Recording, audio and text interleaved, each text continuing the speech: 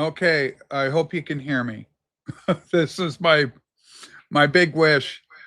All right. So I've had nothing but trouble with my poor little struggling Linux system.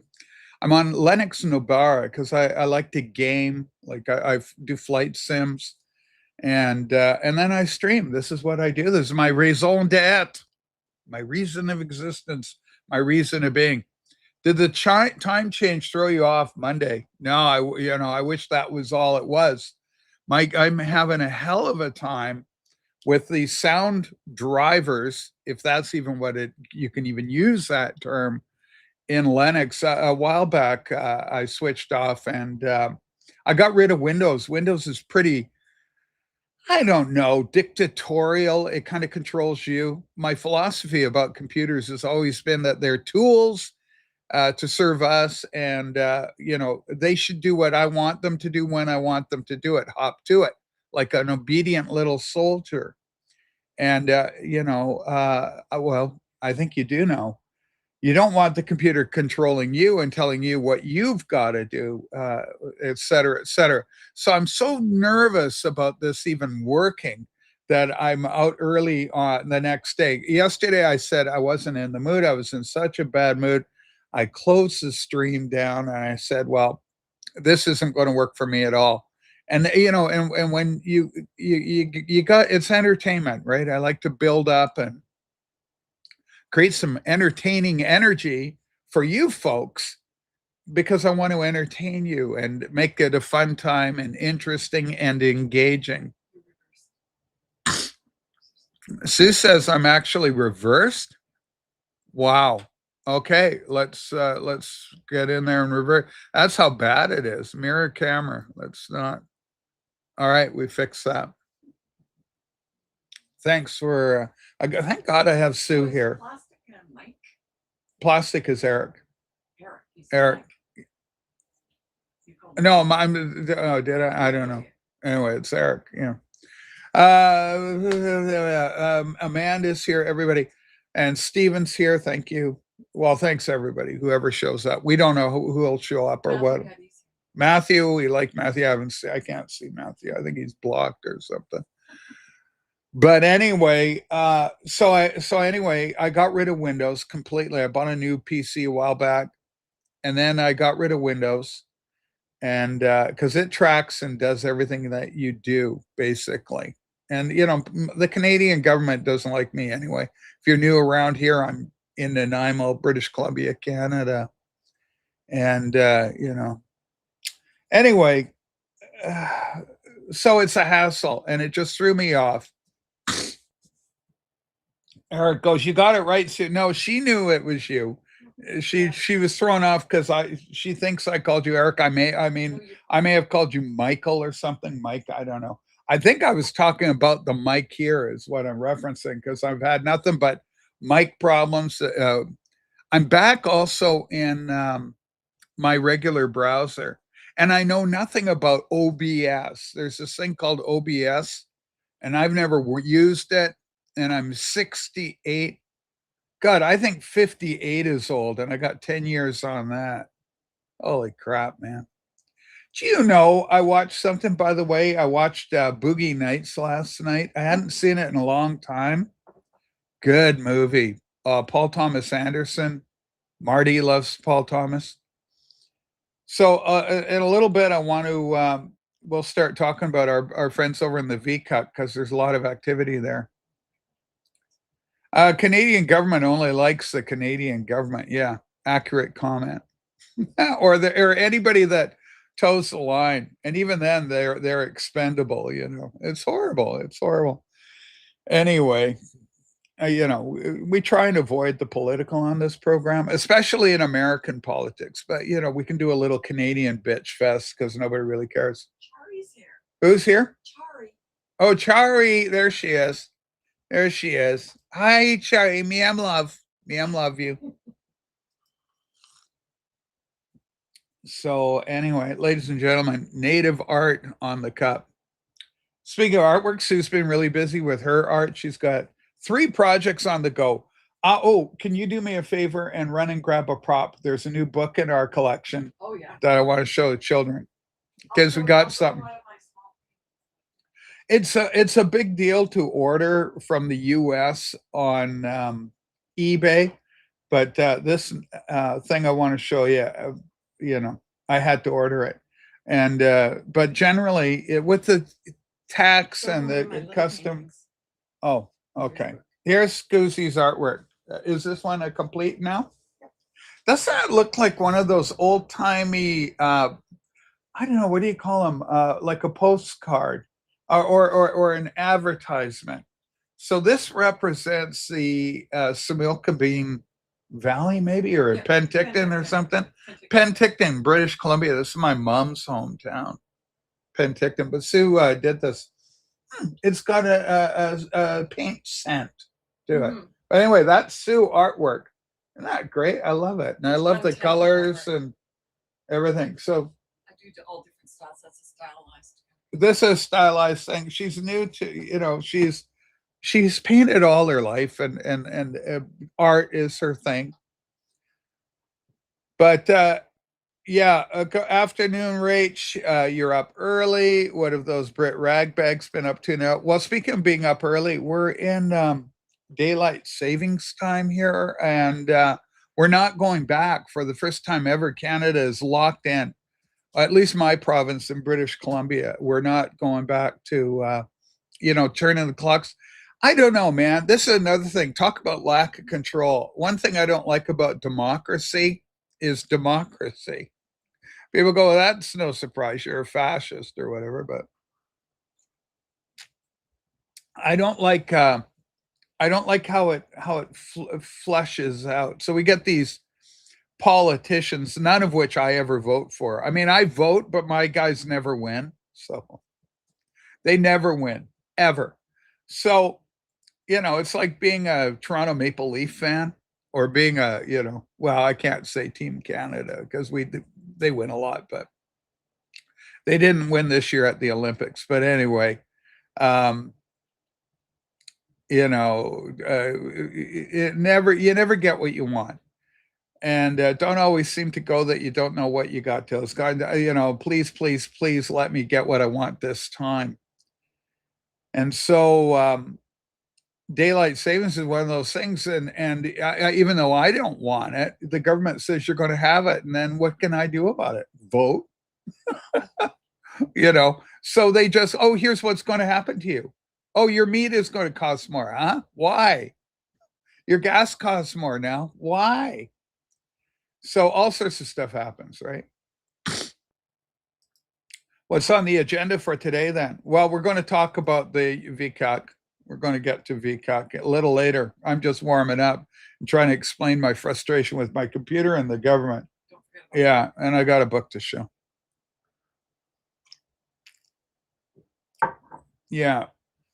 No, that's that you can always get what you want. The Rolling Stones beg to differ. You can't always get what you want. Rachel, I'm in Ontario. We want to stay 1 hour ahead too. I know, Renee. I'm thinking about you. Ladies and gentlemen, what's going on? Is it a fake Renee? Well, it's like a Renee type talk. Maybe it is the real Renee. Is a fake one? What the fuck? Where are we coming to as a vinyl community when even we're getting fake Renee accounts?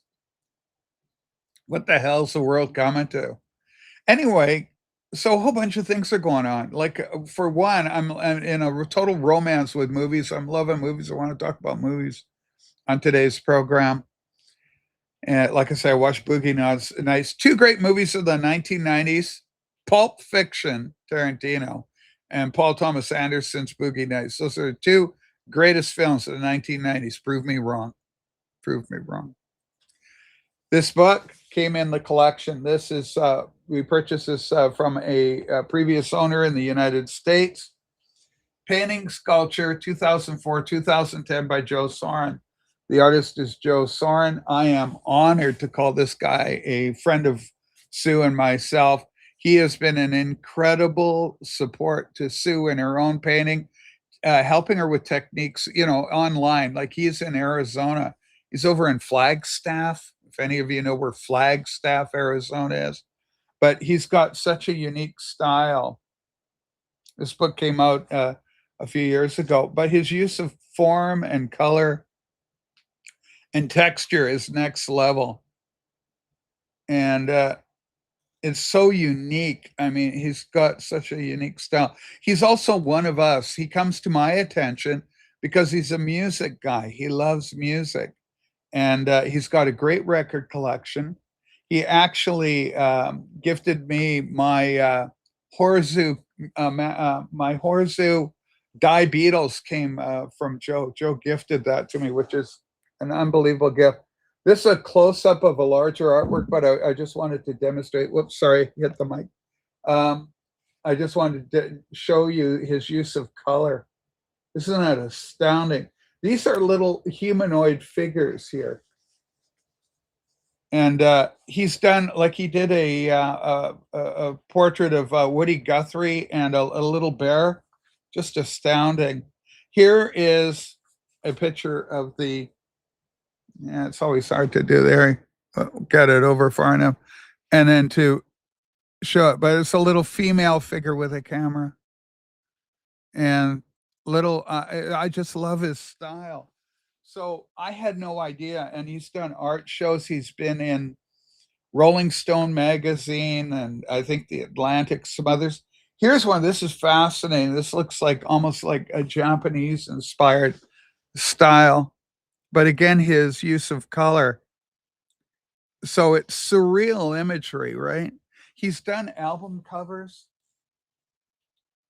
Did you see Adam the Woo Celebration of Life live stream? No, I did not. But I liked Adam the Woo. His real name is David Williams.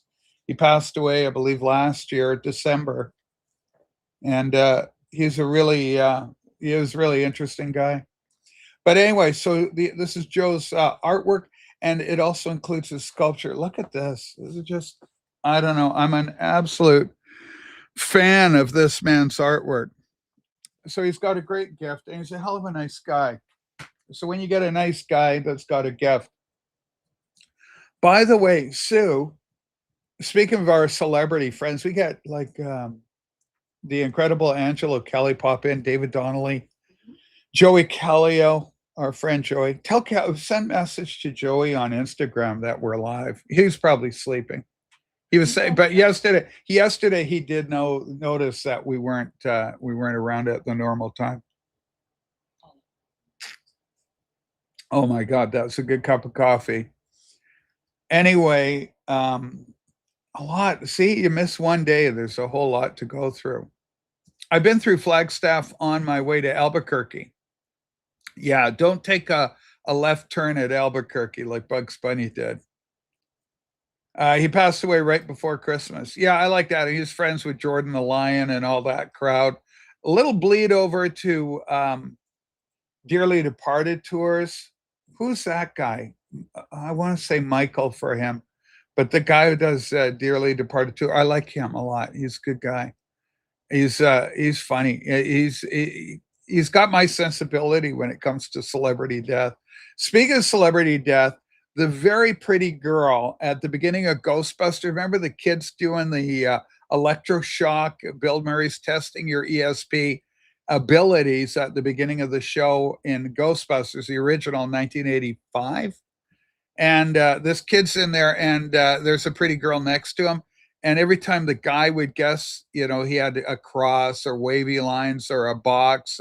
You have to use your ESP to discern what's on the hidden card.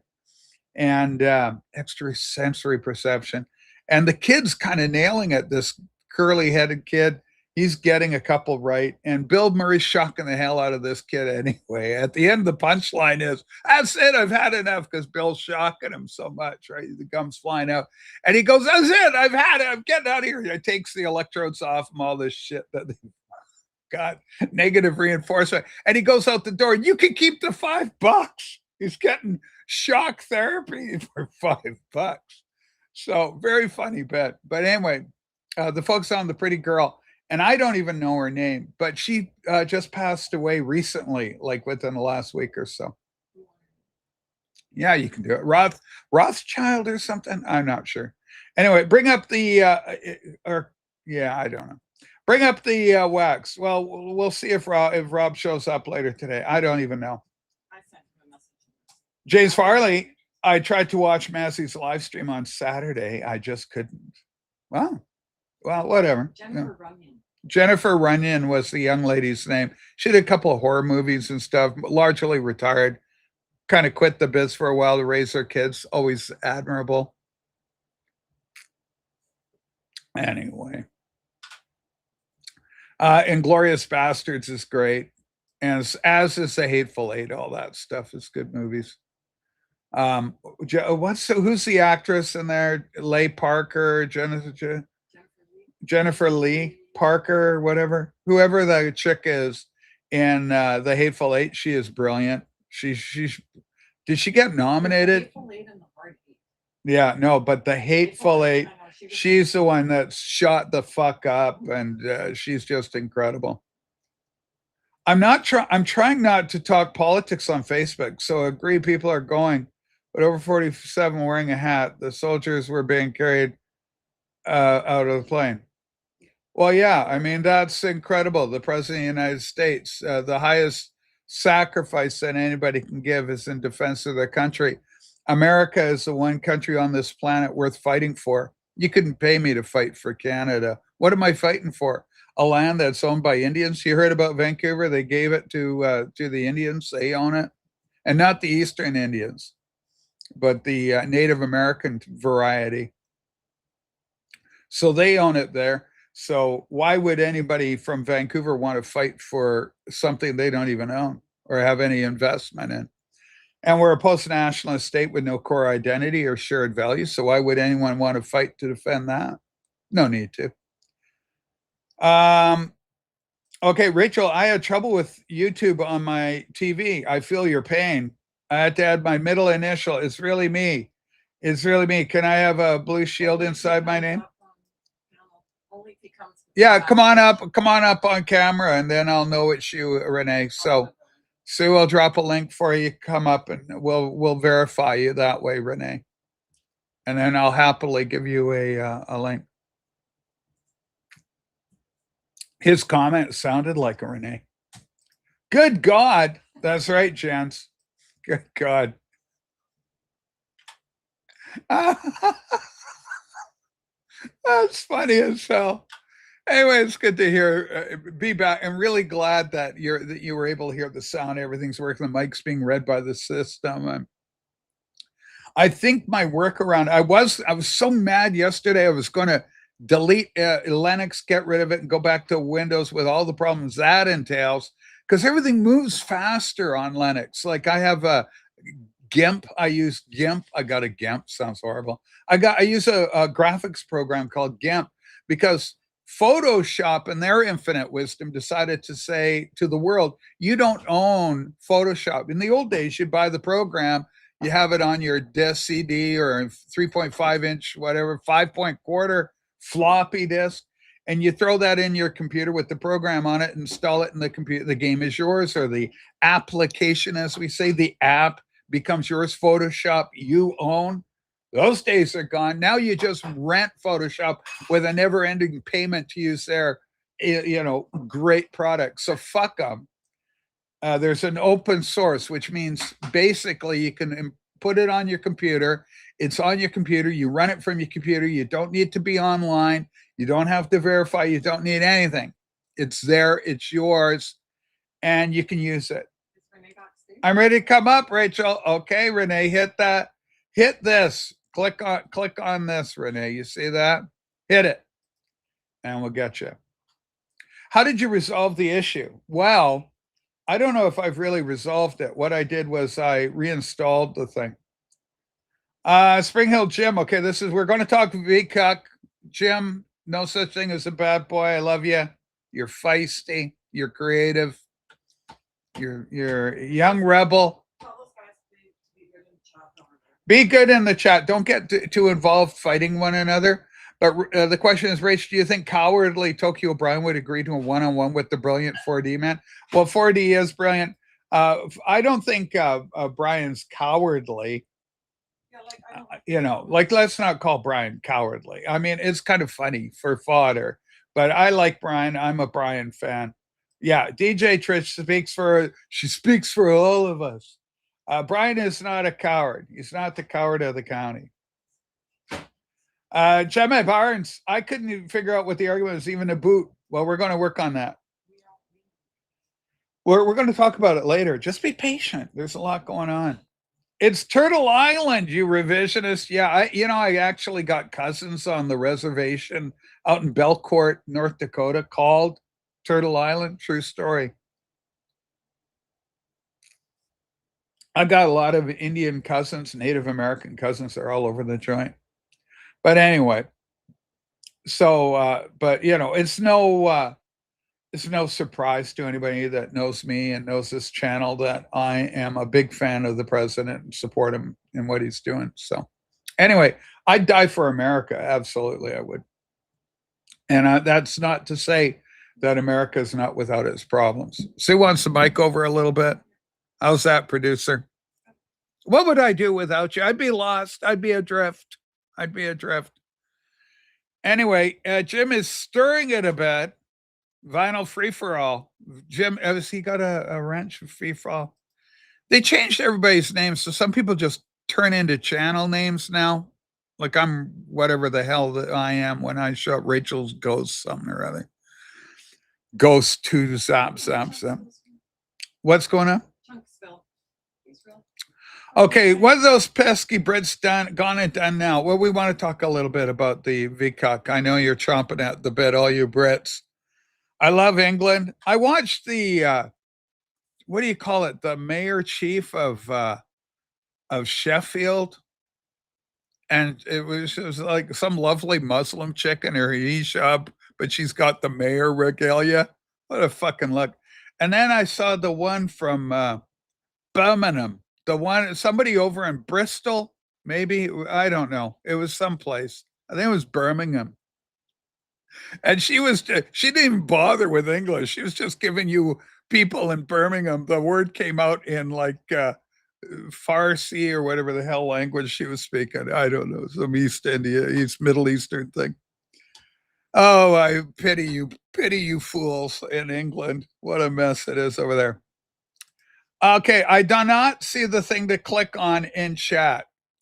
Okay, well, maybe you blocked Sue or Sue blocked you. Okay, well, hold on. I'll give it. Okay, I'm going to do it. Well, it doesn't matter. He's not seeing it. Okay, Renee. Hey, Simon, you're the star of the show. I got to talk about you today. Vcuk News. We'll get you up if you feel like it. And we can talk about your views on this thing. But anyway, there's a link. That's for you. See this, Renee? That's you. Click on that. And then we'll get you up here a little, Renee. Don't walk away, Renee. You won't see me follow you back home. What a great song. Anyway, so there's that Vcuk story. And the other Vcuk story really is 4D and Tokyo Brian. We're hoping, I'm always one for hands across the water and peace on earth and goodwill to vinyl community members. Ladies and gentlemen, Angelo Kelly, you were probably being facetious, but I felt for Angelo. Angelo made the comment. He goes, Massey's the only one that's played my record more than once, sort of thing. And I'm here to tell you that is a fantastic album. And I've played it, 4 or 5 times now. And I've played it in different media too. I play on Cobuzz. I got the album, so I can do that. We're talking the UK. We're talking computer trouble with Windows. And so I had nothing but trouble with Windows. So that's why I'm here today. And I was really nervous coming on because is this thing even going to work for me? The crime, the passion, the horror. So it actually helped me to have one of you kids come up here so I can test and make sure I can hear you when you talk. Remember, that's what the whole problem was when we did the last show on Chrome browser. Then I got off Chrome. Then I went to the, I forget, it's called Brave, I think. It's got a lion's head. And that's I don't know if it's native to Linux, but it's the one that comes packaged or bundled with Nobara, which is the distribution I use. But Angela, I love your new album. I think it's going to be the best album I hear all year. I don't think anything's going to topple it for me. I really, and with all dear sincerity and respect to David Pedrosa, First Boy on the Moon, etc., all our musical friends, please support independent music. We got a whole bunch. Nick Tronic does music, and I want to get him up here, but he's terribly, cripplingly shy, and I think that hurts his ability to get some enthusiasm built up for his music. You know, we get people on every time I get an independent artist on. We get people up here that that I get answers. I get questions from people. Say, where can I get this man's music? And I've already had 3 or 4 people inquire about David Pedrosa because we did that little episode for him. No, Angelo, thank you, thank you, and I'm serious about that. I think the album and the music, people can write about stuff, and you can write it. Maybe it's profound to you, like holy shit, who's the guy I'm listening to? Okay, hang on. Okay, hang on. I'm listening to this guy. Let's see what I can do here. Okay, and then I got to search. Okay. But well,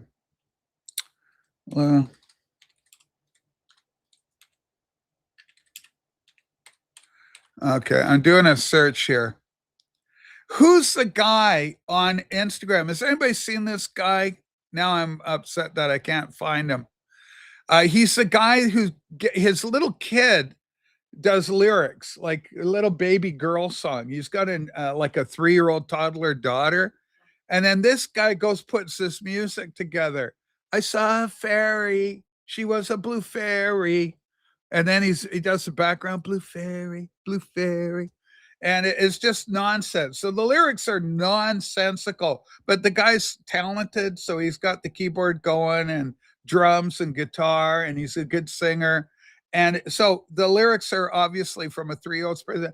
The fairy had a mommy. The mommy's in the kitchen. Mommy in the kitchen. She's in the kitchen. She's in the kitchen. And so he does this music. Anyway, I wanted to give you a sampling of it. Was it on YouTube I saw this guy? Okay. Kids, lyrics, daughters, song. I'm just seeing if I can find this guy. Anyway, yeah, daughters, kids. Yeah, I'm just not going to find him.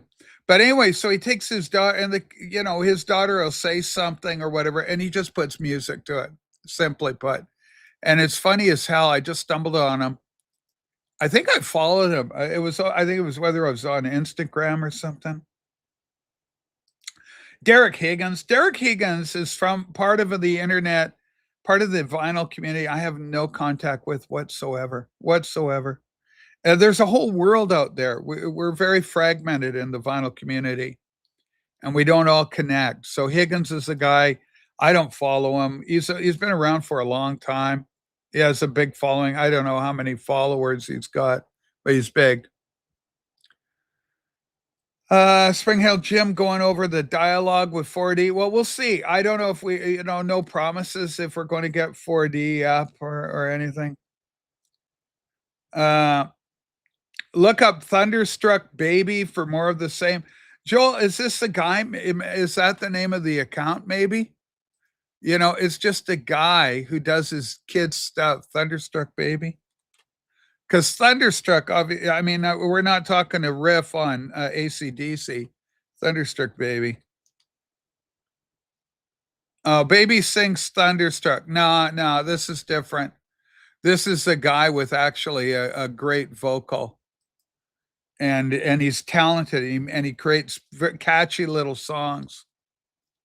So, yeah, I just looked at it. It's like the Baby doing, and then they can do whatever. Spin the Black Circle. UK drama. Oh yeah, there we go. Every Vcuk member is currently in a retreat in a country park in Cotswolds. We're singing rounds a campfire. We've agreed to godfather each other's future children. Fantastic. His name, Pat knows. His name is Steven Spencer on Instagram, Rach. Can you get me a link to one of his songs, Pat? Because you've already clearly found him, Steven Spencer. Well, Jesus. Okay, don't call Brian. Be nice to Brian, everybody. Everybody be nice. We'll time you out. I want everybody being nice. Okay, I'm live now. Live now.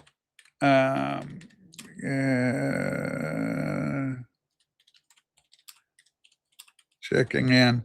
Brian just messaged me checking in. I mean, see, Brian's a nice guy. I like Brian. Okay, give him like that. Checking on me. All right. Anyway, yeah, it's just crazy. Okay, so Stephen, what's the last name, Sue? Stephen what? Stephen Crowley? Stephen Spencer. All right, let me get. Remember Stephen Crowley? I got him in my thing. Stephen Spencer. All right, Spencer. Anyway, Stephen, there's a whole bunch of. That's why I said you do it, so I get the right guy. Composer, songwriter. Oh, okay. Wow. There's the first guy, but there's nothing there on this guy. Back live now. Back live now. OS issues. Boom. Okay. Oh, okay.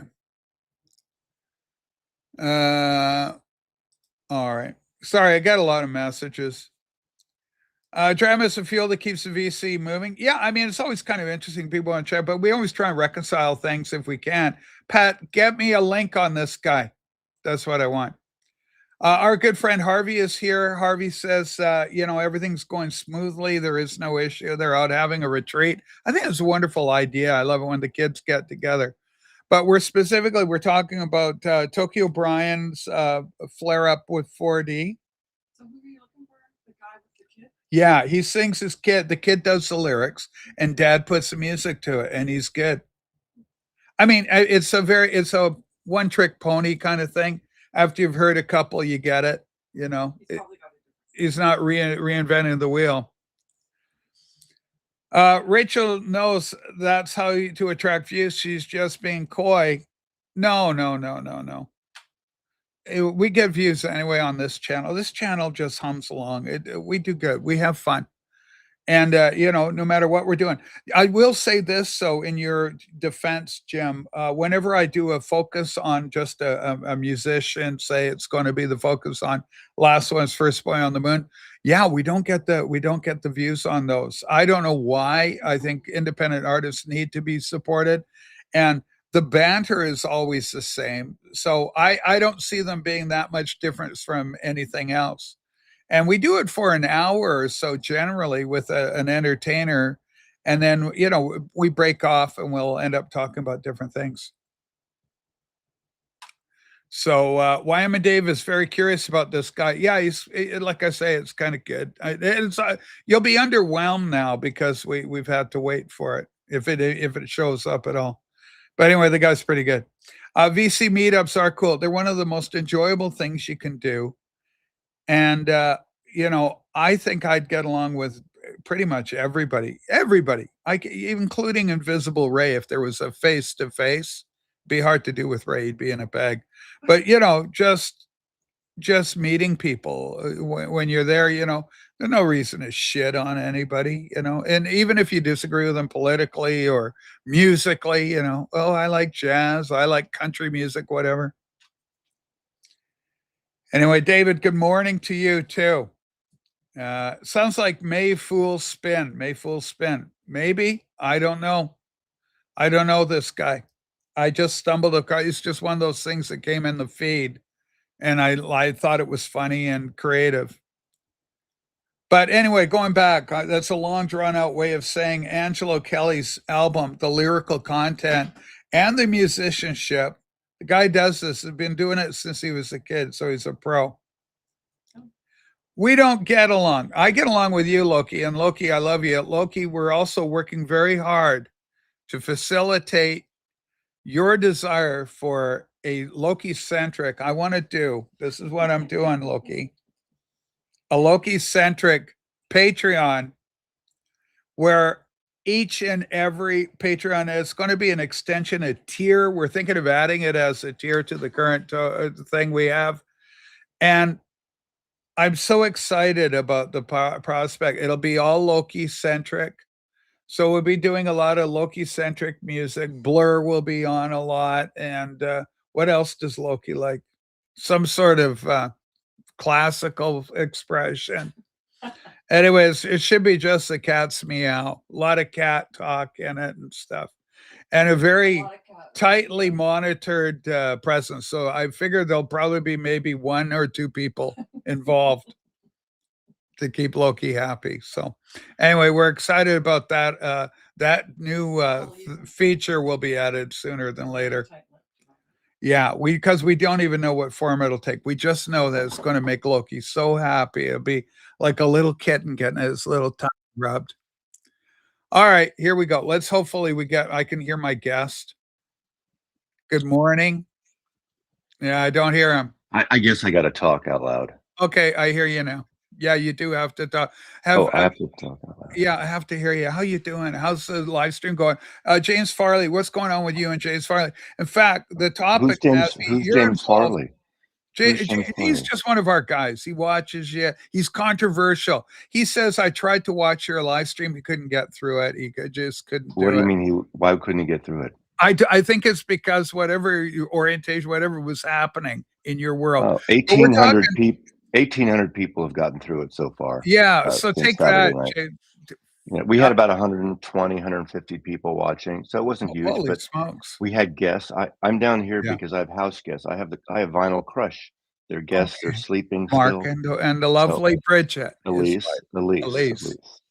And anyway, there was a record show yesterday, and I saw the pictures on Insta. We had the Archivist and Todd were on the stream Saturday night, and Joey Callio and Vinyl Crush, and I don't know if he didn't like it. That's fine. I don't expect everyone to like everything. Don't take this to heart. Here's what we're talking about. We're talking Vcuk drama. We had Simon went viral with his video about you. And then we had Harvey. He didn't mention my name, and then of course whenever I responded. Yeah, but listen, Massey, we live on a island. I'm not an idiot. Yeah. Like we all know who he meant. Yeah, I know. And I just thought, you have to talk about this kind of stuff because it's just so ludicrous. But people do find it interesting. Why don't make videos? Like I'm not going to make a video about this because it's so silly. And the thing is. Do you know what the crux of it was? Did you watch it? For Simon, the issue is that he doesn't like people selling records online, like using the vinyl community as a springboard to sell and make profit. Well, look. Rob Walker's been saying this since I did the Coleman collection, for 5 years. Yeah. Okay, but at least Rob Walker is consistent with it. If you actually listen to the person you're talking about. He said, elite big channels shouldn't sell records. He said, it's okay if other people sell records. So my question is, what does that mean? After 500 subs? After 5,000 subs? After 1,000? I mean, that's ridiculous. And besides, we got a guy to fellow grifter, Rob. Besides, Rachel, can I? Let Massey finish, and then we'll get you in on this. Go ahead, Massey. First of all, people can do what the fuck they want. If you don't like it, you turn the channel. It's as simple as that. And I actually don't sell records on YouTube anymore. I use the Whatnot app, but it rebroadcasts on YouTube. So that's where people can watch it because there's a lot of people that don't participate in auctions, but just like seeing records go by. And Rob does it well, and PB Thal does it well. Oh, And I don't. That sad bastard doesn't like it for some reason. What well, business is of his? can I end? I can end all this right No, now. hold on, Rob. Oh, yeah. We're not ending it. We're going to ride this pony No, till no. it's well and truly Okay, dead. because Massey thinks forward. He Mhm. doesn't historically look at things. First of all, Simon is part of Team Butthurt. Team Butthurt. Let's Yeah, get the I mean, terminology. realistically, how long has he been trying to do this, Rachel? The YouTube thing. Well, I don't know. Well, Rob Walker also had an issue with the selling of the merchandise. Forget about Rob Walker All because right. he was clueless. Simon's been doing it for a while now. Okay, do you longer than me, right, Rachel? Yes. And again, the butthurt comes from people who watch Mazzy and can't do it. But here's really, hey, Simon, you need to stop because I know a lot of shit. Simon has a lot of skeletons in his closet, Rachel. But let's go past that. Whoa, what's No, this? hold Hold on, Rob. I'm No, not no, aware I'm of this. not Hold on, this revealing- is I'm not- controversial. hold on. I'm not revealing anything. But here, I'm going to plot this out because tomorrow on my show, there might be another lay down the historical landscape. All right. All right. Simon historically has been a moron, and I've pointed it out, and he's hated me, right? Right, Rachel? Yes. I need your attention. Sorry, I got Renee. Obviously, Renee is one of my favorites. We don't care. Rachel, okay, Renee, I understand. Don't walk away, Renee. I need your attention because I'm going to lay it out factually. Yeah. How long have I been grifting people with records, Rachel? I'm going to say about a couple of years. Like, we could go back. My channel is a little less than 5 years old, at least 3. I've been doing it as long as PB Thou. How come a year into it, Simon didn't do a video about grifting? Or Rob Walker? Rob Walker historically has always been against it. Where's Simon's video? Why is it taking almost 4 years for Simon's video to appear where he had an issue with it? This You know is why? going viral, Rob. Oh, hold on. You know why? It's the rice fuckhead. Whoa. Here's what the rice fuckhead does. Whoa, this is crazy talk. Hold on. Hey, Dale, do you want me to reveal all the shit about you? You need to shut up. You need Hold to on. shut up. Whoa, what do you know? No, I'm what not. do you I'm know? not There's I'm not revealing- there's I'm a not- hidden I'm not layer revealing- here. I'm not revealing it because it's up to him to behave a certain way. But here's what the rice. Hold on. Let me Oh, zero in on this. Is this No. like that Kevin Spacey issue where he goes, I have decided to live my life as a gay man? Rachel, Yes. that's for you to put out there. Okay, so the rice fields since he's been basically, dismissed as a putz, he's historically gone after low-minded individuals to do his bidding. He has. Okay, whoa, hold on. Now, are you he came referring up to there and did Massey? He Massey- goes after. Unfortunately, Mazzy is not a low-minded individual. All right, I hope He might be not. troubled sometimes. But again, he's gone and associated himself with these fuckheads. And he's come up here and admitted he's cyber-stalked me. He's doxed stuff about me. Whoa, Simon has cyber stalked you? No. Rice Fields. And what Rice Fields does is he chooses these dimwits to do his bidding. It's the puppet master thing. He's in Simon's ear. Well, how did he become so powerful? Like, I love Rice, as you know. Rachel, You are falling out. I don't know. I love Rice. I've always been pro Rice. I think it hurt his feelings when I called him rice patties instead of rice field. But a rice in the native Japanese, the term is patty, from what I understand. Go ahead, Massey's got a point. Yeah. Rob's going to continue. I just am amused at all this. I don't even take it that it's you know what's funny about it? And wait. Hold wait on, Rob, please.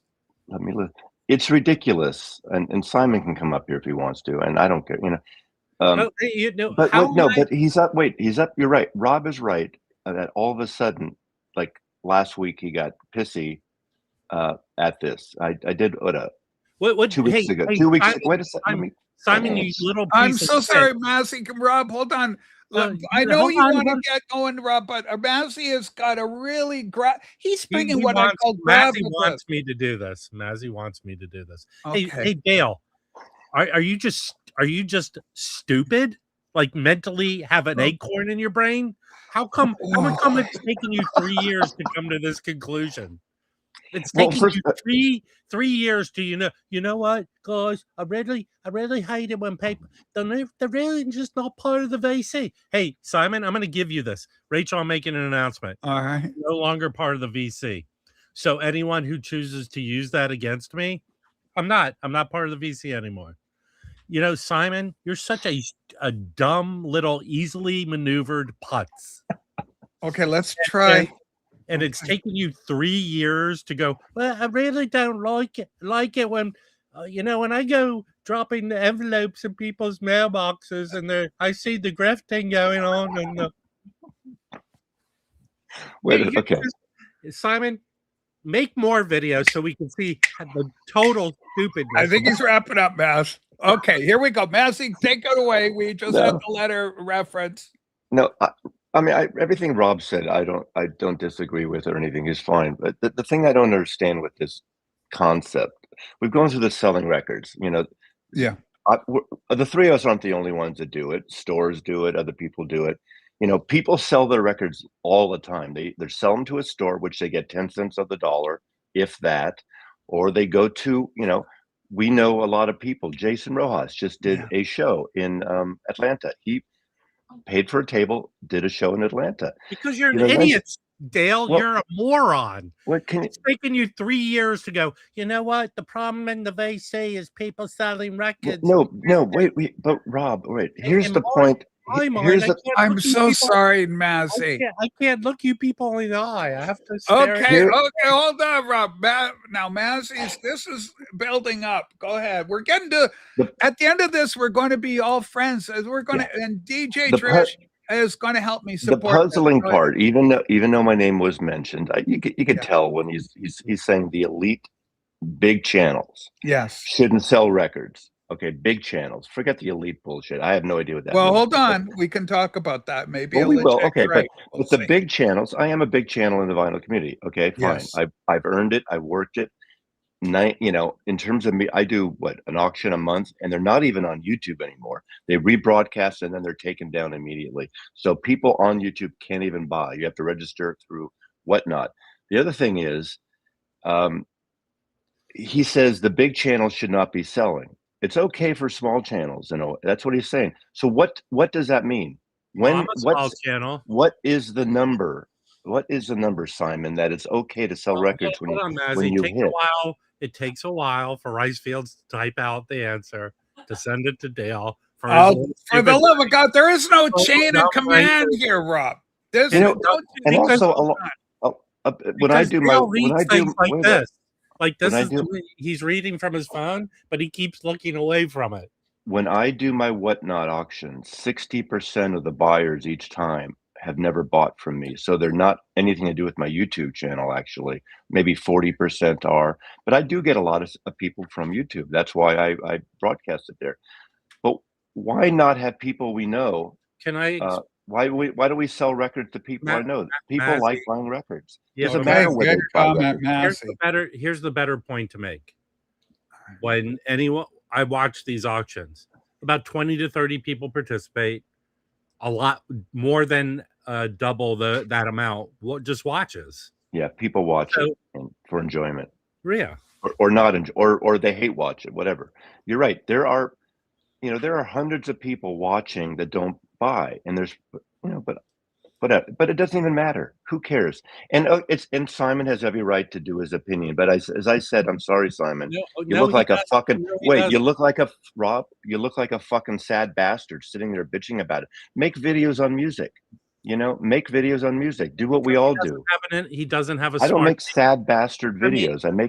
I talk about music. He probably was a bullied dude growing up. He has the bullied dude mentality, and his outrage at the world is stupid. I'm sympathetic. I am sympathetic. If you have shit, he would be much better if he was a likable personality. Yeah. Is he a likable personality? I'm sympathetic. He has shit going on that has nothing to do with us. And why bring it to the vinyl community? In a way, you're making the biggest error than we are by bringing like sad bastard shit to the vinyl community. When we sell records, we're bringing people and are getting records that they want to buy. That's as simple as that. There's no other way around it. If you say elite or big channel or small channel, well, let's selling get into records, that. Yeah, we'll take that on. But here's a great comment. Dan goes, hey, I'm a little disabled, maybe hard for him to get around. So shopping in the shops is hard for me. Buying records from Rob is easier, so that it fulfills a purpose and a function. I think the real issue, and as Sue mentioned it in the private chat, Sue feels Simon's issue is the elitism variable, but then we have to extend that and say, does it apply then to PB Thal, who's a smaller channel, still a number of thousands of subscribers, but still relative to Mass, much smaller. Does he have the same problem with BB Thal? Go ahead, Rob. Well established. It's a jealousy thing. Jealousy. It really is. It is. Again, I use Mazzy as the best example. All these haters see what Mazzy does. I know more about music than Mazzy does. I can make a run of it, but they fail to realize they have the personality of a slug. I mean, they do. I mean, I don't know what to tell you. Simon, I don't know, chew a gummy or do something.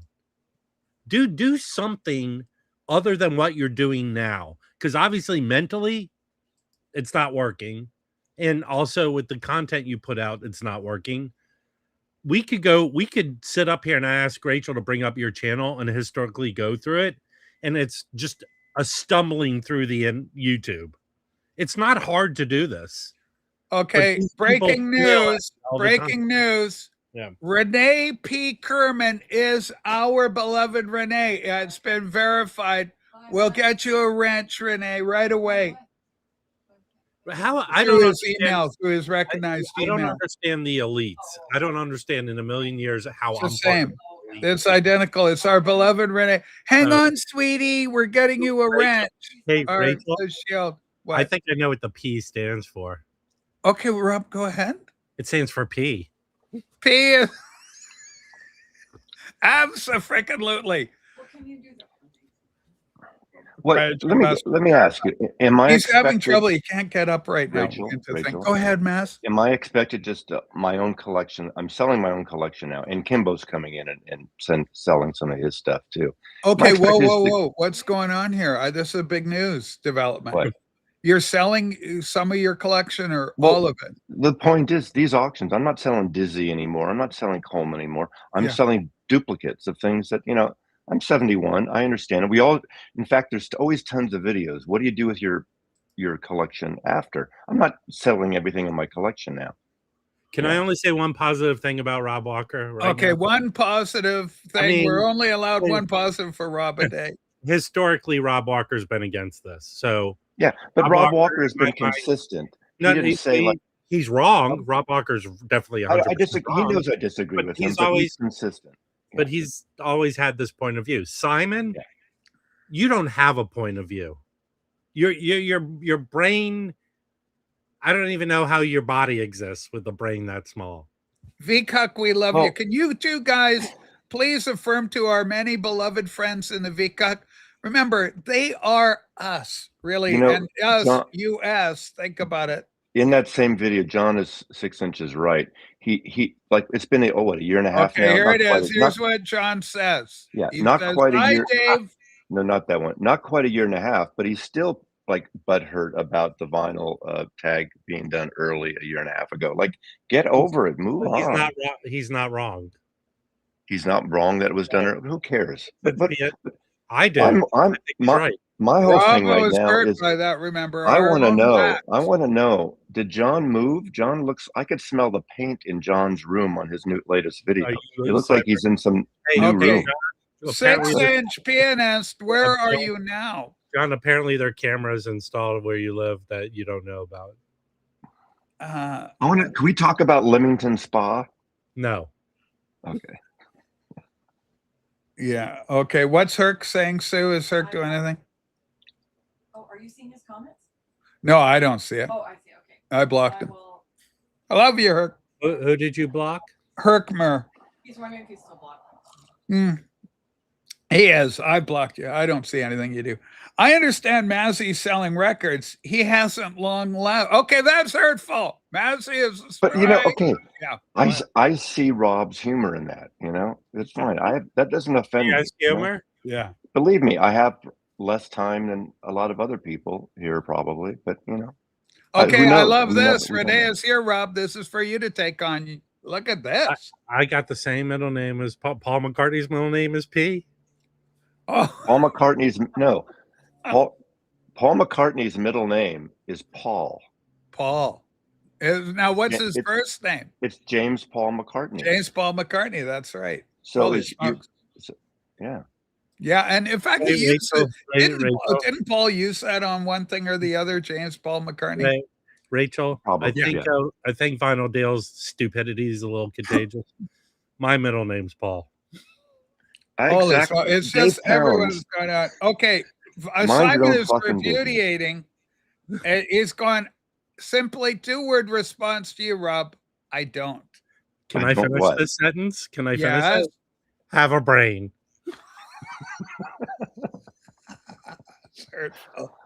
All right. Oh, hold on, Rachel. yeah. Leave it up. I have more. Okay, hold on, Simon. We got one more. I don't have a channel. I don't have a personality. Well, I don't. here the success of Simon in this case, he got people talking about it. It's He, big he story. riled up the crowd. He got Rachel to break her commie computer on Sunday and Yeah. rebroadcast on Monday. I had to go out today. Just launch today. Yeah, Okay, Rob wait. Walker, we love you. Off to build a submarine. Don't forget to enjoy your records. All this is fun. And Yeah, you're going to need more correct. submarines when the World War breaks out. But hey, but we had a great meetup yesterday at the Seattle Record Show. A bunch of us. There was Kimbo and Joey Great and Harry group picture, by the way. and Esky and yeah, it was just fun. a great and show. Russ, it was Russ and all those people. And yeah, it was just a fun day. You know, I went to a record store yesterday, a record show, right? I didn't buy one record. How's that? Rachel. So you weren't able to buy a record because you chose not to. Rachel. Both. There's nothing I needed. That's the thing, nothing I wanted. But it was a good show. But Rob, it wasn't, you know. But I had a good time hanging out with people. Mazzy I posted think a that's picture. fantastic. He went to an event with them. Yes. I'm gonna pull it up on his Instagram. Okay, here's the Instagram. We're going to see the actual photo. Because I'm gonna go to Mazzy's. I know what he's going to say. Okay, I have no idea where this is going. I'm excited. You are? Okay, Renee cannot see his blue shield. Can we get him a blue shield? You got a blue shield, Renee. You're wrenched up. You're doing good. Okay, so Mazzy, Rachel, can you make me beg? I sure can, Rob. Here we go. Maz, this is for you, Rob. Notice something. Now, when you and Sue go to like Costco and they have those little scooters, you know, you like to get on it. They're available. It looks like Mazzy. Oh, they're pushing Mazzy around a little scooter. Okay. It's like he's special needs. It does look like Amanda's pushing me in a wheelchair. Look at that. I don't know what's wrong. Okay. Listen, this is horrible because that's funny, you know, and I thought that was funny. I can take it. Hey, Vinyl Dale, let me help you out. Mazzy actually has a sense of humor. I make fun of him all the time. Mazzy understands that I'm just giving him shit. But how come you're part of this community of people that take everything I say seriously and just are butthurt? That's your personality. You're just butthurt about everything. You know, I hate to say this, but I'm going to say it anyway. Dale's sort of. I always thought the Brits have a great sense of humor. The Brits, the Irish, you know. Hold on, Maz. Look at this. This is Renee. Renee's got an announcement for you, Rob. I see the blue shield now. Well, hold on. Don't go to the blue shield. Renee. Don't Stay go away into from the blue shield. Don't look into the blue shield.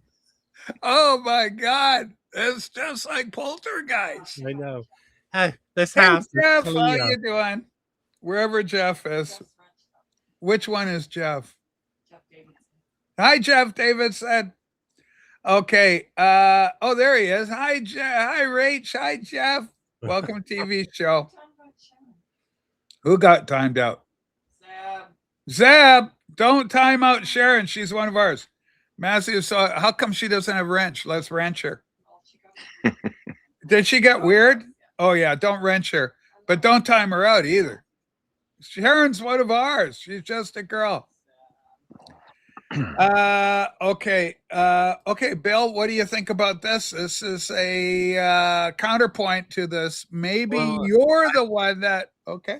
No, Bill K's always on another stream. So he's watching another stream and he always types in. He's getting his wires crossed. Don't cross the streams if Ghostbusters does anything. But here's my whole point with Dale. How come now he's upset by it? How come now? Because someone's in his ear. Yes. This Rice Fields has historically. Whoa, this is crazy talk because Rice, I'm talking directly Rice Patties. I love you. You are a smart guy. Have you heard his power over the English language? He's very well spoken. He's articulate. There's a word for it. Okay, Rob, what is that word? He has verbal diarrhea. Verbal diarrhea. Massey, I love you. You have never had a negative encounter with one of my favorites, Rice Patties. Why is that? Is that because Rice and you created an understanding early on? I never had a public disagreement or issue with Rice, although he did send me like when he was doing this, he made the rounds and sent people like inboxes or message. I can't remember if they're emails or inboxes. Long thing about collaborating, but it was really kind of a passive aggressive thing. And I ignored him. I said I'm not going into it, Rachel. Go ahead. So he never reached out to me because. But wasn't there a time? Weird ass emails to all these high profile. There was a time to a purpose under heaven, a time to be born, a time to die. He would send these emails. Time to reap, a time to sow. I'd like to do a video with you, but here's a list of all the bad things you do. That's the kind of email he would send to people. Okay, we're wrenching Sharon. Let's see what happens. Sharon, we're going to try and wrench you, sweetie. Okay, now Sharon lives in Los Angeles. She hasn't done anything weird, apparently. Well, there's still time. Okay, look at this. Nobody's in my ear. This is all assumption wax. You're making a bad assumption. You're not bright enough to even type. Hold on. You're not even bright enough to type this sentence, Dale. Let me say this. Okay, go. Let me say this. I understand the stream of consciousness point of view of making videos. I do a handful of them too. I don't direct them towards any of the other, like thinking that, people shouldn't meet and rank videos every day on their channel, or people, shouldn't stand up and, show all these record store videos, or people shouldn't use a selfie stick like David Atkinson does all the time. I don't, that why bother doing that? If you want to talk, you do it at a meetup. If you've done meetups, if you want to talk about collections, if you're having a bad day or a bad week or a bad month, you can talk about that. But you don't have to deflect it to someone else and using them as like a punching bag. And I don't take it personally like that kind of stuff. It's just irritating. It's like, a fly that you can't get rid of. Well, what about the elitism thing? I have no idea. Hey, Rachel, when you pass I've worked for 40 years. I know I'm going to say 40 years self-employed. Yeah. I have a nice house. I have some nice friends. And is it because I have because I make a martini, I'm into coffee. Is that elitist? If you think so, that's your problem. I'm not one of the 1% rich people. Believe me, I'm far from it. It's all in my house. Rachel, at this point. So I have all the things you need to be elitist, Rachel. Do you want to hear my list? I want to hear some of the variables so we can identify them, and in future, when Simon's do a video, we'll understand where he's coming from. So my reason for being called an elitist is I live in a tiny apartment. I know nothing about music. I have to grift people. This elitism is just filling my belly with just joy, Rachel. Yeah, Vinyl Dale, I appreciate that. I appreciate what Vinyl Dale just said. The thing is, that's true. I can be direct and I can be snarky, but I'm not an asshole like Rob. Rob can be an asshole. Well, hold on. Whoa. Hold on. Rob can be an asshole. Yeah, why? You want to see me be an asshole? No, Rob, I don't believe it for a minute. Okay, here's the deal. What sense am I not making, Dale? You've had over 3 years to make this video. Why now? 3 years. Why is it a problem now? Hey, Dale, have you ever bought a record from me, Patrick or Mazzy? Has that ever happened? Okay, that's a good question. No. Yeah, often it's funny, Rachel, these huge criticizers of what we do. Yeah. But actually, Rachel, here's the most sense I'll make. Any of these people that criticize Patrick, me or Mazzy about selling records is not bashing us. They're bashing the people who buy the records. It's like we have some sort of power over all these people. And here, Rachel, actually, let me make the best point, because I'm prepared to do it tomorrow. Jason Rojas and Dale, give me a list of all the people that you've swayed over to your side. I want to see it. I want to see all the thousands of people, your power of criticizing us, ruining other people's live streams with your vitriol towards us. I want to see the list of people that you've persuaded to hate us. Rachel, can you help me out here? Yes. Remember that OBC thing? Yes. Remember when we were able to go into the depths of their Discord where Jason Ross those are early days. That was a long time, but I think Jason was misunderstood. He led all the he got shovels and pickaxes and fire and led the villagers all. Yes. Whatever became of all those villagers, Rachel? They are still around, but they're probably still OBC in that. No, they've swayed over to my side. Oh, well, some did, like Tim and the guy, we love him. He's down by Battersea Station. We love him. He got swayed over, but Big Ian definitely was one of yours. What about our best friend Rich? Yeah, Rich. That's who I was thinking. That's Battersea. No. Okay, what do you think about this? What do you think about this? I don't like when people say, don't ask for subs, don't ask for thumbs up. It's like they're my director. I don't do that, Trish. Yeah. I challenge you to go find a video where I say sub my channel and give me a thumbs up. That guy, you said there's some guy that turned on and couldn't watch my stream. That's our beloved James Farley. He is controversial, understood. I remember his name, but I don't know the guy. And that's fine. You don't have to like every stream. We had a fun time. We did. And I got a lot of great response. You do have to like every stream. I'm sorry. No, don't. It was a fun stream. David, very little. We're just now settling in. But there's a couple of stories that we're following that are Vcuk centered. One of them is Mazzy has come under a pretty intense scrutiny on his channel. He's a big target out there. Congratulations, Mazzy. Extremely well-deserved. 45,000 plus and growing, no signs of slowing down. That's a huge amount of people in our world of the vinyl community. It's next level. And David, I'm considering my next video. I'm going to sit there and just bitch for 8 minutes about these vinyl community people that use selfie sticks all the time on their travel videos. Oh my God. Okay. And DJ Trish goes, not you, Rob, but it's the other people. Hey, Trish, can you do me a favor? Can you hit the thumbs up and give me a sign? That never bothers me. And you know why? Because people need a reminder. Sometimes they get so involved in the program and they're entertained that they forget to do it because they're just so involved with it. And so when the host says, like and give us a thumbs up, subscribe if you're new around here, that kind of thing, I never have a problem with it because people need the reminder. Go ahead, Maz. Yeah, I mean, when you tune in on those little things, so what? A lot of people do it. That thing is people focusing in on those little tweaky things, whether someone says like and subscribe or they sell records. Do what you do and make it the best it can be. It's Rob is right, and I agree with him. And we've talked about this. Showing records is half of it in the VC. The rest of it is how you portray yourself and how you communicate. It's 100% the person. Yeah. The personality 100%. and the thing is, I've met, like Rachel, I've met over 100 people, at least throughout the 7 years at different cities and here, people coming through Seattle. Almost everyone, if I'm available, I'd like to meet someone for a coffee or something, or meet them at a record store. If they come into town, people I never heard of or don't know. if I have the time, and I have a lot of time, but if it works out. So I love I this, don't. Massey. This is what I like.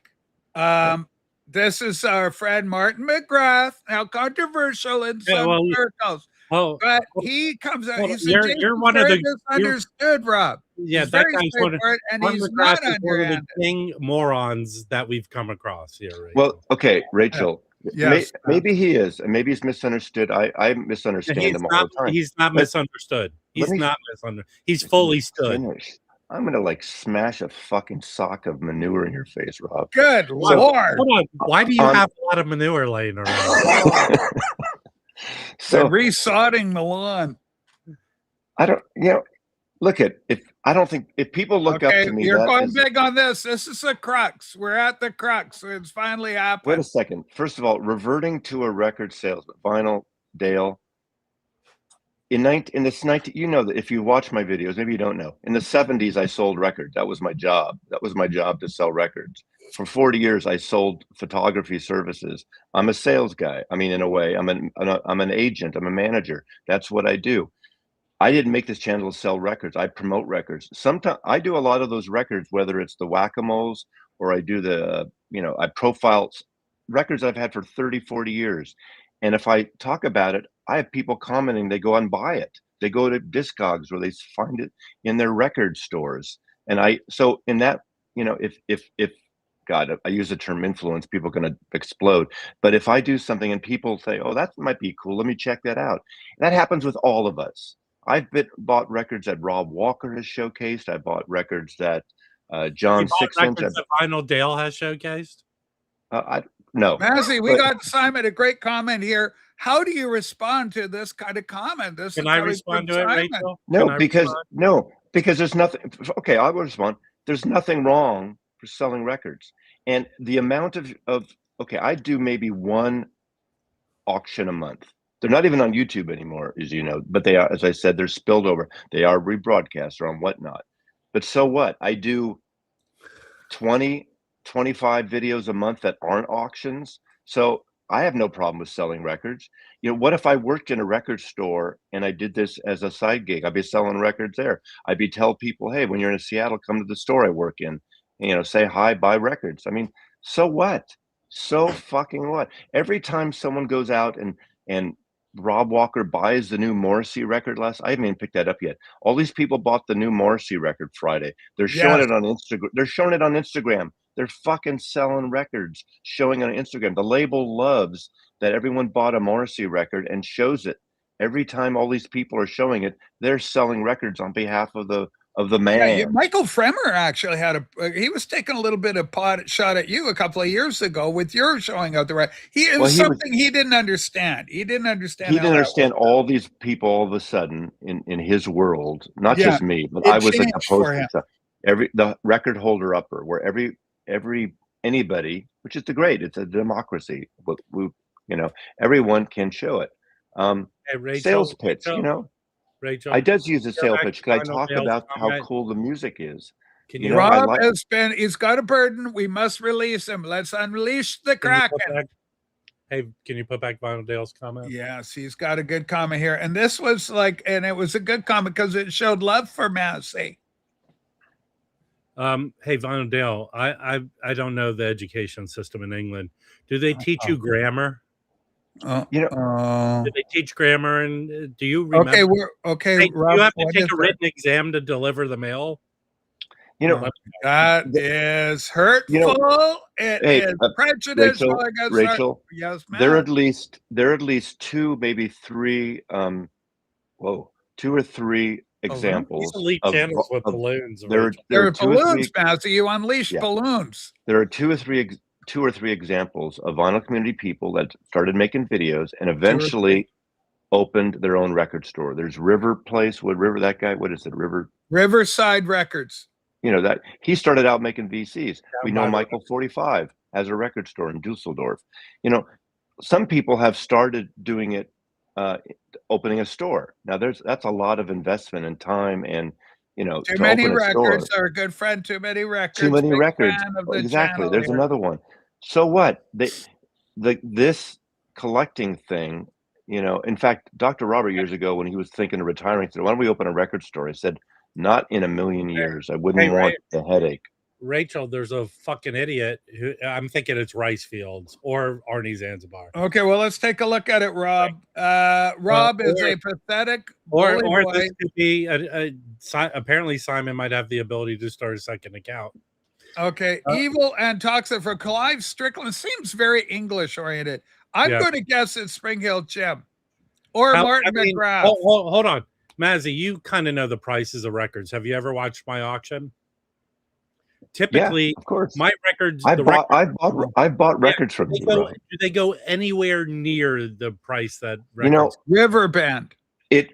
Riverbend. Thank you. Yeah, it's Billy Hurst made videos, and he has a great record. I've never been there, and in fact, Melinda Murphy is one of his favorite stores too. One of her favorite stores too. Hey, hey, Clive Moron. Clive Moron. This is for you. You know what? Why don't you just tell us who you really are? Okay. Because I'm the pathetic bully, and you're throwing all this insults towards me. Yeah, it doesn't make sense to create an alt. You're hiding behind a troll account, right? So, which one weighs more? Clive, you better. You're a chicken ass shit hiding behind a troll account, or me, a pathetic bully. Okay, that's good. I will. Let me. Okay, I'm gonna say something. Can anyone let us know who Clive is? I'm going to say something here that Rob's going to shit to let us know. I'm going to say something here. I'm calm, not like Rob. That Rob will probably freak out about, but at least I don't admire is not the wrong word. That's too heavy. But at least piece of shit. What? At least Vinyl Dale shows his face, says his name, and is up there talking about this shit. At least Vinyl Dale is showing his face and doing this shit. I don't like it, but whatever. He has a right to do it. But these people shut up. These people that hide behind phony names, pathetic little weasels, little wieners, they're the ones. Yeah, they're the ones that have no life. You know. All right, let me help you out, Vinyl Dale. You say this. Hold on, put it back up, Rachel. I gotta say hi to Bex. I love him. And also, Paul Breakfast King of Vallejo has joined us. I won't insult Dale. Put his comment back. Now this is a nice comment by Simon. Okay, you feel the vinyl community is a place of bubble. Okay, but Dale, how many vinyl community people are attracted to your channel? How many people watch it? How many of these? He's going viral with the latest video. Even the people that are here right now that are VC people, how many of them comment, are sub to your channel, and support you? Not a lot. So obviously what you're doing is not working even at the level of being a vinyl community member. Just first of all, Dale, because you anointed yourself a vinyl community person. Yeah, I think it's more personal though. I think Rachel, like okay. What Vinyl Dale says, that the people that show records and show their passion, if you watch take every week, any 3 videos in my week, that's exactly what I'm doing. I'm showing the path. I did a thing yesterday. I picked 5 records because my friend, the Long Cut in San Jose, did a thing of underappreciated records by artists you like. And I followed suit and I did it. He said he got like 20 subs because I did a little click link to his video at the end. And I liked it. And I showed records from my collection that are 30, 40, 50 years old that I love. One actually we didn't even talk about here. Just coincidentally, I recorded it on Saturday, and I included a Country Joe and the Fish record. And Country Joe McDonald just died, and so it was just kind of a kismet thing, showing a Country Joe and the Fish record just before I heard he passed away. So it was kind of a nice tribute. So I show records all the time, and that's the passion. You know, all right, speaking of records, we have a request. This is kind of an interesting one, coming a little out of left field, perhaps.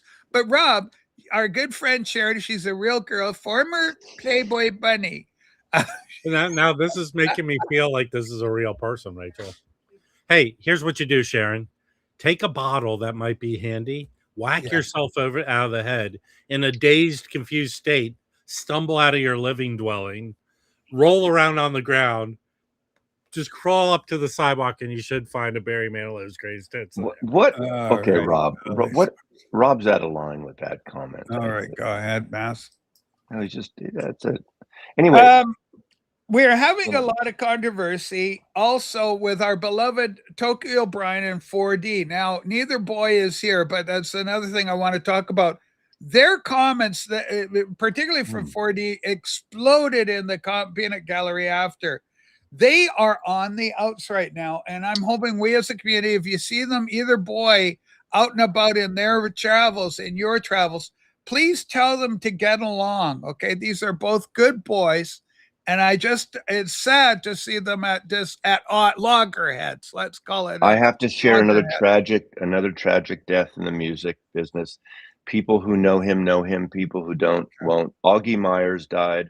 Augie Myers was a member of the original Sir Douglas Quintet. He worked Okay. with the Texas Tornadoes with Doug Somm and Freddie Fender. Part of the whole Austin music scene, keyboard player, the great Augie Meyer has passed away. So we got that's 2 in 2 days. Him and Country Joe McDonald. Country Joe Yesterday. McDonald, we lost.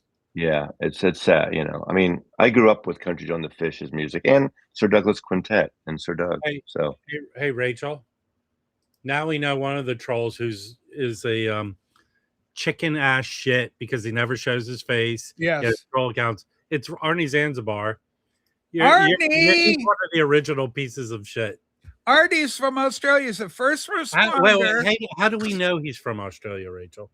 Because he showed us his great apartment. But way back, you forget, Rob, so long Rachel, ago. did he show you flushing the toilet and you saw it He go there? talked on the TV and he goes, over here's me boomer, and over here is wallaby. It's like your perfect Australian accent just now, Rachel. He could have been making one. Mine is my struggle with my Aussie accent. Hey, Arnie Zanzibar, you're a chicken shit who's never shown his face. Arnie, hold on. You make troll accounts. Yeah. No one takes you seriously. Everyone thinks you're a piece of shit, except the moron crew of Rice Fields and the other ones.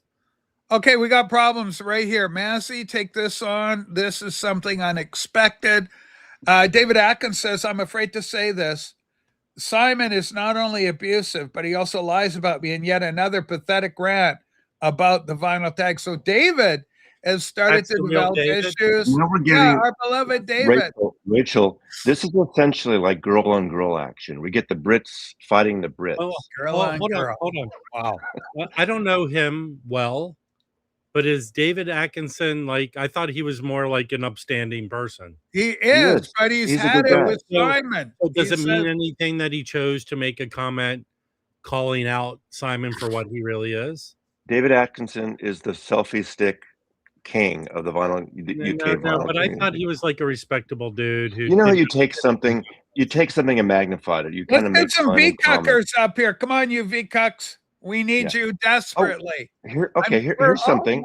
Oh, I see what's going on. Wait, I see what's going on. David Atkinson, I've watched them all, has been doing a series of videos of records that he's purging. So maybe Simon or someone thinks he's going to sell those, which he is. He sells them at shows. So Simon, is it okay to sell your collection at shows and make a video of the records you're going to sell at shows and online? I don't know if people are reaching out to him wanting to buy those records because like all of us, David Atkinson, like all of us, like me and Rob, you know, we get Harvey, to a point. If you're still watching, get up here. Harvey too. You know, we purged some of our collections. He's never. Hold on, Mazzy. Why not? Why not offer these morsels of the records in our collection to other fellow vinyl community members, and if they have a chance to buy these records? Otherwise, they go to a record store, they mark them up even more. You know, I start the records like Rob. I start the records at $10. You know, unless it's a really rare record, I start 10 or $15, and people pay what they want to pay. Yeah, people pay what they want to pay. I don't put up like it's not like a fixed price tag. Come on, England. Let's hear from you. Scotland, Ireland, and Wales, you're also invited. But, you know, it's all one-sided. It's all us up here. We got the power. We're on camera. And Simon's at a disadvantage. He's just peanut gallery regulated. He's at lots of disadvantages, Rachel. So we want to give these young Brits a chance to state their piece. And in a public forum like this, I think it could really benefit what they're up to. Okay, there's Discogs, and then there's the wax. So you got And then there is Zeb, who's in some sort of foggy, cavernous cave. Zeb is interesting. Zeb can go. He's all over the map. You never know what you're going to get. He gets angry. He gets He sad. does. He's volatile is the word you want to use for Zeb. He's volatile, volatile commodity. So, Mass, let's quick change the topic. So, what's on the? You've got all these house guests. How are you going to keep them amused and bemused while they're visiting Seattle? They're leaving. They'll be leaving by, I don't know, 11. Check-out time's 11 a.m. unless they get extended. I have the coffee machine ready, so I'll make coffees for them. Mark's into making omelets, eggs. He likes to cook, so he might make something. They're heading home today. They came up because they sold at the record store at the record show yesterday. They had 3 tables. They live in Portland, Oregon, and this is about the 5th time, maybe 5th or 6th time. Yeah, they come up here and they stay with me. I don't charge them; they stay free. Yeah, and they take me out to dinner one night or something. Yeah, super nice. They would do that. Let's get back to this. You're sleeping in the Susie and Rachel bed. Hold on. Okay, Rob is getting. Vinyl Dale, have you done either or? Have you sold records at a fair, or have you auctioned them off on YouTube? Have you done either? Have you done any of the work that it takes to do it? So hold on. Are you organized? First of all, you have to have people that come to your channel to watch. I don't know if you could even do that. So let me get this straight, Dale. Selling records is okay unless you make YouTube vinyl community videos. Then you're not allowed to sell records. That's what you're kind of getting I think at? he doesn't like it happening on the on screen using your channel. I have a question. Since I exclusively do live streams on my channel, correct? In my vinyl community, yes. How? Correct. How am I vinyl community? Well, how are you? Well, because you talk about records and you give shout outs to other channels and you invite and interact with well-known entities that are fellow members. It's been almost 2 years since I auctioned records on my channel. I mean, I'm not against it anyway, but it's been 2 years. I do it on Whatnot. I rebroadcast it, as I said, like 10 times here. So people on YouTube cannot buy it and they don't have to watch it. But as Rob says, Ron, I agree. There's some people that don't buy anyway and just like to watch the story. So I allow the people on YouTube to watch it. And yes, if they sign up on the Whatnot app and buy, all the power. That either way, it works. All right, we'd love to hear from you, David. Get that Amazon deal worked with. We're going to be here for another hour or two anyway. Okay. So yeah, we'd love Simon. Of course, I know it's not always easy. You're a dad, lots of kids running around. It's late in England. We understand. Well, it's not that late. It's the morning show, so it's around the dinner hour coming up in England now. About what is it? 3 o'clock, 4 o'clock? Yeah, it's tea, afternoon tea. Okay. I don't know what the deal is about the selling records on YouTube. I think other people don't understand the meaning of grifter either, that's been overused. Has been overused. Well, I mean, Rachel, we do have an example of a true grifter. Okay, go ahead, Rob. It was this person that came into the VC with the strict eye. If people don't matter, I pushed it. Once I step on their back and they're no use to me, I push them aside. I use their relevance to build me up. Yes. Then I start some sort of concocted nonsense where I charge people $5 a month. Yes. So for the opportunity to buy records they want, but they never get the records they want. What is that a grifting? Or is it someone who finds records cheap and sells them cheap? Yeah. Okay, we got controversy here. Apparently David was on another live stream and Simon is now saying nobody watches that live stream. No one watches your live stream, Dale. Hold on, Rob. Is that true? Is this accurate? Because I don't know what kind of audience, but I would assume there's probably a lot of eyes on. Apparently, there's some room full of idiots who have no power and they're forced to click watch. All right. Okay, couple of cool duos. There is actually a band known as the Grifters, apparently. Well, good. Thank you for that tidbit of nonsense. Okay. Oh, Rob, are you interested where Martin McGrath is at musically? Because here it is. We're finally Talk Gorillas and Florence and the Machine are where he's at right now. The Gorillaz album, what I've heard, is really good. I've heard. Have you seen the new little cartoon they did? It was quite good. Hey, Martin McGrath, go back to your other troll account. It's more interesting. You know, Depeche Mode, that's like a ridiculous question. It's none of our business. I mean, he owned a business, an agency for years. That's how he. Okay, that's from Depeche Mode. You know, there are. I hate to say Go it. Ahead, defend. There are people that work, have jobs, or have had jobs. Maybe they retired, but they've had jobs for decades, or self-employed. There are people that worked. It's not like they were grifting or anything. You know, I didn't inherit, you know, like $1 million or anything like that. It was more a case that he had to crawl on his knees back to get money. Kimbo, I love you so much. Kimbo has been so kind to us, and he blew us away. Because he gave us a beautiful Christmas present, and he's just the most generous, the sweetest guy. We just love you, Kimbo. And it was great seeing Kimbo in with all you people yesterday as part of the gang. It was a lot of fun and great pictures coming out of the Seattle Record Show. Mazzy was there. Bill, how come you weren't there? Codville, how come you didn't get down to Seattle for that show? He couldn't make this one. He couldn't make this one. You know, we're kind of toying the idea to all go to Chad Fest. I don't know if that's going to happen or not, but I mean, Chad Fest now. So then you're going to be October. In Kansas. Yeah. Kansas. Do you know, I tell you, Sue, if I went to Kansas, I'd have to go visit my third great grandmother's grave out there in Wood County because she's. We're going end of next week to Los Angeles. Isn't that the end of next week? LA. So LA Fest is coming out quick and fast, everybody. Quick and fast. Yeah, we love Kimbo. You know what's okay? Here's what's interesting. Rebrand, just call it Kimbo's worship gallery. A lot of times when the VC meetups, doesn't always happen like this, but sometimes people meet up in different cities and they'll trade records too. They'll trade within people in the vinyl community, and they trade. I think I see no downside with trading, selling, doing anything. You know, you do on your channel, and people either respond or they don't. If people are coming, you know, every month, every couple of weeks to Rob's auctions, he's doing something right.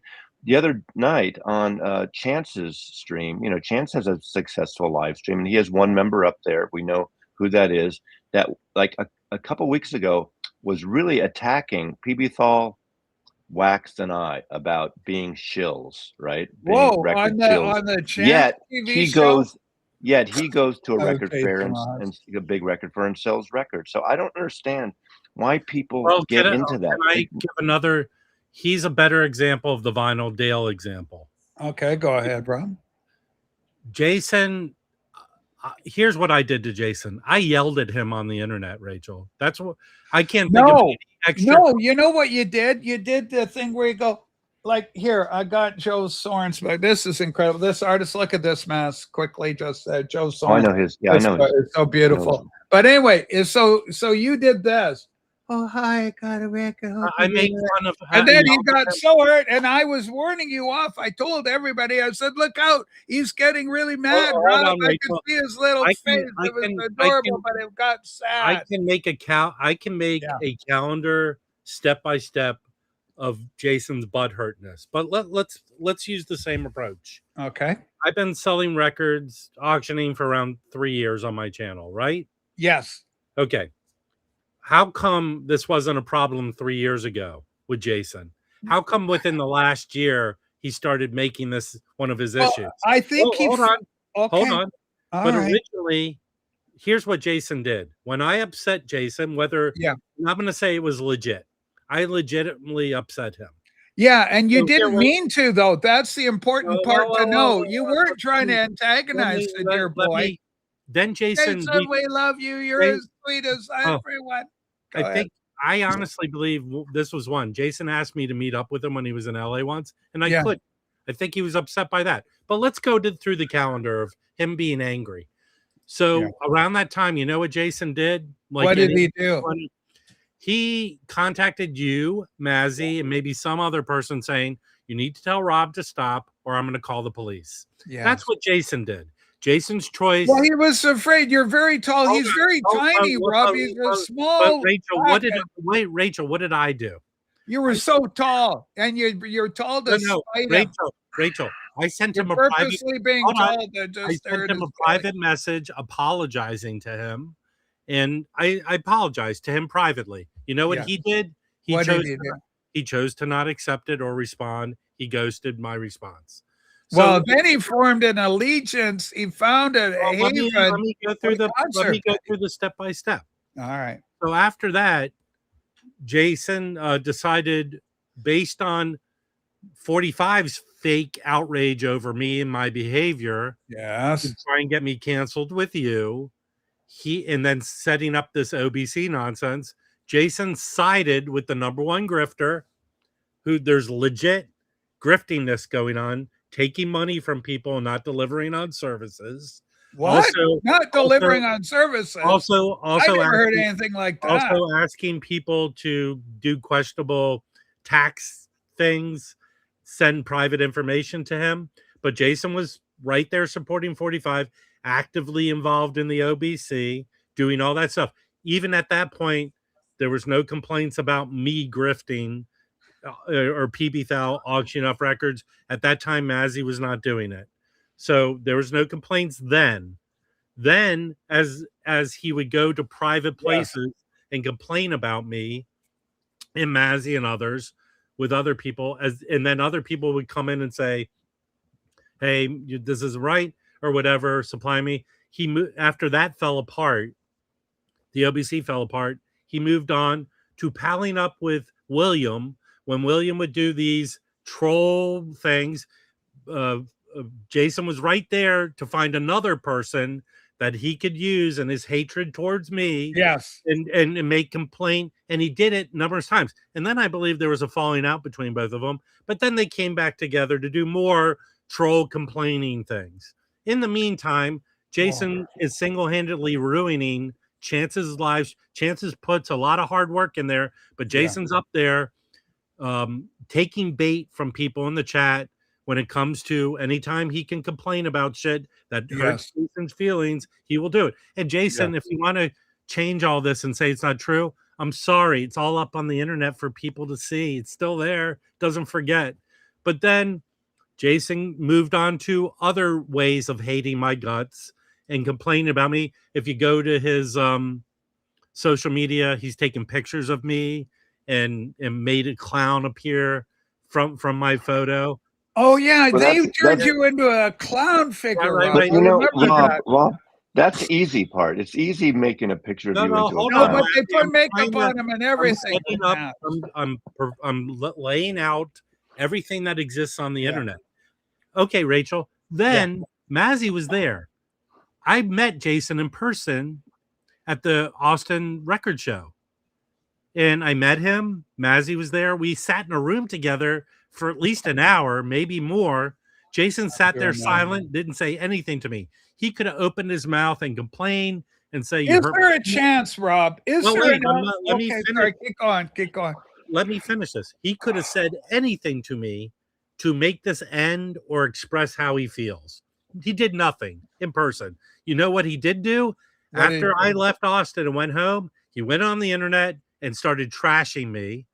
Well, hold on. Did you not give him a death stare from Austin? Rachel, I give everybody a death stare. No, I did not give him a death stare. True, actually, true. Can I retreat back a little bit? Yes, Rob. Jason met Mazzy in person. Could have said to him all this stuff he doesn't like about Mazzy. He didn't. You know what he did after he met him in New York? And Mazzy actually said nice things about him. Jason went back to his little hole and started trashing Mazzy. So I sat right next, literally in a small table with Arnaldo and a couple of the guys right next. Did you give Jason enough attention? Because that could build resentment. You know, I think Jason and I are pretty nice. He's very kind of casual about it, kind of chill about it, not overly friendly, but he was fine. He was fine. But Whoa, that whoa, it- whoa, that whoa. happened Over, twice. not overly friendly. What No, is he that? wa- What are you saying here? he's not he's a quiet guy in person. Kind of, you know. Okay, and here's Here's another. my Led Zeppelin Turquoise record. Here's my Fremer record, and he's chill.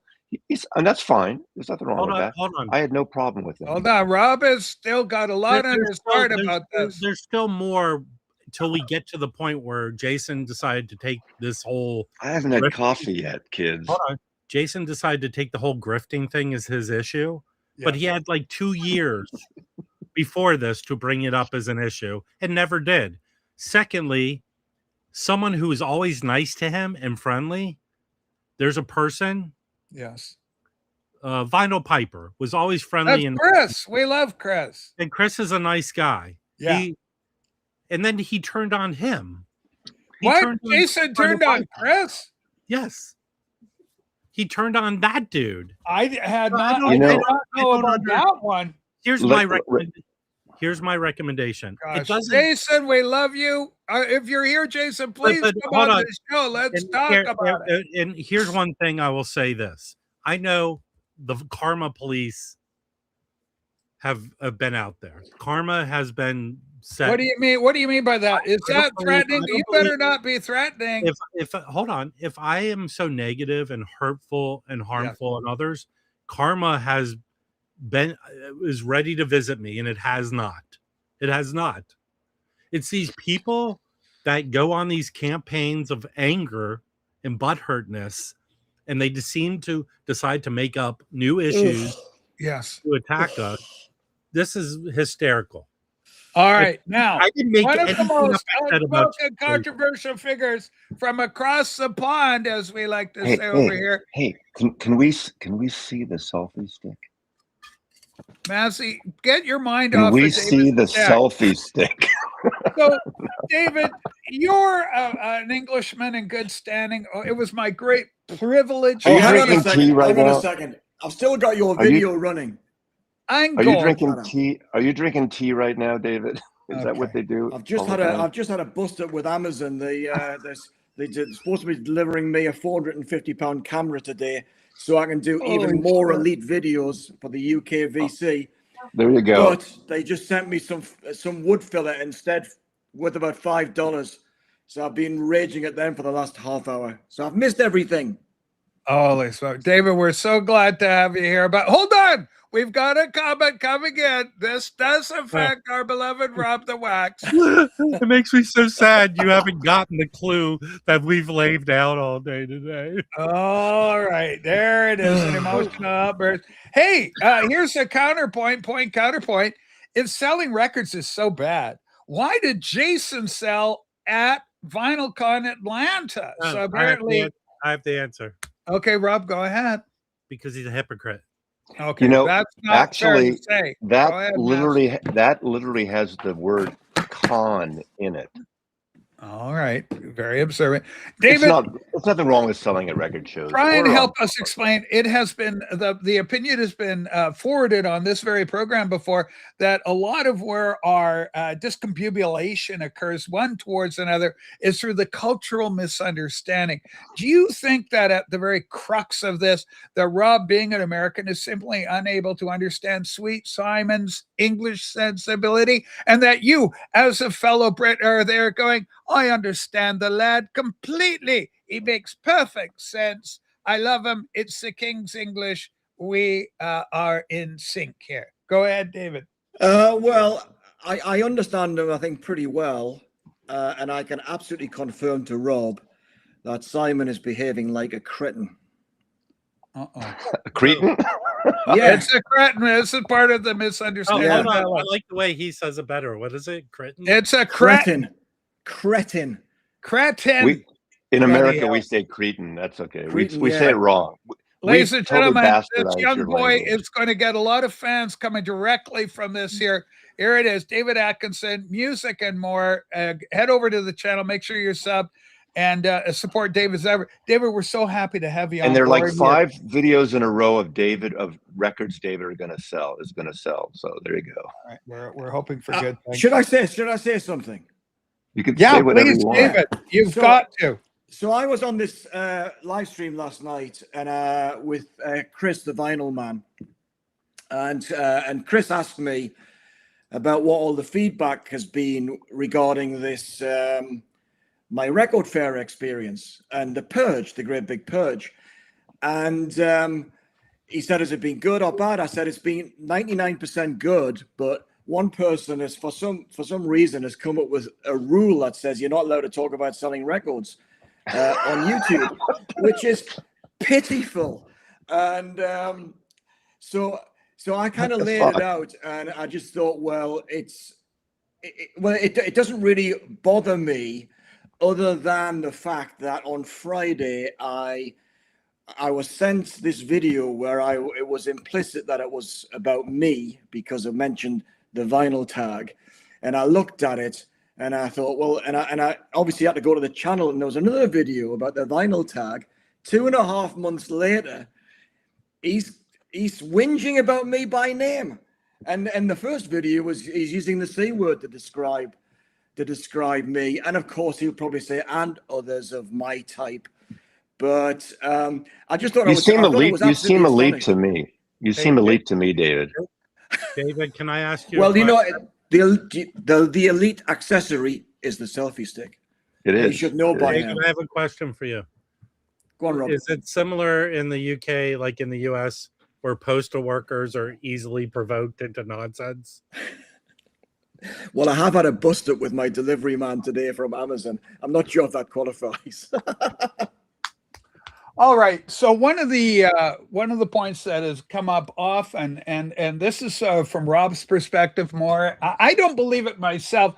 I'm a big fan of rice patties. This is a young expatriate American living in Japan, and Rob feels he's some sort of mastermind, that he's manipulating Simon, who Rob has described on numerous occasions being simple, and that is a pure manipulation. Do you think it's even possible for someone in Japan to influence a fellow Brit such as Simon? Oh, look, I think if that question is to me, Rachel, let me. It is to you, David. Please take it on. One of the great things about doing videos on YouTube, and we've talked about this before, is to be able to share your enthusiasm for the music, and the great big bonus that's been fantastic for me over the past 18 months. I've got to know some really interesting and good people, and they all kind of say they're part of the vinyl community, but the notion that this vinyl community, one, is a coherent group of people who know each other and know everybody who's operating and loves them all, and then two, that there are some kind of things that you must abide by in the form of guidelines or rules. It's a pipe dream. I mean, we get together with the friends that we make connection with, who respond to us on the under our videos, and we respond to them. We meet, we get along because we're like enthusiastic teenagers talking about our favorite hobby, and it's been absolutely brilliant. But not everybody engages like that, you know. Now, what is the possibility? What is the likelihood? Because England is a very small place at the end of the day, where you and Simon could actually get together and work out your problems. And this is what I'm hoping for our dear friend, Jason, beloved Rojas, and Rob the Wax. I can see those guys becoming fast friends. And I think that it's just mostly I don't know, the old, we have a failure to communicate. I just feel they're both good boys. And I think I see so much potential in young Jason, and I see potential in young Simon. These young boys are content creators and they're visionaries. I think it's up to us to get in line with them and enjoy the common love of music. Well, the content has to. There is a bar for quality content, and from what I've seen so far from my nemesis, doesn't reach that bar. So I think I said something probably more eloquently in the video on the live stream with Chris, the Vinyl Man, last night. Yes. Where I kind of said, this guy, I didn't mention him by name, but he's obviously involved here. He's a stranger, and I'm happy for him to stay that way. Holy shit. Let's but honestly, Rachel, Yeah. let me just say, David. I am not attached to becoming a member of a club and want to be loved by everyone. I do my own thing, and I respect everyone else to do their own thing. And we kind of like magnets, we attract each other. We attract our like and the people who are most interesting. And Simon is not a big issue for me. Something blows up like it has in the last couple of days, and it captures my attention. But Simon's ranting has a zero influence on what content I produce, or whether I will step forward and do the vinyl tag again at the end of this year. It just simply, it's not that important. Now, we talked about this before because the vinyl tag was a big thing. And you, of course, to your own credit, said basically, I think that there's going to be some controversy if I launch this thing. I'm not living in a vacuum here. I'm aware that certain quarters will be unhappy. But you said, what the hell? Let's have some fun with this thing and do it anyway. I was happy to participate. And I think the overall response was very positive for you. A lot of people got on board. Yeah, brilliant. So are there other people outside of Simon? Is there a coterie, if you will, of individuals involved? Do you know the Rice Paddies? I mean, he's one of our best, biggest and brightest. Rob referenced the murder earlier. Well, I know a lot of people around the world, and there's a lot of people whose content I respect and as personalities I respect. So I've got loads of time for lots of different people who are in this vinyl community. But we do have, we do gravitate towards the people that we're most regularly in contact with, or we're watching the videos. And, Simon's probably got his own little posse. I don't know whether any of them ever comment on my videos. I can't recall, but I wouldn't want to throw mud at them. But at the same time, it's like, it isn't a coherent group, like I said at the beginning of my contribution here. It's the UK is small compared to Canada and the US, of course, but it's not that small. We've got double controversies, two hard-hitting comments. One. Let me put my glass. Let me see if I can read it. All right, take your time. I'll make you big, David, so you can focus. And Rob, you get a little bit of shrapnel here at the end of this. I've been making videos in the VC for 4 years. I've known Chris for about 6 months. All right, and then Chris, bless his heart, is a lovely bloke, but Chris doesn't pull my strings. Nobody pulls and my strings. We got a resonating comment coming in, hitting kind of hard, almost contradictory in nature to some of your affirmations here, David. Don't we all? Don't we all? All right, so. Okay, Rob. Now you were collateral damage in this comment, Massey. I hope you're okay with this. This bully boy, Rob. You are now being identified. Rachel, it's a troll account from Martin Dobbefield. Martin McGirth, or yes. There's too many words in it to be yes. Arnie Zanzibar. So it might be one of it could be Martin, it could be Rachel. Face Gems. All right, here we go. Mass. I don't think Simon is not heartfelt. I think he believes that, and it upsets him personally. And I will never tell someone that they're well, actually I will tell people that they're wrong when I think they're wrong, but I think he's heartfelt, and he's coming from a place we don't know, I don't know about. I disagree with him. I think it's kind of a waste of energy. I mean, obviously, I can't.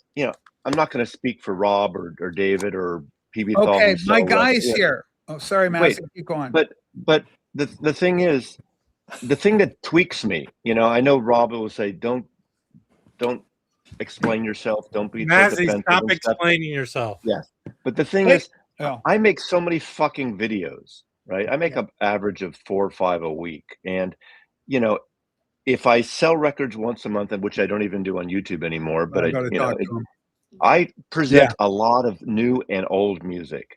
So if you take the thing that pisses you off about selling records and you ignore the 95% of the content I create about medium videos, we have a you know, in 45 minutes, there's a record store or the record show from yesterday video where I talk to people about records, like David does when he went to Den Bosch and he's with his stick walking through the tundra in northern England. Whatever. Ladies and gentlemen, I got to interrupt Massey for this very important comment, and it's almost like a public service announcement.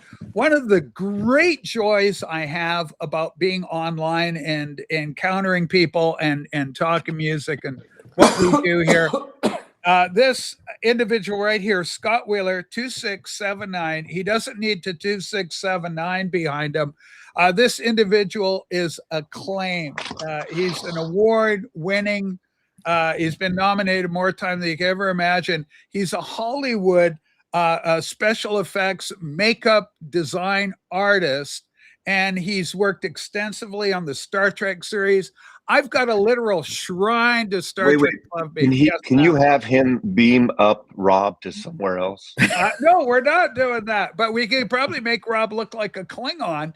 But anyway, I just want to sing this guy's praises because he was involved with Deep Space Nine, Star Trek Voyager extensively.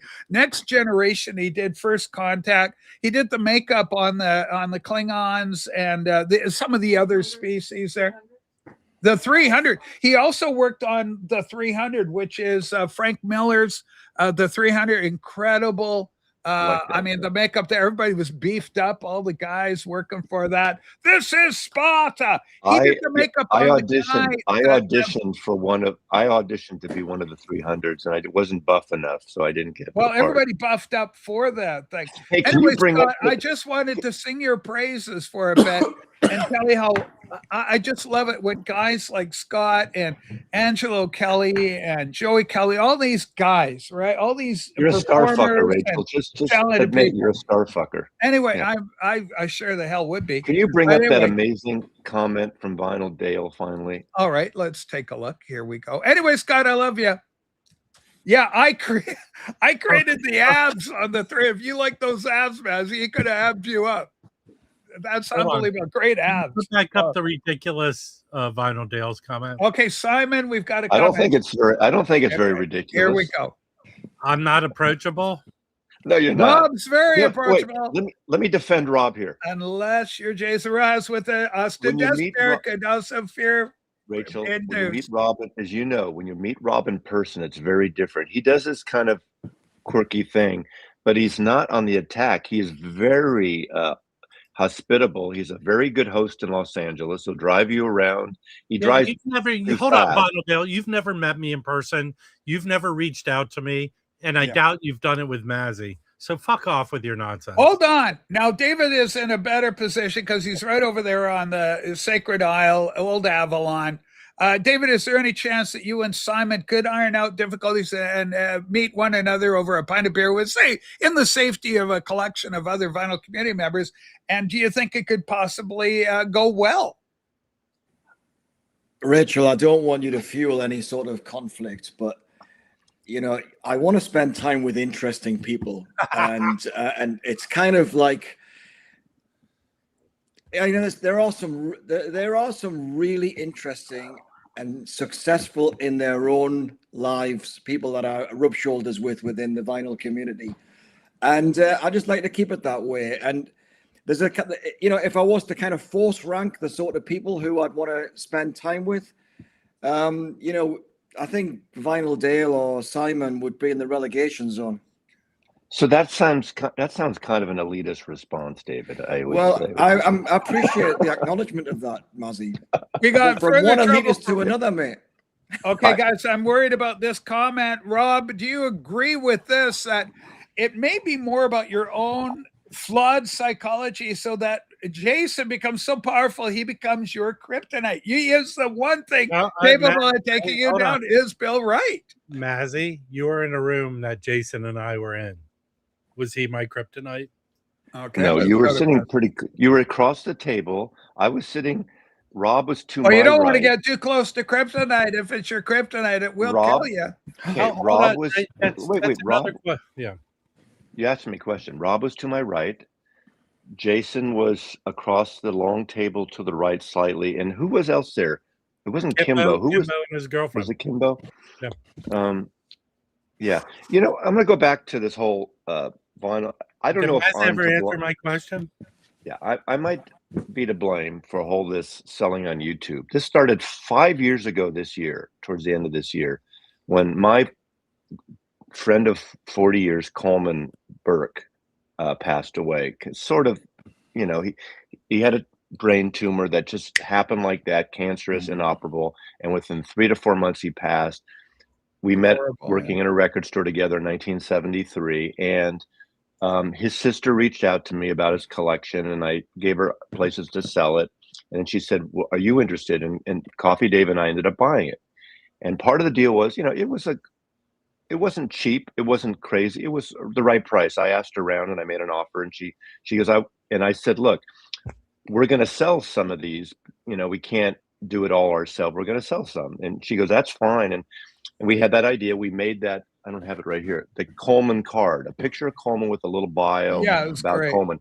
It went in every record, and that's where. And I don't know if I was the first, and I'm not trying to, but that was the first idea of doing auctions through YouTube, through the people that For know you. me, Yeah. my stories with Coleman, things like that. And we sold those. That's where Rob Walker first got a little twitchy.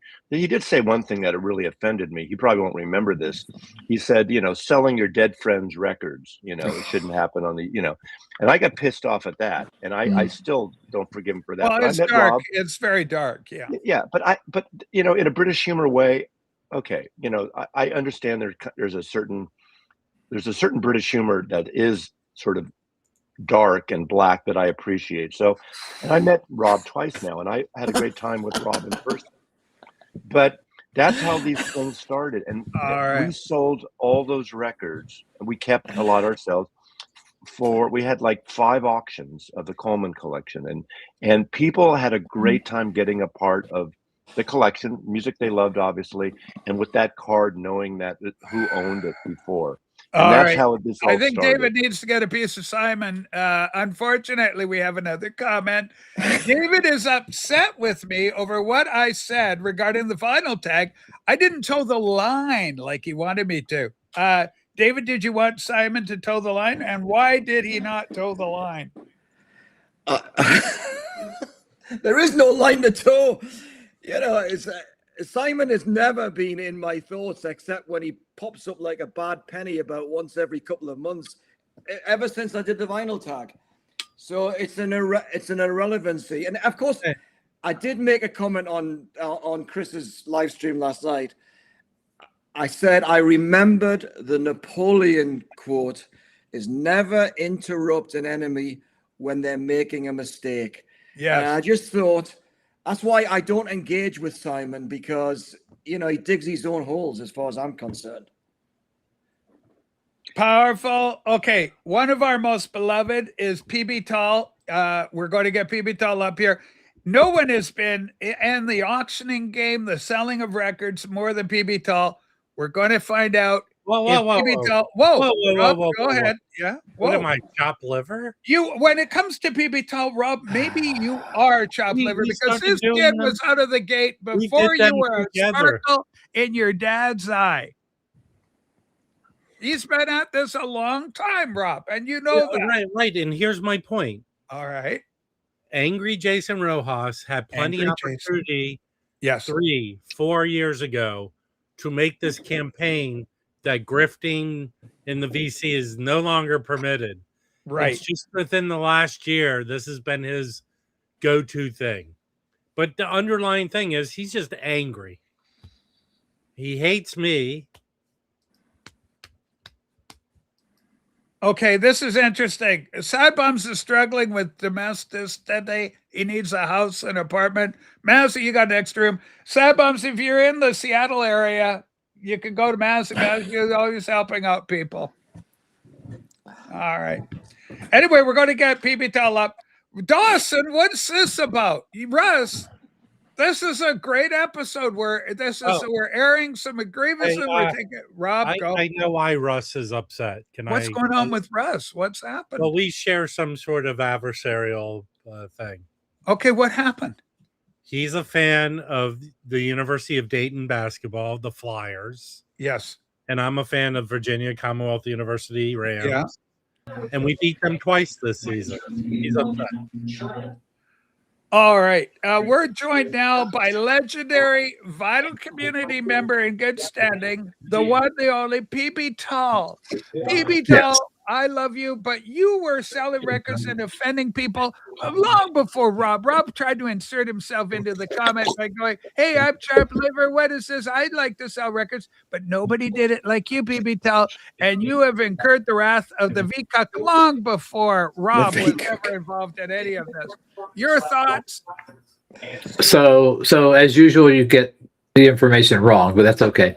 Right, let's keep going. So Mazzy was the first one that I know of to do an auction.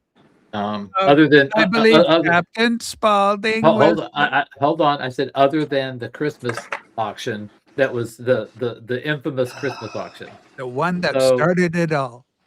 So Mazzy, as a private entity collecting funds in that way, that was kind of, to me, really the first one.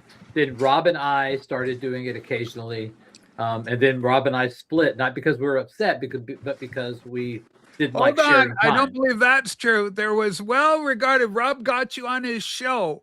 Once Rob got super popular, he dumped you, and you never showed up on his show again. I remember hearing all about that. Every artist wants to do a solo album. That's the 45 RPM story, Rachel. You're confusing the 45 RPM story with the auction. I'm so sorry. That's right. Now that you're absolutely right. I'm sorry, Rob. I owe you an apology. It wasn't you after all. It was 45 that incident involved.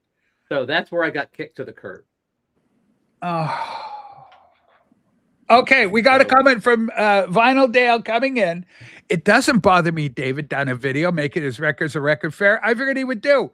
He vlogs everything trivial related to vinyl records. This is an absolute shot. But Dale, don't watch it. If it's not for you, don't watch it. That's it. Turn the channel. Rachel. Okay, Rob wants to take this one on. Look out, Simon. It never comes back to bite me in the ass. Let me do my impression of Dale. Okay, here's the impression coming in, Simon. Dave, it bothers me. Yes. Is the camera there? Is it there? All right, there we go. No, very accurate. If I make a brief comment. So okay, sorry. Go ahead, so you can buy, if you're a person who buys records, you can go to the record store. You can go on eBay. You can go on Discogs. You can go to a record convention. You can go to garage sale, whatever. So if you do that, why are those methods of selling records okay? But if I go on YouTube and have like 80 people that I personally know come and buy a record from me, why is that bad? I could sell those records on Discogs and make a hell of a lot more money on eBay if I did it that way, but I don't, because I like dealing with people that I know. We hang out, we talk, I play the record. It's more personal to me. And, so I don't understand why it's okay to sell on every single platform known to mankind. It's okay.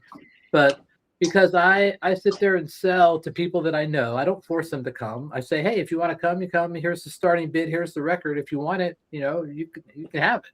Well, I force them, Patrick. I force everyone to buy. Okay, I don't make maximum money. If I wanted that, I go on eBay or Discogs or whatnot. All right, I want to give David a fair order of redress. It doesn't bother me. David done a video taking his record fair. David, how do you respond? This seems like a criticism of your ability to share the record stockings. Well, I think it's worth. I mean, I hope this doesn't come across the wrong way, but I put the video up. I always promised I would do a video that was sharing my experience of selling at a record fair. For the first time selling records in 40 years, more than 40 years. What's the experience like? And I did that, and I thought no one's going to be interested in this, but I did it about 5 days ago, and it's got well over 6,000 views. So I'd stack my content against Simon's any day of any week. Yeah, that's a very impressive viewing number in the vinyl community. It's not, Rachel. It's not trivial if people are interested in the subject. Every time I say somebody like Mazzy on the road somewhere, Anybody who does that stuff, the guys went up to Manchester a couple of weeks ago for a record fair. Yeah. One or two of them have produced their videos. I watched them all. They're great fun. It's much better than seeing someone sitting in the same spot every video, staring at the ceiling and saying not a lot. The travel logs are fun. I like Yep. doing them, and people like every time. They do. I've done what, 5 going to back and forth to fucking San Francisco. They're all a little different. People enjoy Yeah. them. You know, there are people who have never been to San Francisco or Manchester or Stepney, wherever you want to. Stepney, I love it. Gets their kicks at Stepney, not Knightsbridge anymore. PB Tall, did you Ipswich. see the Simon video, the outrage video? He's had it with a lot of what Okay. these Okay. So big elitists are. So let me make one more statement about so Simon can do what Simon wants to do. To be fair, Simon doesn't get a shit ton of views, so not a lot of people are seeing that. But Simon does what Simon does. He's always done that, and that's what he does, and I'm okay with it. Yes. But what I have a bigger problem with is that there are legitimate live streams that broadcast on, let's say, Thursday, where there's somebody on the panel saying, trashing me, Mazzy, Rob, on this legitimate live stream where there's 100 or so people watching, Vital Community Friends people, and it's condoned to sit there and just call me a grifter. You know what a grifter is? You know what the definition of grifter is? Go ahead, tell the kids. It's a thief. It's a dishonest person. It's someone who steals. So I'm like going, if somebody called me a grifter to my face in person, there'd be a problem. Can I ask you?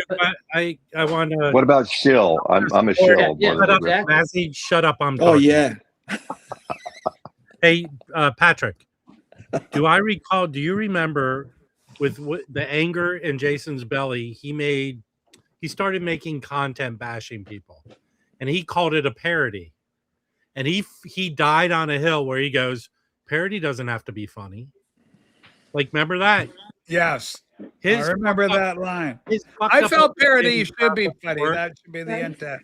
It really, again, Patrick, how long have you been selling on your channel? How long, Patrick? A couple of years. How come it wasn't an issue a couple of years ago? How come it's only been an issue relatively recently for him? I couldn't tell you. Because it's made up. It's a mask for other butthurt reasons. Yeah, it's not legit. Unbelievable. We've got Simon coming in with her rider. Listen, because I don't agree, this is the right place for it. Now, I don't like the Pat. Maybe you're trying to save typing space, but Patrick does prefer the full, not the diminutive Pat vis-a-vis Patrick. Please, Simon, make an effort for Patrick. Wait, Rachel. Okay, Rachel, Rob, go ahead. You want to take this on? First of all, if Vinyl Dale Simon was part of the vinyl community, he would know Patrick wants to be called Patrick. But that's another thing. Okay. I'm okay. I'll be right back. Oh, all right. Well, I think you may have upset Patrick. No. Can I David, want to say something. Please. Yes. Yeah, I want to say something about selling records on YouTube. I don't sell records on YouTube. I talk about purging, and I talk about the experience of going to record fairs as buyers and now as a seller. So it's no one's selling records on YouTube unless you're doing an online auction, which is kind of a video event in itself. And it's all part of the rich tapestry of the different types of video you can make in this domain. David, that's a beautiful way of expressing a divergent opinion, and that it's not just selling records online. We're talking about the experience in different contexts. Go ahead, Massey. When any of us, wherever we live around the world, do those videos, I think we've all done them, even Rob to some extent. We do a video at a record store, like someone will be in a city. I saw 6 Inch yesterday, just did something in Leamington Spa, and it reminded me my first trip to the UK. I stayed with this Brit couple that I met when they were going to Stanford. I did not go to Stanford. I'm not that elitist, but they were going to the Stanford Business School, and I got to know them through mutual friends. So my first trip, I was going up to Scotland, and I don't exactly know, but they said, come on, stay with us for a couple of days. Leamington Spa. We went to a record store. Leamington. Leamington, The but it A has is silent. LEM. Okay, Leamington Spa. We went. I thought I was going to a spa, but anyway, we go there and we had Chinese food. No, we had Indian food. Sorry, dude, I know the difference. Indian food, of course. And we went to a record store, and I remember I bought a copy of Baker Street, that album, the Jerry Rafferty record. Yeah, there, great album. because that was really big. In that moment, that was the big record. And we were supposed to stay, with my friend Brooke, we were supposed to maybe stay 3 nights, but the couple got into a massive fight, so we had to leave after the second night. And went up, and I went up to Scotland for a little bit. But as you do. But people, like, we do these videos and we showcase record stores. I bet you every single record store gets a little known. People come to Easy Street because not only my videos, but other people's videos in Seattle. Easy Street is a destination record store. Amoeba is a destination record store. And every city has these because of these videos we collectively have done. So in a way, we're shilling these record stores. You could argue that. But well, you want to support Record Safari is such a better record store than Amoeba. It's not even close. Okay, well, that's not. Yeah, I've done. We shot when we all met. Remember, we met up in Amoeba when Dylan was there and everybody. We had a great time, and I've showed that store probably twice in videos. That little axe store. That little axe store you took us to was also probably got. The point is, all these stores get a showcase because of us. They're not paying us back. We're not getting free or cheap records from them, but we like the meetup with the people and showing the stores and the environment. And a lot of people will never go to San Francisco, never go to Leamington Spa or these places, but they can see the stores through our videos collectively. Maybe I'll never go to Den Bosch, but through like people like Rob Walker and David Atkinson and all the others, I love seeing Den Bosch. I love seeing that. So what I want to see here, and I really think it's going to have to come from PB Thal and from Rob the Wax. You guys have got to reach out to Jason. He's not that far hell away. No. Whoa, we've reached out to Jason. Oh hell no. Whoa, Mazzy, you're saying no to this? Like, Rachel, hold on, Rachel, as well. Okay, hold on. Rob is demanding. God, I want you guys to do better. Okay, I don't make cake content about Jason. I don't, unless it's initiated by other people, I don't talk about him. He has the issue. He can't stop complaining about us. So it's his problem. It's not our problem. Yes. It's not our responsibility to make things right. His first words to me, if he ever sees me, needs to be, I'm sorry, let's bury the hatchet. Those are the first words he needs to say to me before anything can be resolved.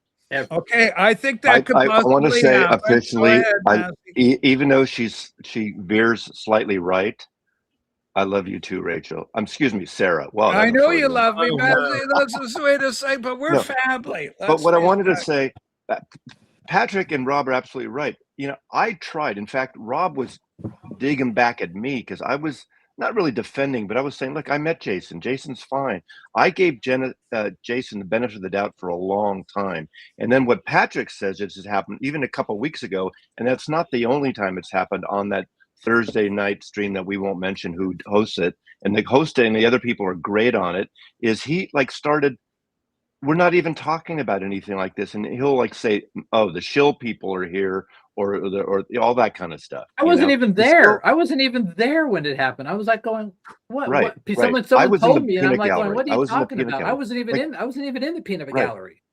Yeah, but and he'll complain about Kevin Gray, yet he'll buy every Kevin Gray record. And why buy him if you're going to hate him? And that's if you don't like his style. Well, Kevin Gray has he's been cited by Jason as being one of the worst mastering engineers that's ever taken hand to vinyl. And that's fine if you don't like it, but shut the well, I'm not going to say shut the fuck. I'm going to say shut the fuck up, but you're allowed to say it. But it gets totally. I just did. It gets old. It gets okay. Old. We got more problems, Mass.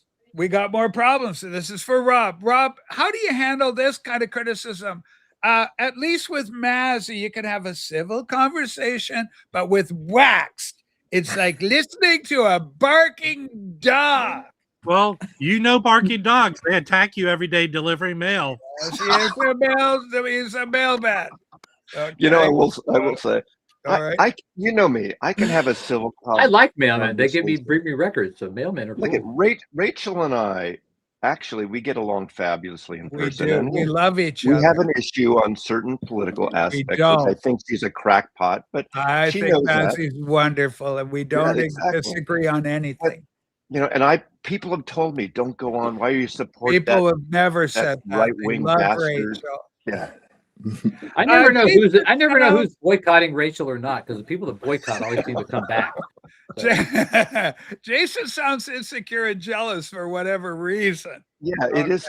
You know, it is kind of that. You know. I just David, don't know do where you the feel root. I that- don't know where the root of this all started. I have no idea where the root of this all started. I don't understand. Maybe that would give you some clarity of why this happened. Patrick, it's from somewhere else. It has nothing to do with the records. Okay, hold on, Rob. That's very cryptic. Are you suggesting that again? And no, Rachel, were you asleep when I went on my diatribe of historical? Yeah, I heard about certain power. Which brokers diatribe? There are power. Hold We've on, had a Patrick. few today. I made fun of him and yelled at him on Rachel's I stream. have to reverse He David. got butthurt or angry about it. Here we go. I apologized to him privately. He refuted it. He went every opportunity. Jason, please come on the screen, and I want to do a reconcile. I am all about heads across the water. We're going to get you back. Well, to be fair, Rob, you make a lot of people mad. So hold on. Hold on, Patrick. Let's just stay one mad person at a time. All right, here we go, Rob. So anytime Jason could align himself with someone who hated me, he did it. He did it with 45. He did it with William. He did it with Rice Fields. He did it with. You're sounding paranoid, Rob. No, I'm not paranoid. I have examples, Mazzy. I don't have to make things up. He did it with what's that? Strychnine? No. Strange name. He did it with. I think we should all have a Leamington Spa meetup. He did it, Patrick. Am I right or wrong? He did it with Dale. How do you connect Jason to Dale? Well, and then there was the whole burning couch and effigy. So, okay, listen to this. I love this. Is our good friend Jeff. Jason just didn't fit in with your little group. But wait a second. What do you in think New about York, that? Your little group. Maybe you guys have created a situation environment that's hostile to Rachel. Jason. There are cliques. You know, they're all cliques. I don't know. Maybe they call them cliques in the UK, but there are cliques in the vinyl community. There's the metal people, and there's the prog people, and a lot of them cross over. And when I went to New York a couple of years ago, and I met Dom and all those guys that are like the edgy, out on the edge there.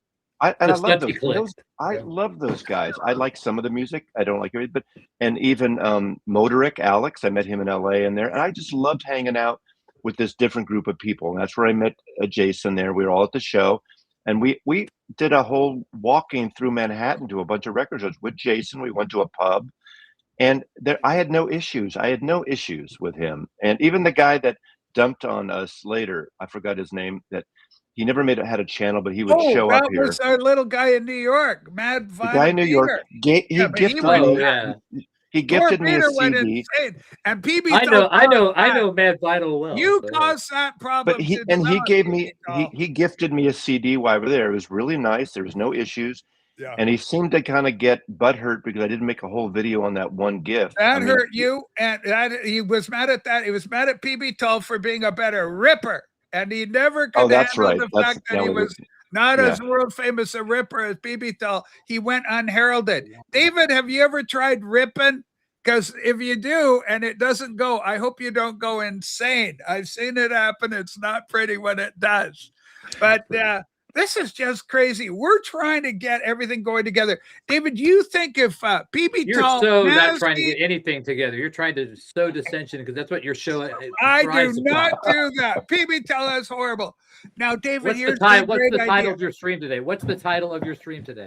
Is it Vcuk Strikes Again? Well, they did. I rest my case. Hold on. Don't rest your case on that. It's a great title. The Vcuk Outstruck Simon. And we got me coming on. Yeah. We got David here to help us. And here's the thing. And but you don't have any of the Vcuk members here who have issues. No, we got one counterpoint on the Vcuk. Do you think you guys, your little group, and David, I'm going to include you with these guys here as a little group. I'm speaking for Simon, all the little non-elites that are struggling to make a good content. Does And Ian you and bring Simon elite still make channels with videos? your selling of records.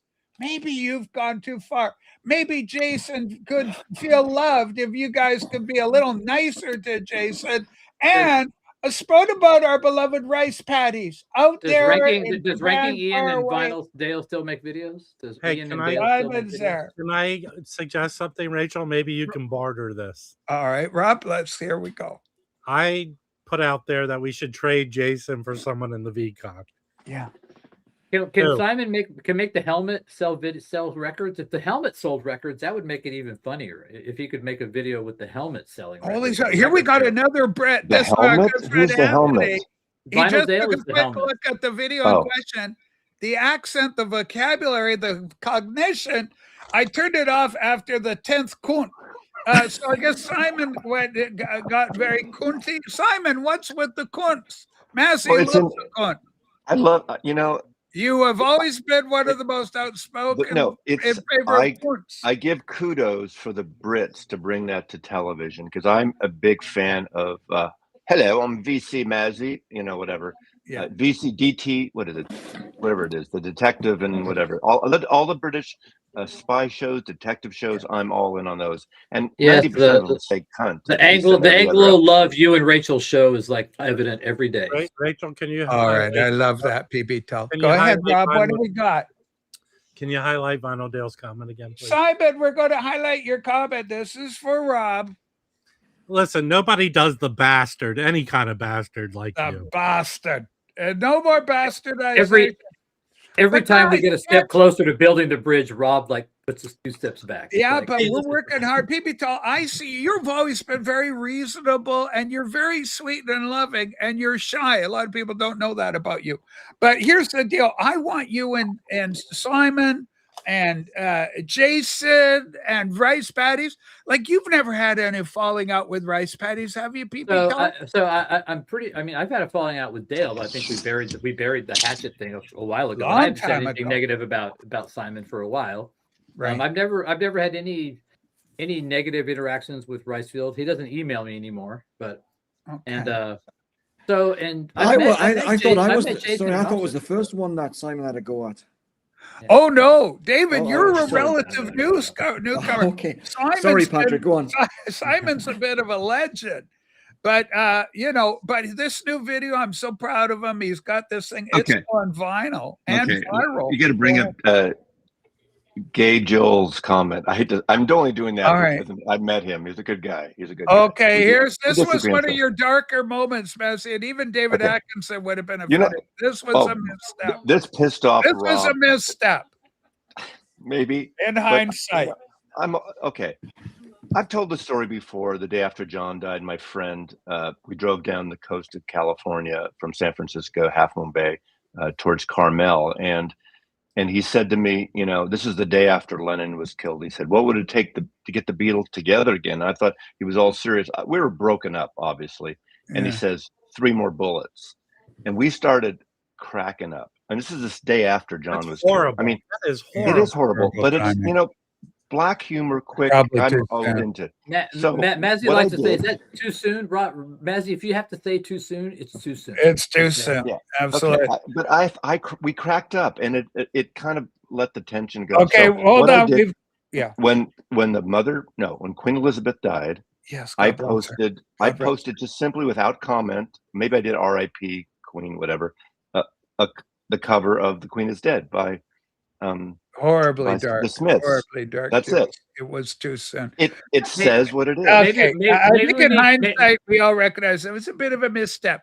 David, we've got Yorkshire proud James Byers. What are the UK puppets? North What are the London. UK puppets? Maybe we need the UK puppets. Penge and Derek? Settled. Was it Penge There and are Derek? no UK puppets. Was There. it Penge Thunderbirds, and Derek? Was it Penge and Derek? Bench and Derek. Yeah, I miss him too.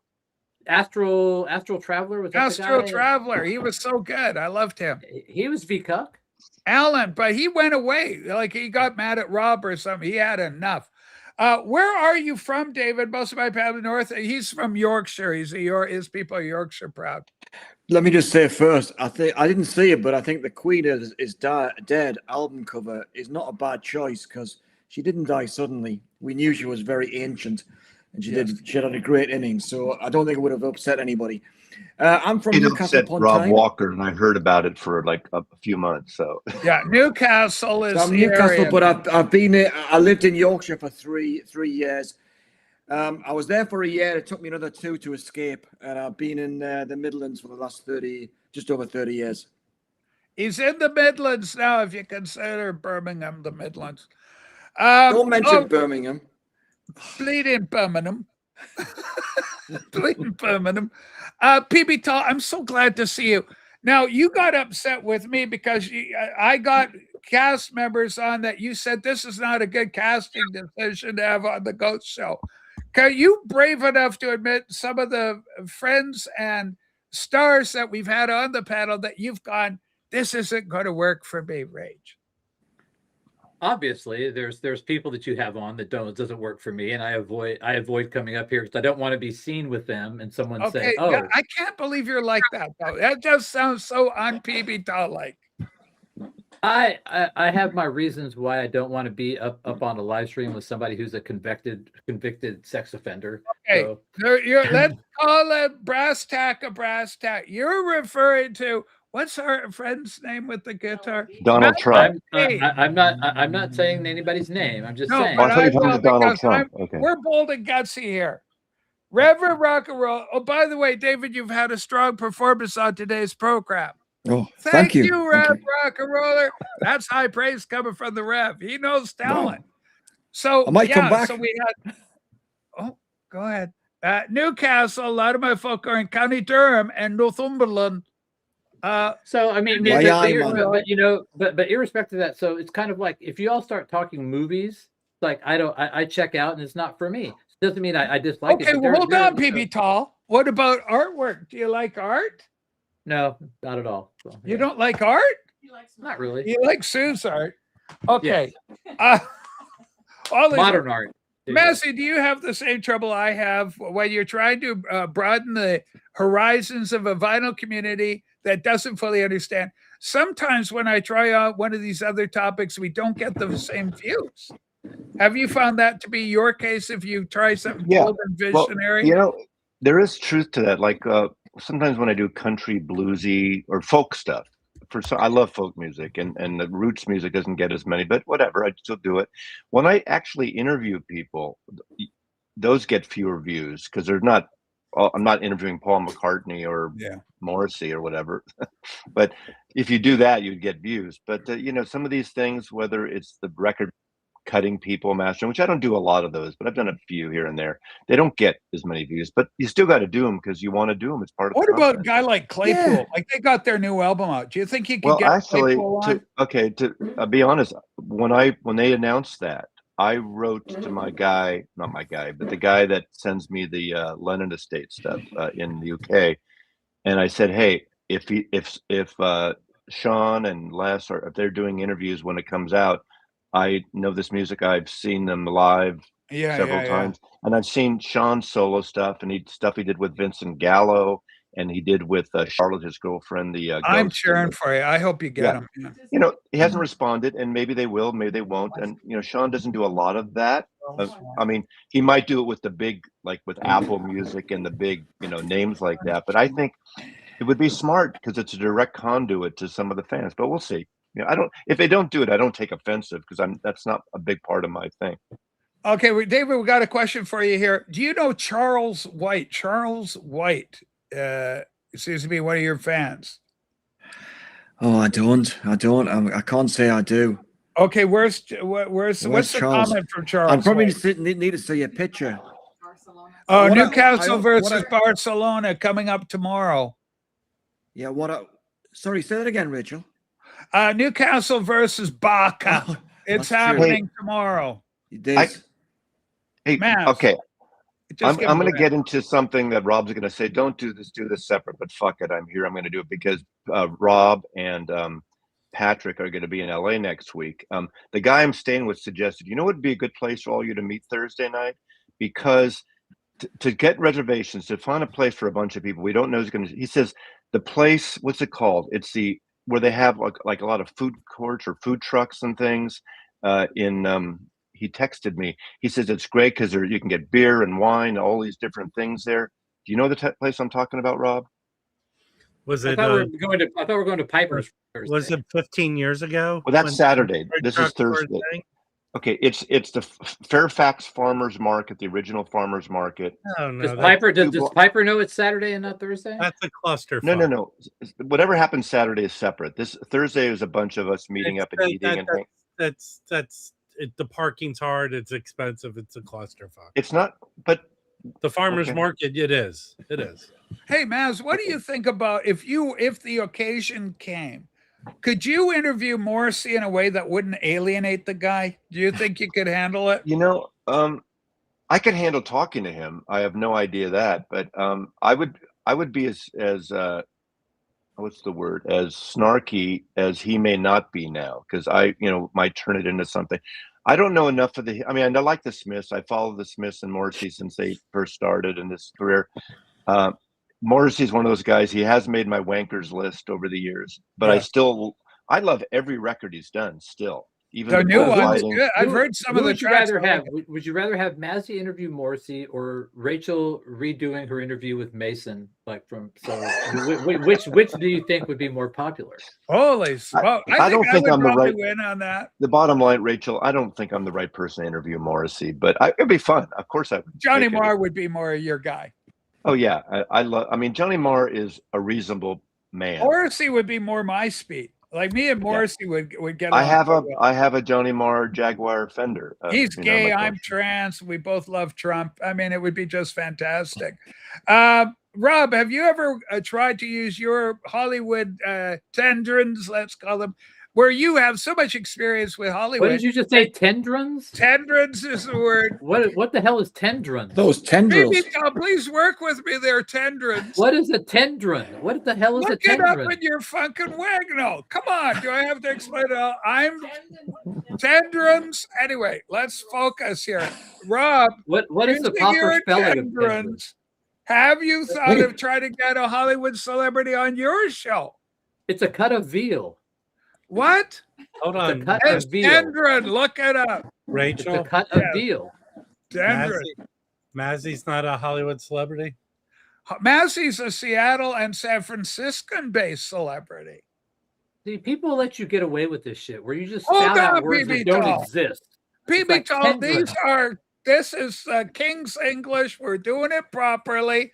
Perhaps you don't understand all the nuances. I know what tendrils are, but she said tendron. Tendron is the proper word. Okay, let's not mix our metaphors. I can't believe Sue has to live with this. Every day you're just spouting out words that don't exist. Listen, I am a huge PB Tall fan, and PB Tall is extremely generous. He's a sweet guy. We love him. But you have come under a lot of criticism, like Rob, like Mazzy, for the grifting. That they're calling it a grift that you kids do. Rob, go ahead. Rachel, tomorrow on the live stream, we've gotten a celebrity. The ghost of Bob Keachin, Captain Kangaroo, will join us. Bob Keachin, I love him. And you know who else I love? Is Mr. Green Jeans. Green Jeans. Ted Nugent's father is Mr. Green Jeans. Incredible.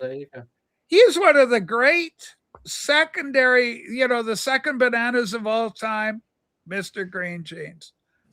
So Massey, have you thought of integrating or interviewing PB Tall on your TV show? Because you're doing a new thing where it's thematic. I don't. Well, I will, like, when we're in LA, I'll do something like that. But I don't interview other VC people. That's not what I do. And no offense to anybody here. I mean, that's not what I do. I'm offended. I would do a thing like if I'm at a record show, like the one I just posted from yesterday. It was about conversations with different people. I've been interviewed by several people. If somebody wants to hear an interview about me, they can go find it. David Darko was probably one of the biggest one most recently within the last year or two. Yeah, that's definitely the biggest. The biggest one is David Darko for sure. Rachel, can I send out an invite? Okay, here's an invite. Go ahead out. Hey, I'd like to interview Vinyl Dale on my channel. Okay, this is interesting. I'd watch that.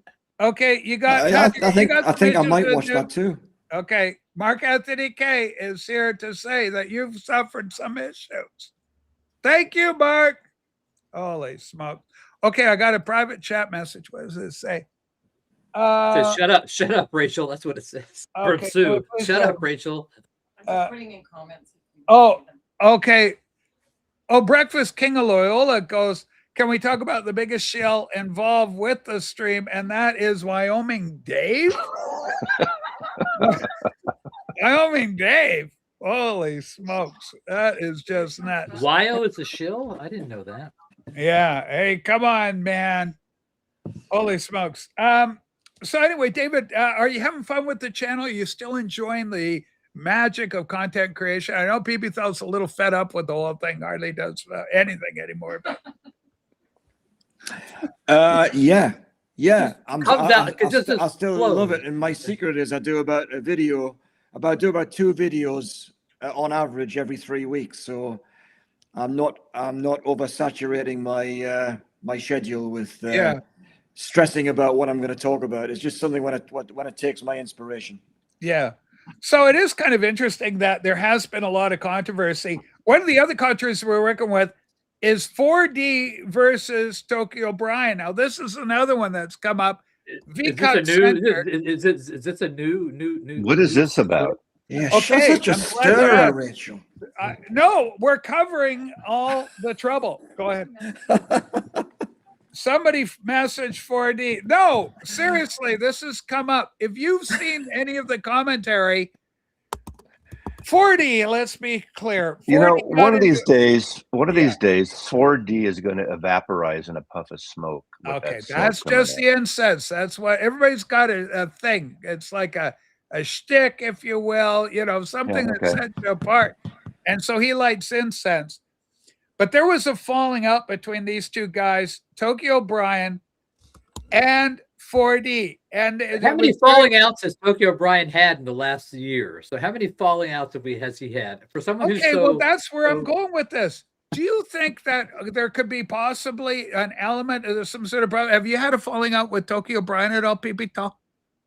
Not really. Okay, well, that's positive. I think he got mad at me because I was making fun of him, but yeah. Okay, here's what happened. 4D was doing a mea culpa publicly because he had gotten into the sauce, he had hit the ciders, and he went and he hurt what's the name? Vinyl plastic, our friend Michael. Poetry on plastic got hurt. Oh, Michael? Yeah, 4D said you're not as smart as you think you are. Massey said yes, he is. And then Michael's pretty damn smart. Yeah, well, he knows he's smart, but he's trying to qualify it, saying he's not as smart as he thinks he is. Then then Brian got in a job because 4D and Brian had falling out, and Tokyo Brian dogpiled on the situation to exploit it. Then, so it's kind of complex. You got to understand the flow. Then what happened was 4D called him. No, Brian said to 4D, "You're being a prick. You're acting like a prick." And then Massey said, "Yeah, you sure is." That hurt 4D so terribly, but he didn't take it out of Massey because he's kind of got a handle on Massey. But Brian's attack, then he came up, he was sobered. He wasn't sober, but he had sobered. And he was saying, "I'm so sorry, Michael. I said that. I apologize."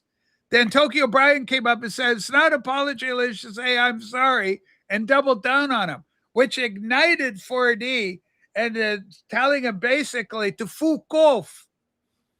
And so I'm working, as you know, PB hands across the water, even if it's in Tokyo, as far as reaching England, to get these kids back together. Like I'm working on you and Jason. Sounds like Robin, the 45. problem is England, isn't it? Is the problem England?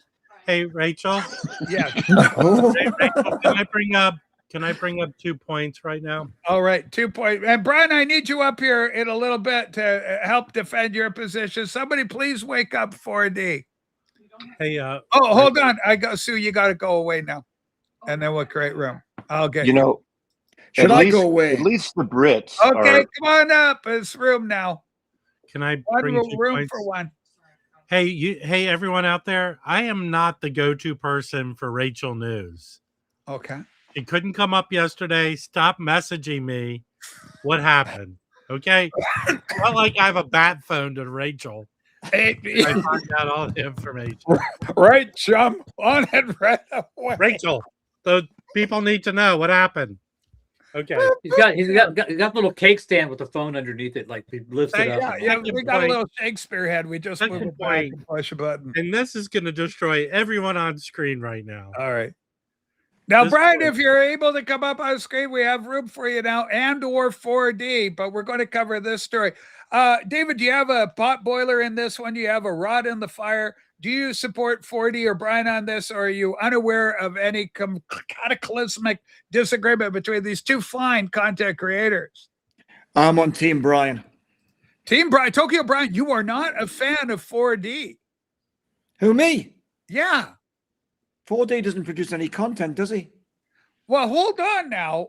But he's a human being that has a love of film, I think. Yeah, no, but it doesn't drop into my timeline on YouTube. So unless I tune into you now and again, and I've got the time, then it's then I don't see him. So I don't know him. He's got the best. Rob Walker knows him, doesn't he? Brian has but I like Brian. Best. Brian has the best car live streams in the VC. Can I make my second point? Okay, second point, Rob, go. None of you fuckers have shown records this morning. I have a couple here to show. Okay, ladies and gentlemen, one of the greatest voices of our generation, the voice of a generation. People tell you are immediately devoted. That's novel. Simon, I love you. You are one of the most dynamic, viral voices in the Vcuk as we know it in 2026. So glad you're here. Speak to the people. Speak to your critics. Let them have it and try and look at the camera occasionally for your fan base. I think we've just about covered everything, haven't we? Yep. This horse is well beaten, but there's still a little life in it. One little leg is still. As long as Rachel could drag it out, we're going to do it. Well, there's no rules to the vinyl community. This is just my opinion. It's just an opinion.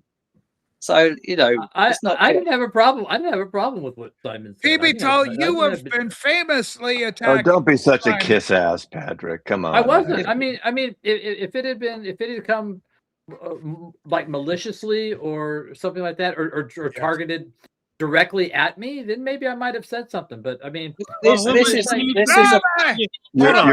Patrick. I guess you're not a few years down the line since like people have been selling records. It's only like till recently I made a video, but I've always thought these thoughts. I never really thought it was a good idea personally.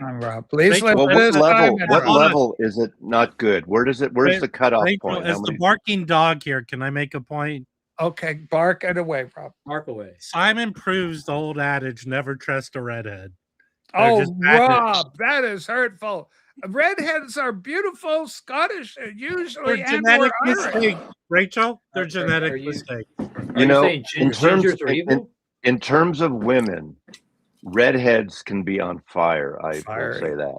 All right, I love that. Fire. Okay, Massey, Simon's here. This is the courage, the commitment, the conviction. It is here for you to address. Were you hurt by Simon, or do you realize that I'm just puzzled. I'm just puzzled because unless I misinterpreted with the elite, what level? Like how many? Like is it 500 people? Is it 10,000 people? What level? You say people with a lot of the elites? Simon is what he's. It's the top channels. It's the top channels. So why top channels? But other channels can sell records. What platforms are acceptable to sell records to you? We're a little. What are the platforms that are legitimate? That are legitimate to sell records. So if the YouTube's off limits, is Discogs off limits? Is eBay off limits? No, is Whatnot I just think it should be done in private. Away from YouTube. That's all. Well, the idea to sell records. You don't want to sell records in private because no one sees your record. You want to get an audience for people to see your fucking records. But the audience is on eBay. It is on Discogs. You know, they're there. And all of us, they're waiting for you. all of us Put the buy records it. up there. Hold on, Simon. How many records have you sold on eBay and Discogs? I think I have. So how can you have a fucking opinion about both those places? Because they're online auctions, aren't they? You display your lack of knowledge with every word that comes out. Okay, I've not sold records on eBay, but I've used eBay to sell. Have you bought a record from me, Mazzy, or PB Thal? Yes or no? Yes or no, dude? Have you bought He wants a to know if you've bought a record from PB Tall or Rob or Massey. I haven't. So how do you have a fucking opinion about this? Because they don't even post to the UK. They don't post to the UK. I post the UK. I sell the UK people all the time that buy. Yeah. They buy them. I didn't initially. Through I do Whatnot now. It does rebroadcast. They send to around the world for the most part. But when I did those, even despite Rob telling me, I'm selling my dead friends' records, I sent a box of Coleman's records to Rob Walker for free. Oh, Rob. And now look how he treats you. And now look what he says about you. I like Rob Walker. I get Rob Walker. I've met him. Your life experience about things, Simon, seems like at zero. I don't understand. You don't know fuck all about me, Wax. You don't know anything. Yeah, well, I know what you do on your channel. I know the Anger Fest videos that you post. You watch my channel. I don't watch your channel. So I don't give a shit. I don't give a shit. I don't give a shit either. No, you complain. You historically have had a butt sore about me. You've gone other places to complain about me. I know that for a fact. I don't like you, Wax. I don't like you. Yeah, based on what? You just said you don't watch me. You're a fucking idiot, dude. Well, you think you never give me a chance ever. So why should I give you a chance? Wait, Simon. You have a lot of opinions about me without watching my channel, without selling records, without buying records. I don't watch your channel, but I have watched your channel once or twice in the past. I know what you're about. I see you on here. This is not my channel. This is not. But you're always on here. This is like virtually your home. You're always here. So I do see you. Hey, Rachel, why do you bring me up? Why do you bring me up? Because you're funny. I love you, and you're my friend. People want to watch me to obliterate people with horrible opinions that have no factual basis for having them. You're just a bully, Wax. You're just a bully. That's all you are. How am I a bully? Wait. To me, being a bully, have I dismissed you? Have I gotten rid of you? Yeah. Have I shut you up? Have I shut you up? You're talking right now. You're rude. You're constantly rude. Constantly. I'm not an effective bully. My bullyingness does that. You're a bully, Wax. You're a bully. How? How am I a bully? The fact that you can't see you're a bully. No. I want you to. No. Don't turn it back on me. Explain to me because you're so good. Maybe tell you, okay, I know this is kind of me how I'm a bully. Right now. Explain to me how I bully people. I'm okay. Because you're aggressive. You're aggressive on here. You're so aggressive. It doesn't mean I'm a bully. It does mean you're a bully. Being aggressive is being part of the bully. Okay, hold on, guys. Hold on. How many people have I sent to cancel you, Dale? Just for a second. My guests have awoken. I have guests in the house. They are woken. I can hear them upstairs walking. So I'm going to listen, but I'm going to sign off. You can bring someone else on. I'll listen. Thank you. We're trying to get one with more you, Simon and David and Wax and Patrick. But thank you for the. Thank you, Mazzy. We love you. Norman controversy. The best Converse. How did the Brits say it? Hey, go buy yourself a selfie stick. Hey, a selfie stick, man. Dale, it would embarrass me. A bit of a reputation of bullying people. Take care, Maz. We love you. Don't you? Yes or no? All right. Yes, I stuck up for other people. No, you've bullied. You were trying to get on the panel earlier. Now is your time. Dale, have you bullied people? Yes or no? I've gone for people. Yeah, I've gone for people. To the karma affecting you, coming back on you, the blowback. Yes or no? What do you mean the blowback? You bullied people in a horrible way that it has affected other people. David, you're okay too. I checked up BB.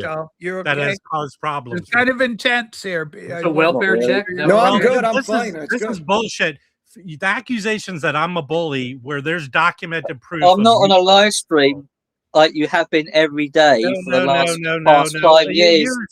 You are so full bullying people, calling Come on, people try again, names, buddy. just You're a ripping people to hypocrite. pieces. I don't do that. You do that, Max. You're a hypocrite. You've got a You're reputation hypocrite. of doing it. Yeah, where Okay, am I? how And this is do what you do. You're like Guys, you're Rachel's bulldog. That's what you are. How do we? Whoa, that was a strong comment. It's calling, Rachel, it's who do you calling want me, me to destroy it's next? calling me a cunt bullying. Is that considered bullying if you call someone a cunt? Depends on what it's said. All right, hold on. Now, who called you a cunt? Well, indirectly, I was called by Well, by who Simon, indirectly cunted you? but- The redheaded twit right there. All right, all right. But you know, Maybe- but that word doesn't really affect me because it's more of an English insult. So it really, if you would have called me like something else, like some American term, like a shithead or a fucking dick, like or, you know, yeah, something. like some sort of like you're a Texan, so some sort of like you're a longhorn steer fucker. Something Yeah, like you that know. could be very Yeah. hurtful to a Texan. So. You're ridiculous, Dale. You're ridiculous. It's so important that we check on our guests. I'm here as a mom-like figure to help all the boys feel okay emotionally. A horrible mom. I'm a beautiful mom-like figure to all. We got Scotty joining us. Got to find out. Scotty's hand is what we got. We got He's Scotty's getting My hand. we have. Oh my god! I can't see. Oh, there we go. I can see. Oh, Are you a cunt? Are you a cunt, Scotty? Are you a cunt? hold on! cunt? Don't talk like that, Yeah. to Scotty. He just got here. Now listen, I want peace in the vinyl community. I love Simon. He's a good lad. He's got great political thoughts. Love those as well. But Scotty, have you ever been offended by Simon? Because if you have, now is the time we're going to bring the healing. And by the time we're finished here, a point is going to be shared between the Pride of Newcastle and our own beloved Suffolk lad. And the room's full again right now. Whoever's trying to get it, you got to wait a while, okay? I won't stay on too long anyway, but love. This is our love podcast. you talking about 4D? We're talking. Well, we'll do 4D in a bit. Scotty, are you We're okay? talking about Simon right above We me. need to send you some curtains, Scotty. Oh, I'm good. God. I'm good. I'm good. No, I've never been offended by Simon. Oh, I had a little run in with 4D once, but that's about it. It was very short lived. Scotty, can I ask you a question? okay. Yes. Have you ever watched Simon's content? No, I don't think All right, so. then how can you be offended by it? I've watched. That's what I said. I said no. I Okay, said no. PB Toll is an actual Simon watcher. PB Well, I Toll. I haven't watched in a while, but I remember when him and Ian used to get on, and when they talk about music, I enjoy some. When they had the VC UK Well, guys, they Ian, were all you've talking come about out as music. You've been on one of the live streams. Yeah, Patrick. Patrick. Yeah, so, I mean, Okay, hold on, one at a time. Patrick, you have said many times that beloved Ian from wherever he's out in Derbyshire, wherever, he loves what you do, and you love what he does musically. Like you have the same taste. yeah, we do. We definitely do. Ian and I definitely have the same taste. I have no problem with Ian. So I mean, Okay, it's I like know we're getting somewhere. The next step is to get Atkinson and Swyman together in fellowship. Simon, do you have any issues with David? What's the problem? Like, you didn't like that he did the vinyl tag. You felt it was a premature launch. You were like I a did. girlfriend that said, Oh, "It I wasn't remember that. over." Yeah, I did. that was hurtful. I did. I did watch some of that stuff. Yeah. That To be was just fair, that. he's right, because in the rule book of the VC it says you're not allowed to do it until the 1st of January. All right, hold on. Let's get you more mic power. Well, you We need know you this, David. back. You know this. If you've All been right. around, you Of know. course, because I've read the rule book. I didn't realize it existed until you told me. All right, You just Simon, took- how do you you took handle that- respond to that? Too many rules. You and Rob Walker are making too many rules for the kids to follow. Too many. There's only one rule, and that's do it on the 1st of Jan. That's it. That's just the one thing. Not a rule, that's an opinion. That's Not just a an rule, opinion. it's about the vinyl tag. Yes, PB Tom. Yeah. Yeah. Is There the are a vinyl lot tag of He's been people given very this about the hurt vinyl because- tag this week or a couple of weeks ago. Yes. Still. We're in Really? March, and there are That's more what it's- Yeah, story still. about vinyl tag Really? talk. It's not God. done. Yeah. Yeah. It's one of the most controversial things that ever happened, and it was Pretty Green Vinyl guy Edwin who started Canadian. the problem initially. Okay, he Canada's prematurely launched. I can't believe there's still stuff going on about that. I mean, that's a John, thing still. you don't understand how people's hearts No, and they it's put not a their thing. little hearts in the vinyl tag. And if they do it too early, it just ruins the whole thing for them. Rob, I understand were you that, but I hurt mean, when it's you still, found the you know. vinyl tag was launched in the minds man. of some what would be called a premature launch? Rachel, I'm of the school that you do the vinyl tag after the beginning of the year. I just don't do the David, vinyl tag. so many people Yes. feel this way. Have you started to feel guilty, a sense, a cloud of guilt following you around going, God, I think I prematurely launched after all, in retrospect? That would be embarrassing, wouldn't it be? Yeah, I've definitely gone premature. I've happened been to cleaning me. up the mess for about 2.5 months now. You know, the worst part about the vinyl tag is having to put all those records back. That's It that's is why I haven't always do the Tell me vinyl about tag. it. Tell me about it. Yeah, we all agree. No, But you know what? no, Rachel, no, Yeah, I don't sucks. feel guilty in the slightest because if you remember, I was absolutely clear that I'm going to have a go. Speak now or forever hold your peace. Nobody did. So I launched the questions just before Christmas. But and you it don't need to worked out do a that. treat. Just put it out Everything, first. I'm not finished. It worked absolutely a treat. So I'm really happy. The only thing that's kind of been a little bit kind of exhausting is that I committed to watch through the first 120 responses from beginning to end. So I was absolutely frazzled throughout January. You did all 100? You did Andy, 100? good to see you on this No, it's nearly account. 200 responses or something like that, but I definitely watched the 120 all the way through and commented. All right. Now, That's Simon, commitment. in response to how's this, the are Live you and going Murphy to do? try and prematurely launch yourself in order to avoid any of this clustering next year? Prematurely launched. Is it possible that you may have to adjust the way you think about, since they're becoming a new norm is being created where people are expecting a December launch on the vinyl tag for 2027?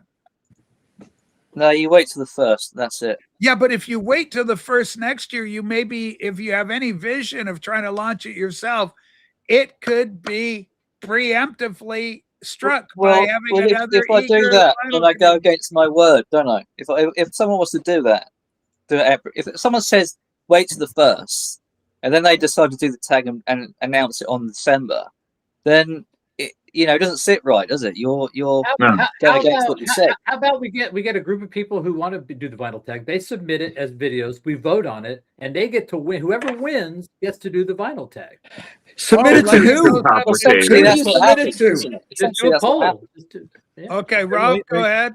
Since Simon's whole deal is all screwed up with his take on everything, I really think he just doesn't have enough records to do a vinyl tag. Hello? Uh-oh. Unbelievable. Matthew, I thought you made up the rule book. Yeah. So listen. That's a lot of Barry Manilow records. Hold on. No, he's Tell him got, page you know what? He's got a 102. great collection. Is that a blue box? Is that a Beatles blue box in there? Yeah, it is. Yeah. Attaboy, Simon. We love that.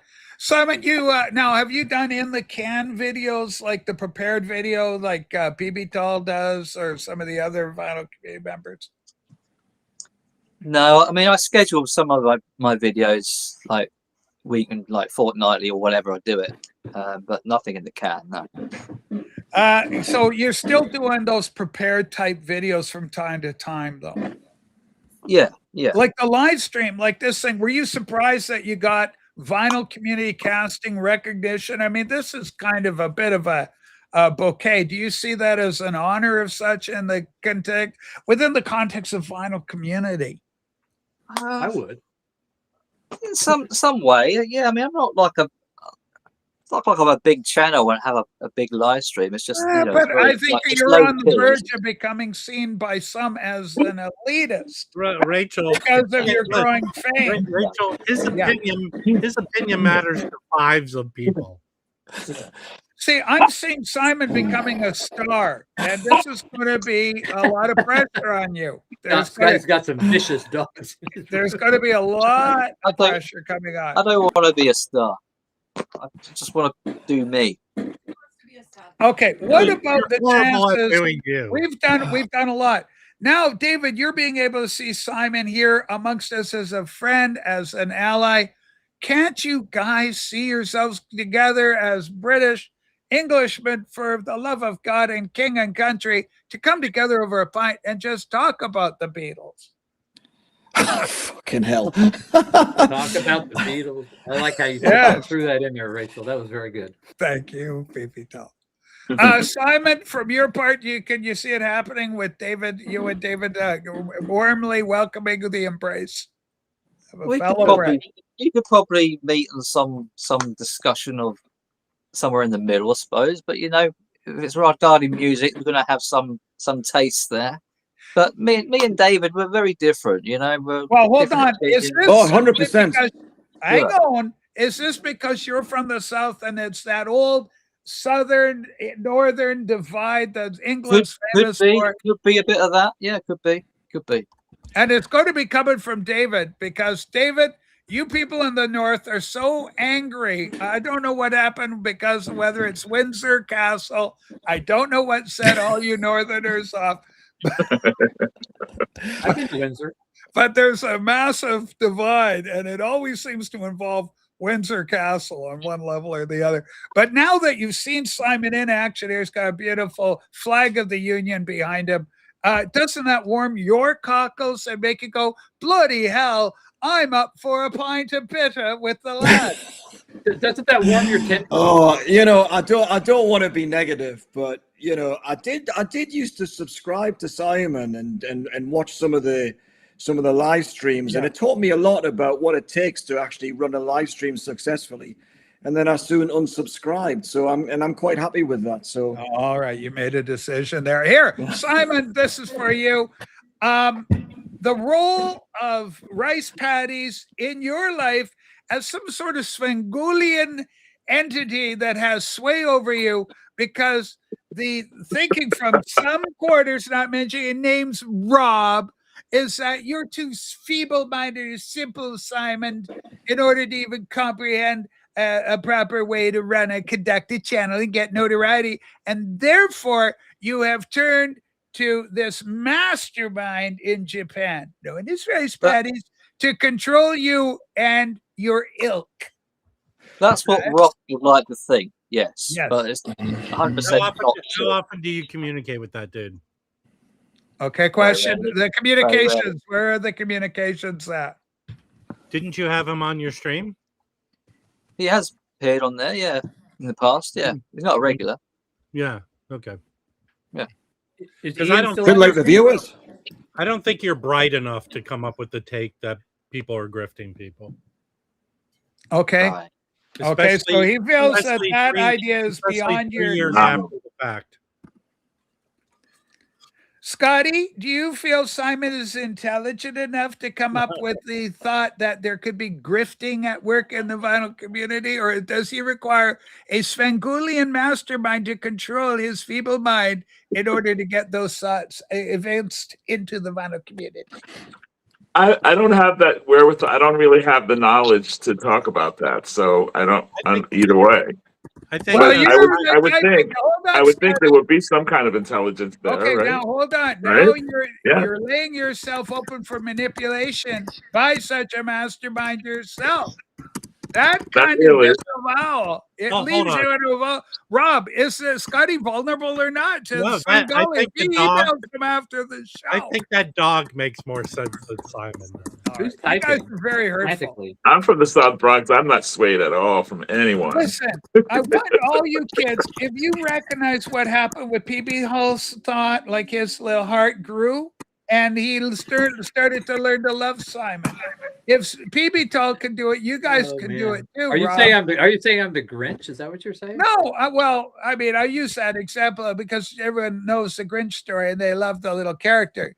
But what I'm trying to say here, and I'm suggesting strongly. Are you trying to get your tendrons into me? Is that what you're trying to do? You're trying to get your tendrons into me? I'm trying to get the tendrons, and I'm telling you, PB Tull, as a friend, you can do better. And here's how. Can you tell Patrick you really like his hair today? Oh, I like your hair today, by the way, Patrick. All right, here's what's going on. If PB Tall can show love to Simon, I think David and Rob can. Could you guys kind of work together? I think the visual would be good. Just to do like a hug. Just kind of reach out and a hug. Oh, and look to the side that Simon's in the middle. I think this could go a long way to healing.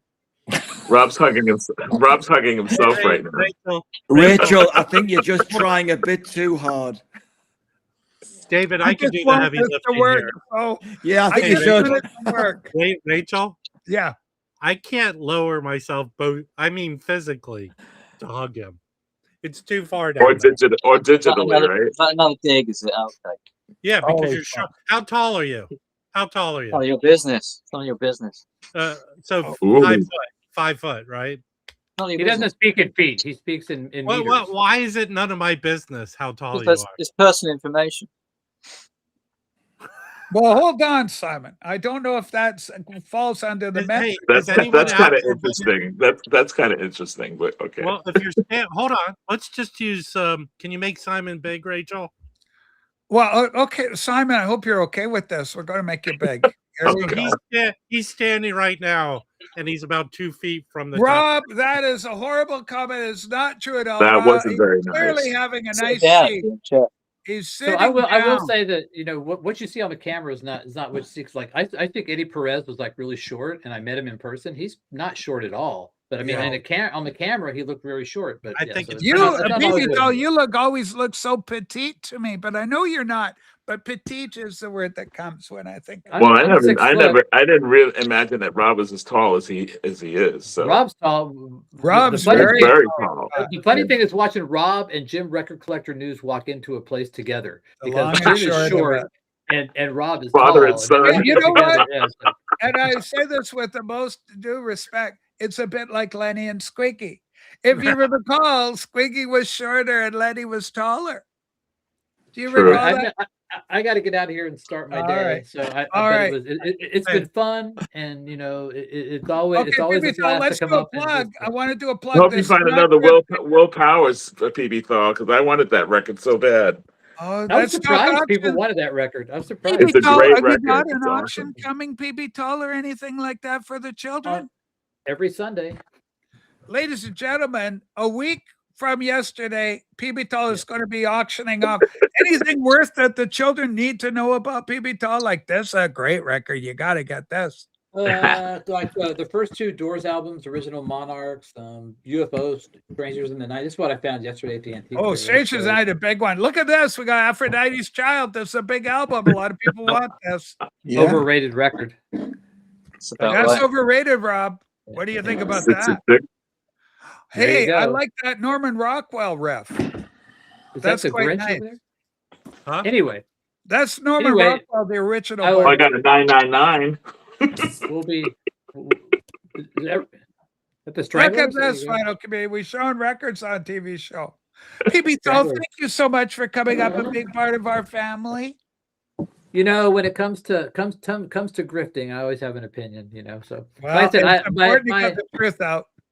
I don't mind. Like I said, I didn't really mind what Simon said because he just said we're cunts. But when someone calls me a thief, that's where I get a little bit upset because I'm not stealing any from anybody. I'm not being. I may be a cunt, but I'm not a thief. Well, Okay? I am So, stealing from We're, everyone. we're all cunts. We're all cunts. We're all cunts. Rob, agree with that comment? It's a broad umbrella term. You're all a cunt. Well, What do you think? Simon's more the dried out kind.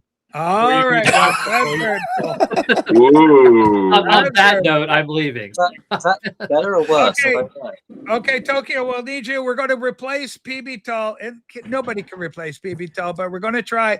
Brian, come on up on a TV show. Come on, Brian. Let's Come on, talk. Brian. Okay, well, that's all the entertainment version there, producer. TB Tall is coming to Toronto in August to watch Rush, and he's going to hook up with Knuckleheads. All right, well, that's going to be a big event. Thank you, Bobby. Anyway, we're going to see Tokyo. Can we get you up here? There is an ongoing feud. It is a Vcuk issue where 4D. Oh, yes, David. I was just going to say, as we're talking about meetups, I am coming to Toronto and Buffalo in July. Just wanted to say that. Oh, Again. everybody, you got to meet the Toronto. We got so many people in Toronto, and Rob represents Buffalo so proudly on the program. There's Brian. Hey, folks, can you hear me okay? We Hello, hear Brian. you fine, Brian. Konnichiwa. Brian, I'm so Konnichiwa. glad you're here. I'm going to put you center because this is probably one of the biggest stories going right now. We've entitled this one Vcuk Strikes Again. We've got a double strike. One was launched by Simon. The second is there is something happening with your beloved self. I just love you so dearly. And 4D, who I also love. But something happened between you guys. I don't know what it is. You called I think it was something you're acting or you're being a prick right now, and I think that hurt him. I think there was a hurt. Yeah. And you know my philosophy of the old tree, David. You want to listen to this because there's a lot of wisdom here. You know, if you put a nail into an old oak tree or any tree for that matter, but I say oak because it's got to be thick enough you don't kill the tree outright. But you nail a nail in that tree. Oh, sure, you may say, oh, it's just a tree. But when you pull that nail out, sure, the nail may be gone. Listen to this, Simon. This is pretty wise. When the nail's gone, the hole remains. The wound is still there. Yeah. I think that's what's happened to our 4D. Yeah. So when you came on, now admittedly, I think he might have had a few ciders. He was enraged. And then it carried into the peanut gallery portion, the comment section where it just went on. He cited evidence and legal precedent. And there was such a case built against you. I myself was tempted to clasp you in irons. How do we handle this situation? How do we handle it? Well, first I want to say I'll say it now, but I'll say it to his face when he comes up, and I would like to have him on panel, and I think he's not here maybe. Is So he I feel a afraid? Do little you bit- think it's fear that's keeping him away? No, but he's probably, I don't know if he's here or not, but I would like to have him have a chance to have a civil conversation back and forth about it. And I feel a little bit you know, I don't want to take away that chance from him, but You've got to do what you got to do. And for the ratings, it's sweet. I've been waiting for my family to go to sleep, and finally they went to sleep, and there's a moment here, so I thought I'd come up and you mentioned my name. But first, let me come back to it. Well, actually, let me say I'm sorry. I'm sorry to 4D. He was being contrite, and he was trying to make right by something that he did wrong. And had I had a bit more grace, I would have probably approached him with my thought afterwards, and I would have said, hey man, I thought it was really stand up of you to apologize for what you had said to Michael, and I think you ought to say you know, what I said on your stream the other day. And instead I took that opportunity to point that out, and I regret that I didn't have the restraint to say that to him in private. But he had said, well, I don't really want to go too far into it without him being here. Yes, but So let's cover it at least as that. You're doing great. I love it. But I am sorry to 4D, because I thought, I put myself in his shoes, and I imagined, you know, the frustration that I might have felt had I said something that I regretted saying. And if I, you know, I don't think it took him it didn't take a lot of courage to muster up to apologize to Michael, but he was on the stream with him, and he was being vulnerable. And had I had more grace, and had I thought more about his feelings in that moment, I would have waited. And instead I came on, and you might take umbrage with this, but I came on to say, like, hey, I admire what you did, and I wanted to say what I'm saying right now in that moment. But as soon as I realized it was sort of the wrong time to say it, it was already kind of a lost cause. And so I'm saying it now, and I'll say it again to his face, but I'm really sorry. I didn't want to hurt his feelings, and I understand that he was in a vulnerable situation, and I'm sorry. I think as a community, if we could have more of what Brian just demonstrated, Simon, I'm talking directly to you. Are you able to look in the camera like Brian did and tell Mazzy and Rob, you're sorry? I'm sorry. Let's try it as a family. Let's see if you can do it. Well, I don't know what I'm apologizing for. That's Well, okay. just for hurting their. I told you, didn't you learn anything of the nail in the tree? Rachel, parable? I'm happy to. I don't want you to oblige anybody else to say that I'm sorry, and sorry doesn't mean anything if somebody's put up to apologize, and they have to empathize with the person who they've wronged, and if they don't feel empathy, then they shouldn't offer a disingenuous apology. But I want to, if you'll allow me, I want to step back a couple of steps further, because on that same stream, Vaj, who I think is here in the comments, Yes, Vaj, said something about me, right? Do you remember what he said? I think he said Brian is clinically insane, and I hate all he represents. He said something. Nobody remembers what he said? He said that he was one of the first people that like followed and cheered my stream on, and then I betrayed him. I remember that. Vaj, if you're here, you can. He did say that, Brian. I recall it. I support you 100%. That's exactly what he said. Right. That he was a supporter, and then he felt betrayed or something. What the hell happened? Well,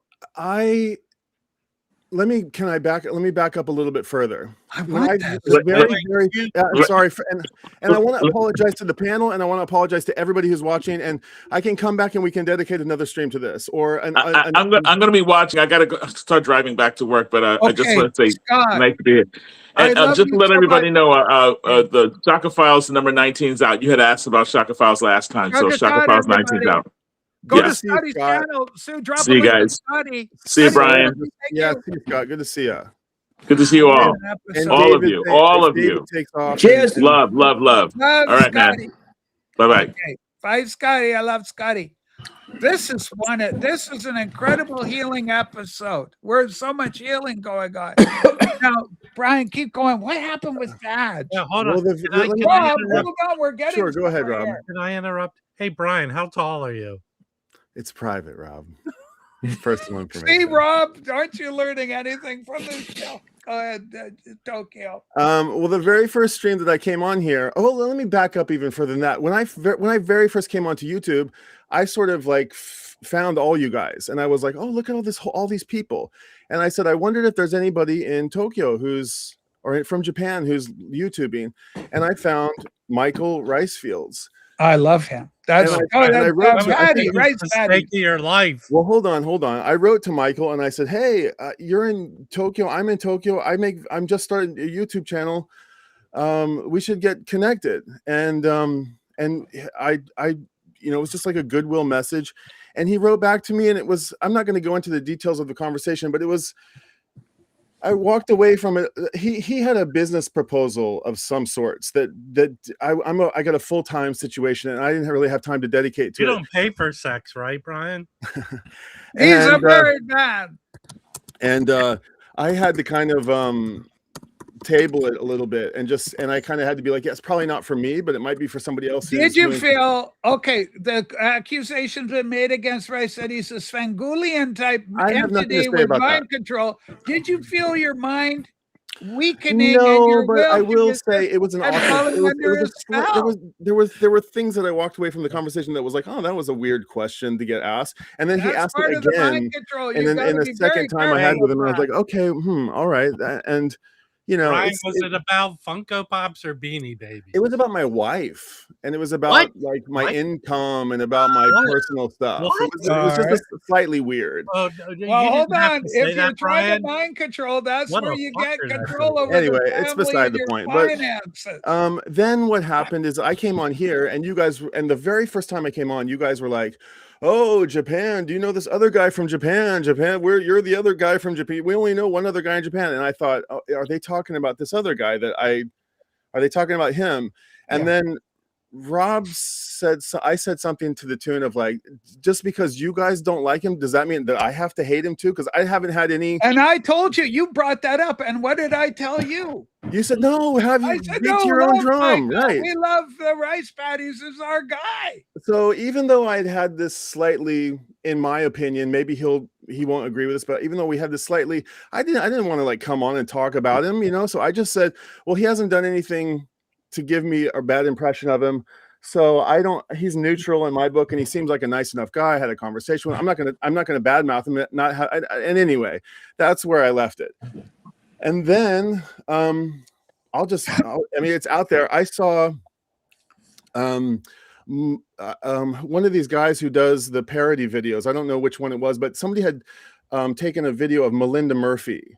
Yes. And they had made like a talking, they were putting words in her mouth. They did some kind of AI thing, and she said like, I'm doing something or other. And they lampooned Melinda.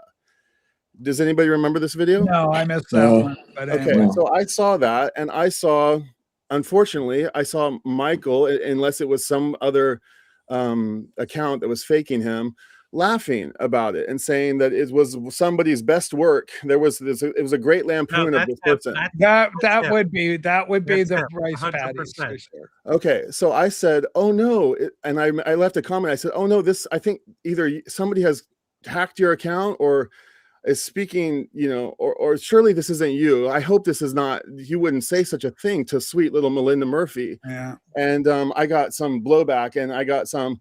Look, big shot, you think you're coming in here and you know these relationships, but there's a whole lot of history here that you don't know about, and you probably just ought to keep to yourself. I thought, oh, okay. All right. Well, I didn't realize. Okay. And then I realized this is kind of airing dirty laundry, and I'm sorry, Bryce. No, do it. That's why we're here. We're clearing the air. I know, it's dirt. But anyway, there's not a whole lot more to repeat about it. But the only thing that I want to say is that I didn't like to see Melinda lampoon like that, because she's such a nice lady, and she's so, she couldn't hurt a fly. She wouldn't say shit about anybody else. And I just didn't like seeing this guy and I didn't approve of it. And if I didn't follow the, morals that my parents taught me, I wouldn't have said anything. But I was taught to say like, hey, stand up for people when you see stuff you don't like. So I just called it a spade. And that kind of made us on a little bit of more weird footing. But go ahead. Brian, you can agree. Historically, he's had this behavior with everyone that's accepted. I haven't talked to him in 2 years. I don't know. I have no relationship with the guy whatsoever. To go after Melinda, who's probably the biggest. Is she bigger than Mazzy? Rachel? I don't know how many subs. She's bigger than Mazzy. So my opinion is for him to go after her shows when he's rejected, the lengths he turns to Look, I don't want to turn it into a whole thing. I want to establish. That's fine. That's fine. You're a prerogative. I really, David, you wanted to say something. I was just a little bit curious, kind of being a little bit of a newcomer, relatively speaking. Has it always been like this? Yes. Yeah. Since I came, it's people busting up all the time. But why? Okay, great question. Ego. Right? Absolutely ego. Yeah. It's ego. I thought I said it earlier, David. It really is this. Rob, just a second. This Big C video that was put out by Simon, I shared it with my brother, and he said it's just jealousy on subscriber numbers. And I said, nobody gives a shit. You do what you do. So anyway, that's kind of like I'm perplexed by the whole thing. But Rob, please. Okay, so that's me. Like right now, I barely have 2,500 subs. Yeah. But when I do my live streams, I kind of tail out at 1,500 views. So I'm not about the subscribers. No. I'm about the engagement with the people who like watching. That besides the fact, it really is about this. They watch Mazzy, and whatever credit you want to give Mazzy, he makes it look easy. Yeah. So the rice fields 100% is this person. He goes, well, if he can do it, I can. And it really, take away the VC or what we talk about, it's about the personality and people connecting with the personality. He has no personality. People don't want to watch him. He's not engaging. And when you call him out it and he shows his true colors, you're vindicated. That really is these people. And I'm sorry to say this was Simon here. Simon is one of those people. He can't do it. It's hard to do. All right. Now, I love Simon. Yeah. Simon, there's no such thing as a bad boy. You know that. That's my philosophy. Simon, subscribe to the Sad Bastard channel. Sabbath, please put a link in for Sabbath. Yeah. Subscribe to it if you want to watch someone with no personality tell you stuff that isn't interesting. Rob, what do you mean no personality? He's charming. He's Look funny. how he's sitting there right now. This is the sign. Well, he's interested. Rachel, if I had an encyclopedia, I'd look it up and his picture would be there. Rob, that is hurtful. Okay. Brian, you're having extremely strong showing. I'm sorry 4D isn't here either, especially a Vcuk special. I'll be happy to follow up. You have done so good on this. So you came in, you just a nice boy, you come in. But listen, there's controversy with you. Were you hurt when your database idea was frowned upon by certain members? Rob was particularly cruel. If you'll let me go on a little bit further, I just want to establish a few more things. We can come back to that. But yeah. I saw William go get piled on here once, and it was another case of like, I didn't know who William was. I didn't know I didn't know the background.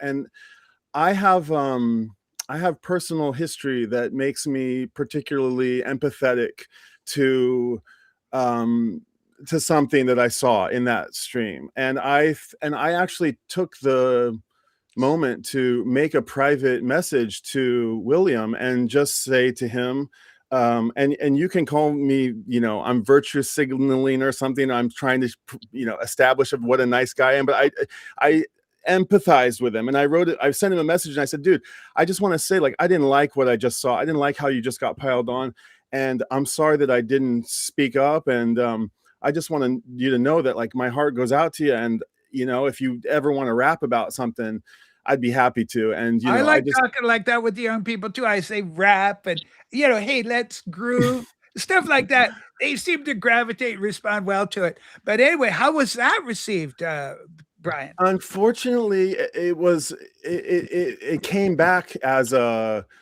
are you trying to say that you're in on this thing? Are you trying to, like, it was so it was seen aggressively. It was, and I wrote back and I said, no, just to be 1,000% clear, I'm 1,000% sincere and earnest. And no. If you've misread that, and I absolutely don't mean that. And he instantly started becoming like suspicious of me. And I put it out there as, as perfectly, true goodwill. As you could. As I could, right? So then, Rob, any insight on what happened to Brian? Brian. Mm-hmm. Yeah. I didn't mention this too. Mm-hmm. My first encounter with William is I went to watch his live stream, mm-hmm. and Jason Rojas and that Stark dude were in his chat making fun of him. Mm-hmm. I came to his defense in the chat, mm-hmm. and they turned it around, and then he became suspicious of me, and that started our relationship. Well, okay, look at this. Jame once sent William a heartfelt message about mental health, and William ignored him. I didn't talk about mental health. I just said that from my experience. I've seen the stress that you get when you get piled on, and it's just not cool. No matter if you're the person seeing it or the person witnessing it or the person dishing it out, it's trauma all around. And I just want to be a good heart to you if you need it. So anyway, despite the fact that he kind of came back like even more suspicious than he was, that's when I kind of became privy to the fact that he was so upset that he had this album by his aunt who Vag was using as a right. avatar. He uses that's the great gospel singer that passed away. So William's aunt is a gospel singer, and she has an album. This was all kind of new to me. Yeah. And it only dawned on me after I was having an ongoing conversation with Vag, considering he was like a Fish guy, and I like the band Fish, and we had like a little bit of Fish rapport. That I was having an ongoing conversation, didn't really think anything of his avatar, and then it kind of came to light that Vag was using this avatar, and it was really pissing William off. Right.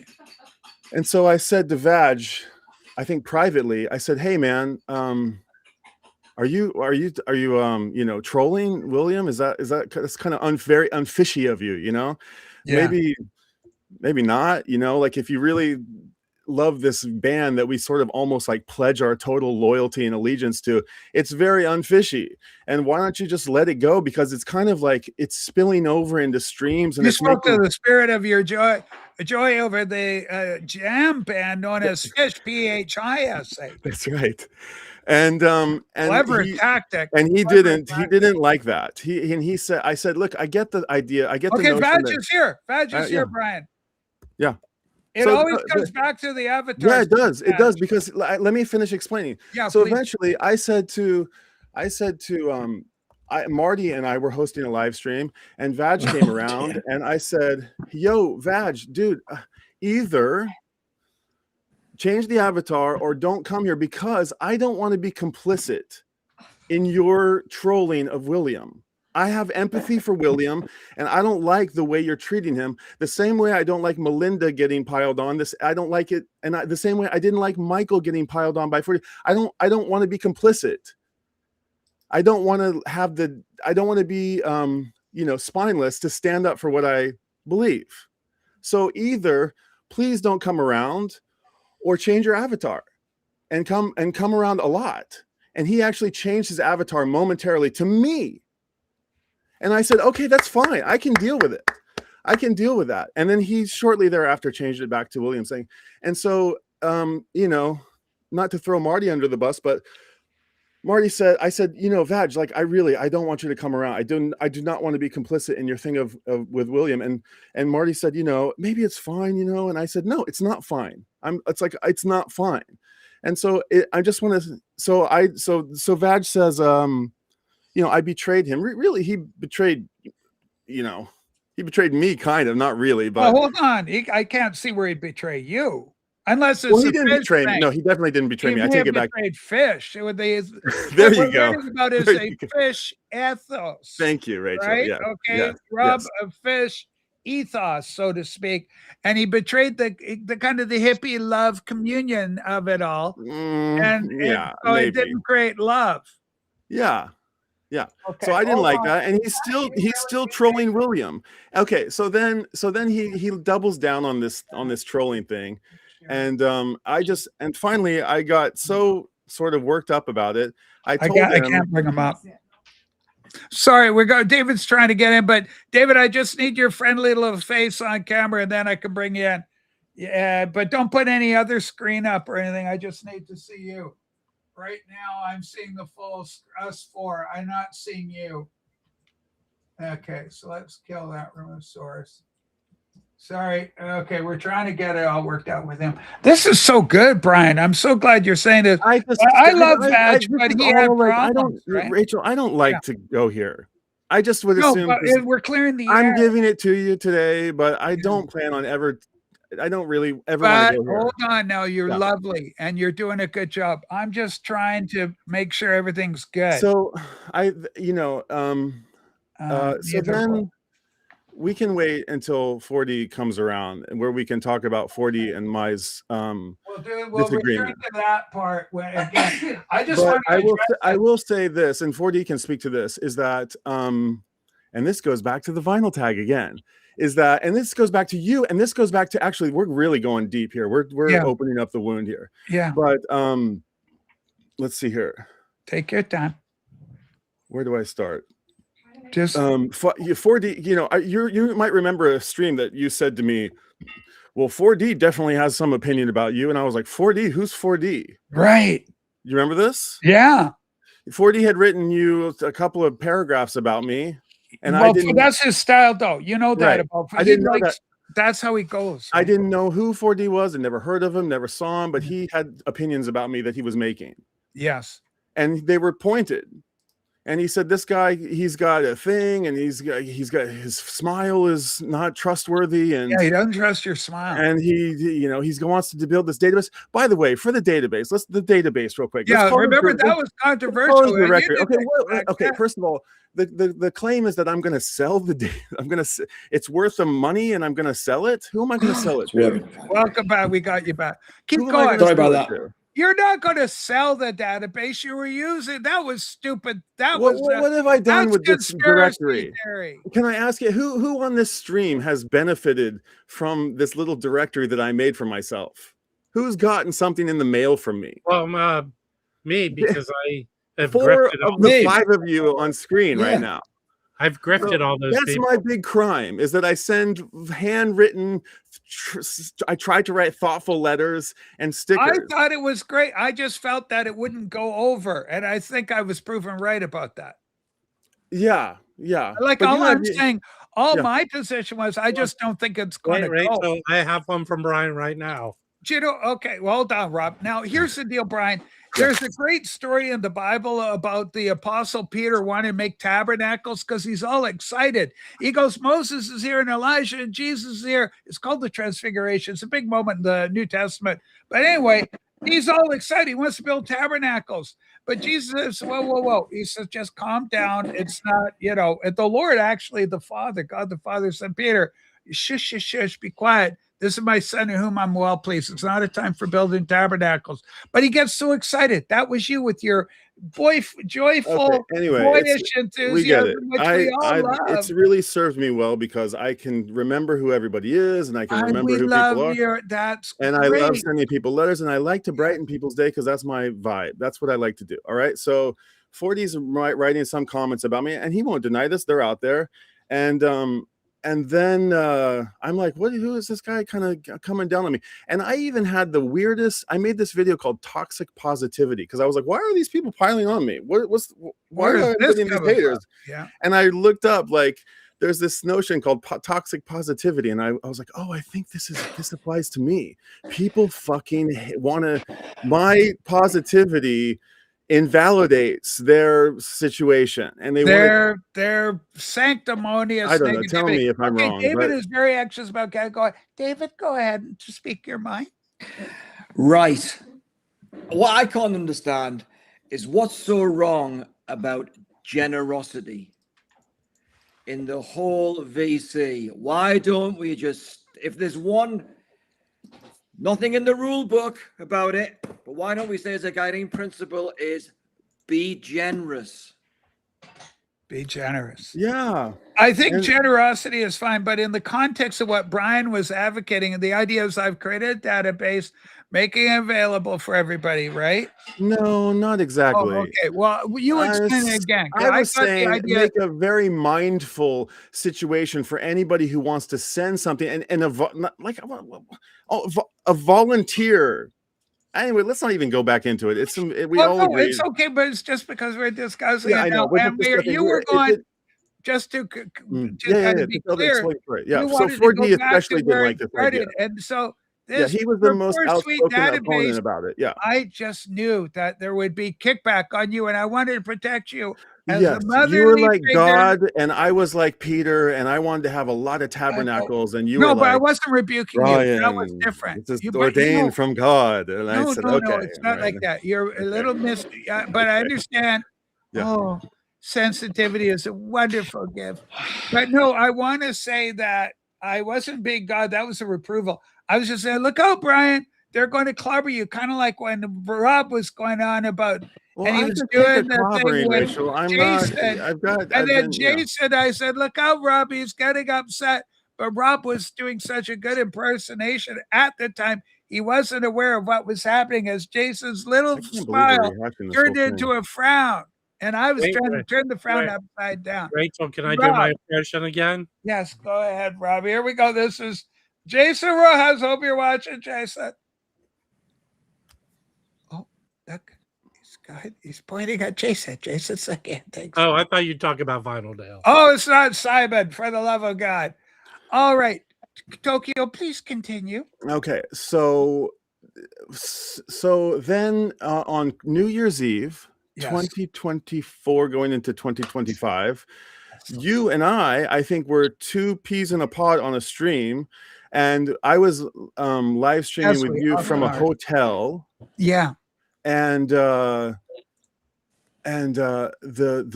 infamous Thor picture came to be. That was a difficult period for the vinyl community. And now, David, this predates your arrival, but Thor, beloved Thor, he was depicted as being a German Nazi when in fact he's just a German. I did see. I did watch them, although That I episode, wasn't commenting. So I do remember that episode. That was a bad, dark moment for the vital community. So apparently that was done in response to it was some kind of retaliation, if you will, or some kind of coping mechanism to deal with something objectionable that Thor had said, and that Jose and others and Stunty had said. They were coping with something that he said. It never came to light what Thor said. I never found out. I asked around. I never found out exactly. He never said anything bad at all. They were just over characterizing as such because of their political leanings. Anybody that is leaning right of center for them would be just was there a specific thing, or should we keep glossing over whatever it was? Was there a specific thing? Thor did not say anything. He did not say anything that could remotely be likened to Nazi propaganda or extermination of a people through genocide or showers or I never heard it. I never heard the comment. Trains or anything. I thought surely there must be some explanation. And you kind of cornered me and said, "Are you going to disown? You're friendly with this guy Stunty. Are you going to disown this guy? Are you going to disown him? Right? Are you going to disown this comment?" And I said, "Well, I'd like to hear more because I'd like to critically think about it. And I don't. What's the situation exactly? What did Thor say?" And you said, "It doesn't matter what he said. This needs to be condemned. And either you're gonna," and you were just doing your usual. Well, I'm done. Yeah, that's just entertainment. I know you were, but I'm earnest in that moment, and I thought, okay, yes, Rachel, I got to stand by myself. And here's the thing. You know why? Here, I'm going to tell you why, Brian. And I'll be serious for 1 second. And I don't like to be, but I'll be serious for 1 second. Now. Seriously, anybody who thinks Thor is a Nazi in any degree to lend legitimacy to that thought doesn't understand Auschwitz or Buchenwald or all the atrocities that resulted in 6 million people being decimated. Okay. And I encourage each and every one of you retards that believe that shit about Thor to watch Shoah or any classic or watch The World at War or anything. I don't, but making an ridiculous and offensive. I agree with you, Rachel. I 1,000% agree with you. But making that sort of incendiary lampooning of somebody is something that's out there. It's out there in the zeitgeist. People do it. It's a thing that we all know. They do it out there. It's out there. Them people doing stuff like that are what get people murdered. Okay. I agree with you. I don't like it at all, which is why I disowned it, which is why you put me on the spot. And I said, okay, I agree with you, Rachel. I'm going to disown fucking Stunty on this. I hate it. I don't like it at all. Well, only because you were coming in. What's Stunty doing? And my own take on it, my own discernment, my own gut level on the thing is, why are you going here that would add any iota of credibility to Thor being, quote, a Nazi? Why am I going here? Not today, but back then. Why did you come in? Hey, what did Thor do? That, is this something we need to be worried about? We're dealing with an actual Nazi in our midst. Should we exterminate the Nazi? Because I believe it's okay to take out Nazis. That's part of another. Who doesn't, Rachel? Who doesn't? Come on now. That's common sense. Well, I mean, that was my. But I wanted to let me understand why somebody would be driven to such a horrid, despicable thing. That whoever did it, who would be? Okay, what's Brian, the reasoning behind it? I just want to understand it a little bit. Here's Rob's going to explain. Brian and I have had these discussions before. Yeah, this is good. Brian, I think, reads these at face value. Here's how I read them. As someone who I like to think is more intellectual with his attacks, it's low-hanging fruit. It's cheap. It's lazy. Totally. It's laziness. Completely. I bet if you pressed people, if you met them in person, like if I was with Simon and his 4-foot-tall demeanor, and I pressed him on it, he wouldn't be that angry about it. But it's the keyboard warrior nature of our relationship. I agree, and I agree with everything else. I don't fucking stand. I thought it was rotten as can be, and I boycotted Stunty, and I unblocked him. I said, not until you apologize for this thing will I unblock you. And then as soon as I got off the stream, by the way, Rachel, where did that image come from? Stenny created it, I believe. Who gave it to you? It's nobody gave it to me personally. It just came into the ethos. People are saying, "Hey, this got out." It was shared. I believe it was. I believe it was shared on Stunty's live stream. Is where the origin. Who brought it from Stunty's live stream to you? Well, it's the vinyl community. A lot of people from his stream watch my show and vice versa, etc. So you don't know? I don't recall. I don't recall. Okay. I don't recall who introduced it and said, "Here's what's been drawn. There's a picture of Thor," and I go, "Well, that is absolutely horrific." Okay. Does anybody in the peanut gallery want to claim who gave it to Rachel? We can all agree it's probably just a fucking idiot. Okay. Yeah, I don't know who brought it. William could have brought it in. I mean, because whoever brought it is the same sort of, in my opinion, it's the same sort of deal as the press hearing from Paul McCartney that, you know, he tripped acid or whatever it was, and that it's up to the press to decide whether or not they want to publish that story or not. Well, he published it on his live stream, and then it became public fodder at that time. Okay. So the stream was public. The picture was made public. A certain segment of, quote, the vinyl community, which is ostensibly one whole entity, however disjointed it may in fact be in reality. I would like to know who brought it to you, because I didn't think that was good judgment. Stream, it became part of the public record and was presented here publicly. Right. I hear you. So anyway, as soon as that stream ended, that New Year's Eve night, as soon as our stream ended, I got off and I got a congratulatory message from somebody saying, good for you to stand up for that, and shame on somebody, or, you know, take a stand and have a spine, and good for you to shut that person out. And I thought, I don't think I like being congratulated for such a thing. And ask yourself why. Because I didn't know the details. I didn't critically think about the situation. I rushed to judgment. I was, with all due respect, I was pressured kind of into making that call, which I think inadvertently you were because as it was presented, as you came into the stream, the thing is, hey, what's going on with Thor, and is he a Nazi, or, you know, it was like that. There was a question of validity. Is Thor, in fact, is this a fair No, I never said is Thor a Nazi. Don't put those words in my mouth, Rachel. I never said such a thing. But that was liked Thor. That was the de facto reality. Not at all. No, that's that was the de facto reality. And I wish to God I had. I am going to have to disagree with you. I wish to God I had the clip. You have it. Yeah, you were asking what's this going on about Thor, and you wanted to know. No. I emphatically will say that I said, well, what it's the story. I never said, well, I would never say such a thing. I know myself. And if you want to say what do you think the story would be, Brian? Well, you can characterize it how you want to characterize it. I know what I said. And here's the thing. But this is the thing. It inadvertently, my question in it makes you look bad, I think. Not at all. Really? Because, and here's why. I think that's the beef. Yeah, okay. Here's why. Because Thor's on the channel all the time. Everybody here knows the fucker. Including me. He comes in.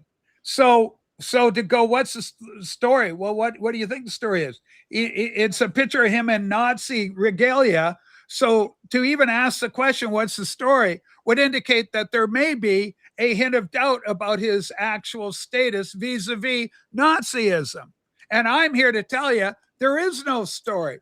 And to even ask if there's a story, and even a remote possibility the guy could even possibly be a fucking Nazi, why do you even ask what's the story? Okay, I think we've been through this once before, but I'm never once implied or suggested that anybody was a Nazi. Well, but the idea is the only reason you're talking about it because there's a picture circulating of him in Nazi and I want to gear. understand what sparked the emotion for somebody to behave that way. And without any answer, I'm uninformed. I'm completely uninformed, and I made a decision based on my being uninformed. And I don't like to make decisions when I don't know the details. Well, my instinct, my gut reaction, as soon as I saw the picture of Thor being a Nazi, I go, it's fucking ridiculous.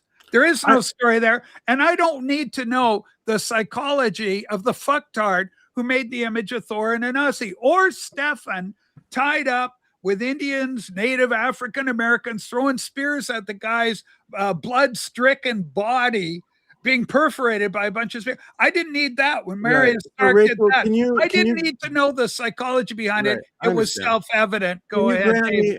Okay. Hang on, we'll go to Dave and then we'll go back, Brian. Right.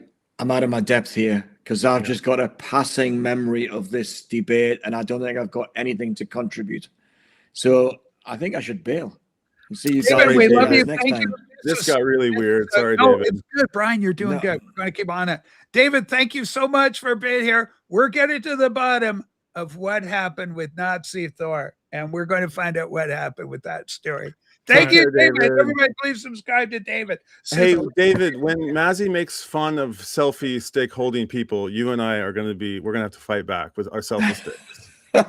I've just bought a new one. Okay. You should see the length of my selfie stick, Brian. All right.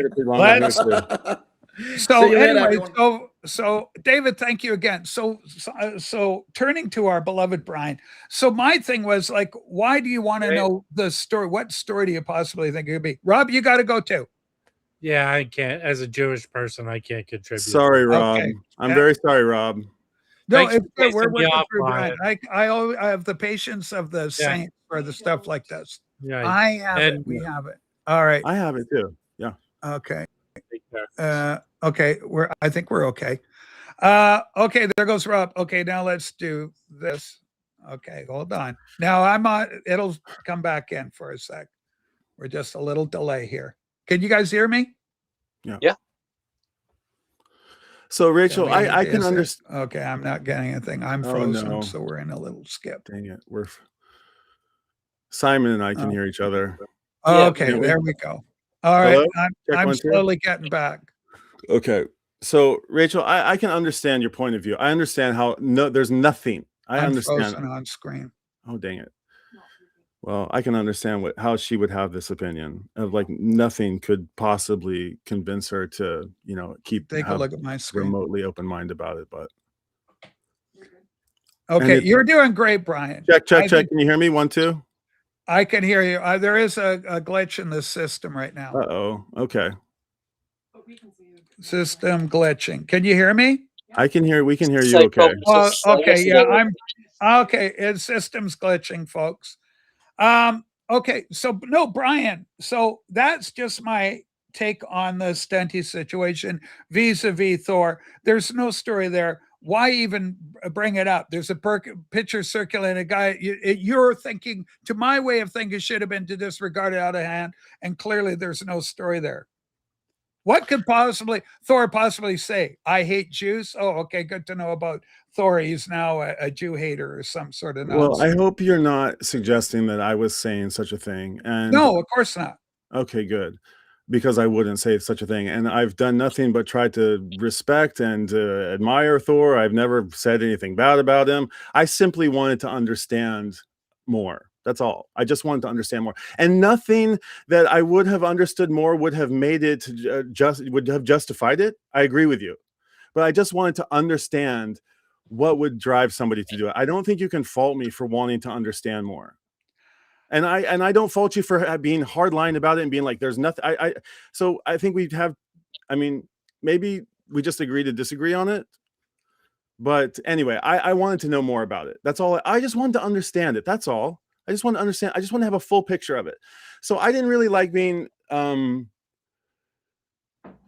congratulated for jumping to a decision that I wasn't really ready to know about exactly. And I wanted to understand the complete situation. And I wanted to apologize for my rushing to judgment. And so I made a video that apologized for that.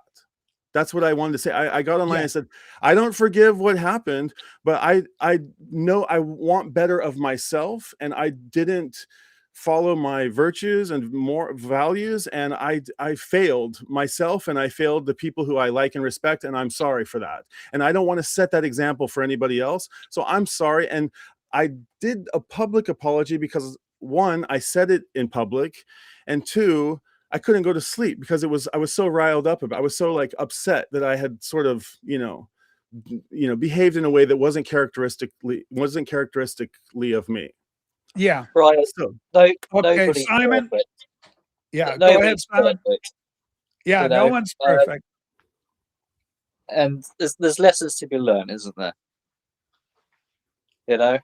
And it's all a learning curve, all this interaction, and you just have to sort of sometimes just take it on the chin and move on. Good point. Very nicely said. So can I tell you the reason I bring this up? Yes, Brian, obviously. Okay, because the person who congratulated me for saying this was Loki, and Loki, I had maybe projected upon him via you that he was this is quite a naive way of thinking, the end all be all arbiter of the peanut gallery. Yes. I didn't really understand the dynamics of the peanut gallery all that well, and everybody seemed to refer back to Loki, and I thought Loki. Okay, Loki.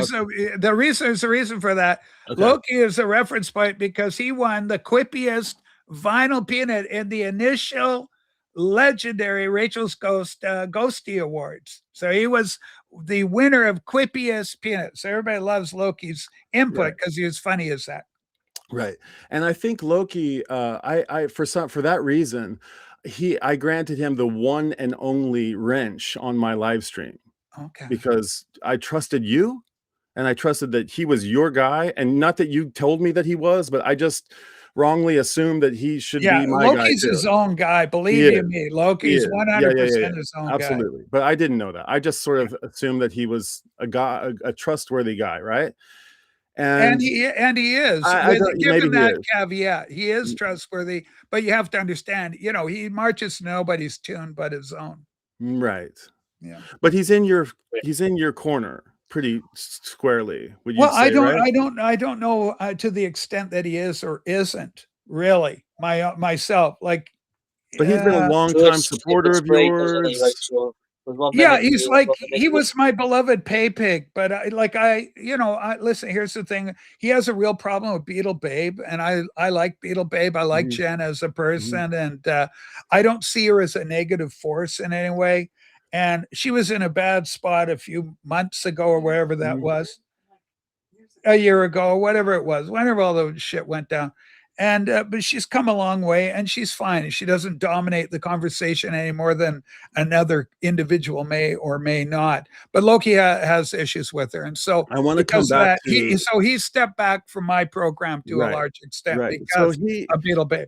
He's from what I understand, if I have this correct, you were hiving your. And I'm sorry to everybody. I'm sorry that this is doing good. No, I just feel bad because we're airing some dirty laundry here, but it's fine. This is good. We're working through it. So didn't the beef that Loki, among other things, that had with Beetle Babe had to do with the fact that she got privy to some of your behind the Patreon wall content? Is that right? And there was some debate about who it was provided by and who gave her the link to it. And yeah. That was true, and I even know the guy who was, because we sussed that out pretty quick. We were able to, right? And so that person, and he apologized for it. The person in question. And I'm not gonna take credit for it or anything. It would be foolish of me to say such a thing. But I asked that person to maybe not come around unless he made right by that. Yeah. Well, then he did, so I appreciate it. I know, and the moment you had to do, and the moment that he did, he was okay. He was back okay in my book because that's the right thing to do. Yeah, you probably didn't know that. He's in my good graces but too. Probably Loki didn't know that. I think he did. No, I was pretty forward because after the fact, he's come at me a couple of times and said to me, like, why are you friends with this guy who is a bad troublemaker? And I said, because I didn't say such a thing, but I said, because but because I saw he made right by his wrong. Yeah, I know that was explained to the peanut guy. I'm not the peanut guy, to the Patreon. By the way, I have a Patreon, folks. If you want to support Follow us, Rachel's Patreon, everybody. yeah, you can It's about time for me to get back on the Patreon. And we appreciate the support. So we'll drop a link to the Patreon. And we're thinking of doing a special Loki tier that's coming as possible. We'll see what happens. But anyway, so what happened immediately, as soon as I found, Sue and I kind of talked about it between ourselves. I say, you know who I think the guy may be is this character. Let's go put the pressure on him and talk to him. And then and we figured it out pretty quick because we blocked that individual. And then as soon as we blocked that individual, the thing cleaned up. And Rachel, and then he confessed that, yeah, it was me, blah, blah, blah. And you had the grace to forgive him. And I was immediately. I was really impressed by that. I didn't say it, but I felt it in my heart and I was really touched by it. That's my modus operandi. A lot of people have a conflict because I'm loud and brashy, Brian, as you know. And so Simon and I have had our loggerheads in times past, but I love Simon. I'm a big Simon fan. I don't feel about Simon the way Rob does. He's just a guy out there doing this thing. I'd love to have a pint with Simon, do it a heartbeat. If I'm in Tokyo, you're the first guy I'm looking at. Absolutely. Then I get rice patties. I bring Michael out, have a drink with him too. Because I don't care. I don't take any of this seriously. You guys are real human beings with real lives, with real people that love you and have your family. And at the end of the day, I'm a Christian. So there's no room in my heart, hate in my heart for anybody. For anybody. Hating is not good for you. The worst of it. I'm strongly opinionated. I have my principles and my values, and I operate according to them. And so I'm a firebrand. I'll vocalize them. But and if I get angry, I expel the anger, and then it's gone in a heartbeat. And then for you, but maybe not for others who are more, sensitive or emotional or empathetic, or maybe it just goes right off your shoulder. But other people are, really attuned to other people's feelings. Yeah, that's not me. I don't work that way. Okay, so in that moment, I thought that my guy who I had trusted to moderate my gallery, like I just didn't really, I came to realize in that moment that I want to be responsible for my own stuff. And I don't want to have anybody else be responsible for it. And I actually removed him as my one and only moderator. And I thought, okay, I'm going to moderate my own shit henceforth. Because if somebody's going to, if somebody's not going to have my best interest at heart in this situation, I don't, anyway, it was just what I would do, Brian. I mean, as for unsolicited advice, just if you ever wanted to and you're curious, go, hey, Rachel, I'm looking for some moderators. Who are people that you would trust? If you could only Rachel, you don't reply to emails. If you do 2 or 3 people, then I do try and reply to emails though. Okay, I'm sorry. I think I try and do. No, you do, but I'm mindful that I'm like, she's probably got. Like, I'm projecting that on you. I take it back. I'm mindful that. No, but like in this situation, like we're just rapping. We're just talking. Rachel, I would welcome the chance. I mean, I don't know if you would, but I would welcome the chance to have a longer, conversation about anything really, whether it be, anyway. Well, you could have me on your show one of these days or whatever. We just do a sit down. I'd love that. I would absolutely love that. And so I didn't know that Loki would become aware that I unmoderated him, unwrenched him or whatever, but he soon wrote me back and said, "Did you just unwrench me?" And I said, "Yeah, I did. I thought you would have like." I suddenly, after I apologized for this thing, and I don't think people really understood my apology, and and I don't really blame them. I didn't articulate it well enough, but I was trying to apologize, like I just explained, for rushing to judgment to somebody. That was what I was sorry for. I wasn't apologizing for anything else besides that. That was the one and only thing I was apologizing for. And I think people just got this situation conflated because it was the Nazis were involved, and it was just like it was an incendiary topic. Again, in the area of unsolicited advice, like the whole idea, like in terms of apologies and everything, apology, because the average individual sits back and asks themselves the question, what's this guy apologizing about? Like what you're sensitive to and what you're feeling is a miasma for them. They see yeah, but my channel is my. Yeah, that's fair. But and then they look at it with curiosity and sure. to some extent, some degree of derision and or critical humor, dark humor to it. I can live with that so long as I can stand by what I feel and think. Oh yeah, but here's the deal. Yeah. Stand by what you feel, independent of anybody else. So when it comes to what I do, I don't need it. The only person I answer to is myself and Susie. If Sue's not happy with me, I know it. Happy wife, happy life. So Sue's critical to the picture, but everybody else is like secondary. I don't give a fuck. You know, I like everybody. I like you all, Rachel. but I can't be bound to you all. I can't dance to that, right? So unfortunately that caused a rift for better or worse, it caused a rift between me and Loki. And in the mountain of comments that those apology videos got, there were many voices that were saying, at least you have your integrity intact, and others that were saying, fuck you, and blah, blah, blah. And strangely, very strangely, 4D came up with a comment and said, I see what you're trying to do here. I totally respect and admire it. And don't read into between the lines. I think I owe you one. Now, when did that happen? When did he write that? Write that on one of my apology video, on the apology video. Okay, so that's going back a while. So what happened? I think you guys were engaged. My feeling, and we need 4D on this. Yeah. My feeling is that I think he felt committed to you a little bit. You know, he was watching. That was the moment that he says that he gave me multiple chances. And you know, I don't want to get into it with him, but it was me who was like, oh, look at 4D. I'm going to give this guy who's been rotten to me. I'm going to give him a chance to. Let's see what else. Thank you. And I wrote back and I said, you 4D of all the people who could come and have my back on this topic, I'm shocked to read this comment from you. Yeah. And that's when that started a long dialogue with me and 4D. And I got to leave it at that because there was a point in that dialogue where it went a little bit sideways, and it's only fair if I can bring him on to talk about it. At the end of the day, you know, all I want for you is for you to know that I like you. That I think you're great. I'm a big fan. I like you, Brian. I feel like the both of you will be able to hash it out. He's a good man, 4D.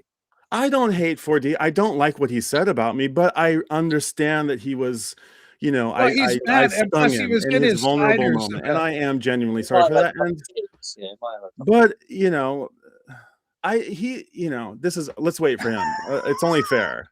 I want to have a cordial conversation with him, and I don't want to shout over him. And 4D, if you're watching this on double time on the replay, I'm sorry. I'd like the opportunity to say it to your face. I didn't like the way that you were acting, but we can talk about it face to face. We can do it, you and me, mano y mano. We can do it with Rachel. We can do it with. I don't care where we do it, but.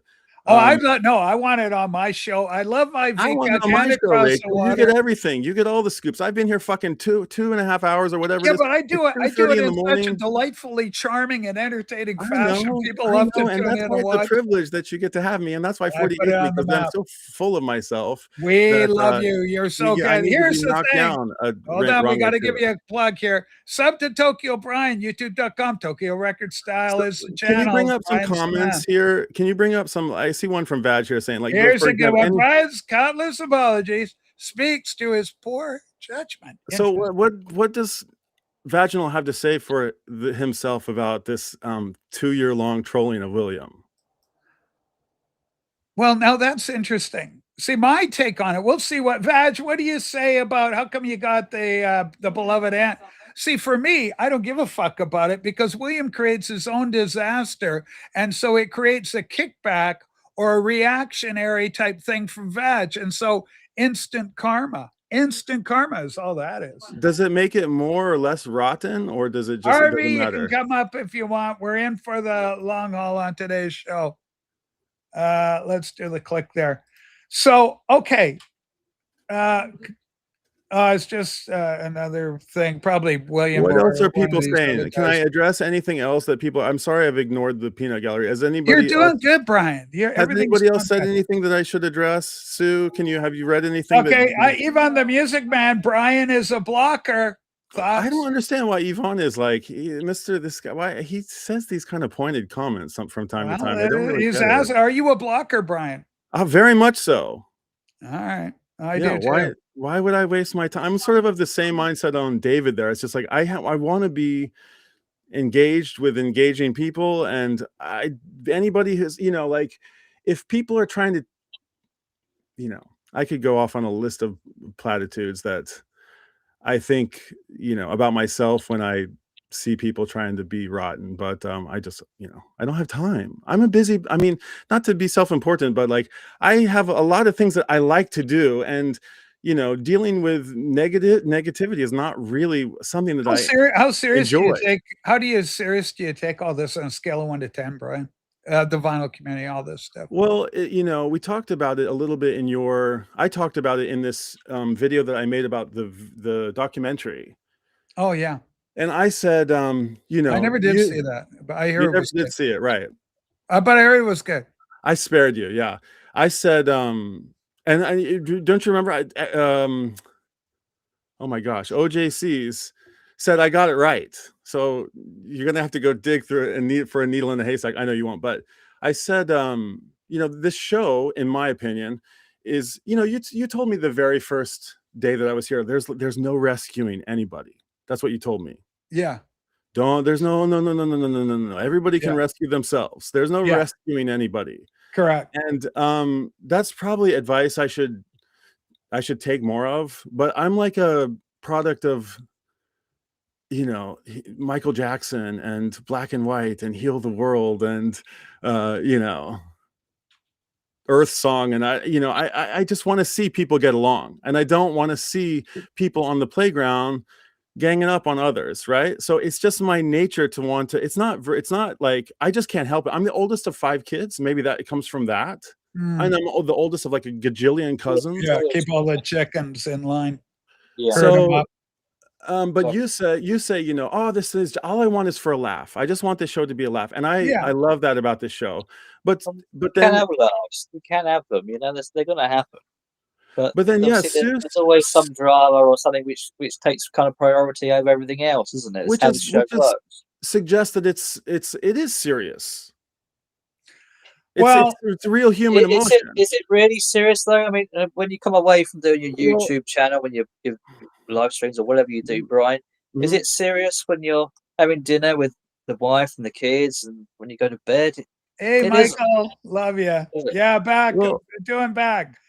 Michael, great to see you. If it's real, Michael, I love you. I hope you're doing good, defer to Michael. Sue on that, because Sue says in the documentary, I couldn't sleep at night at one point. Sue, do you remember this? You said something to the effect of like, something was weighing heavy on my heart and I couldn't sleep at night. Yeah, you see, once in a while. You said that. Well, yeah. Yeah, and as do we all. And I call it out, not to, you know, to call you out, but to empathize with you. Sue's lamentation is over her own behavior.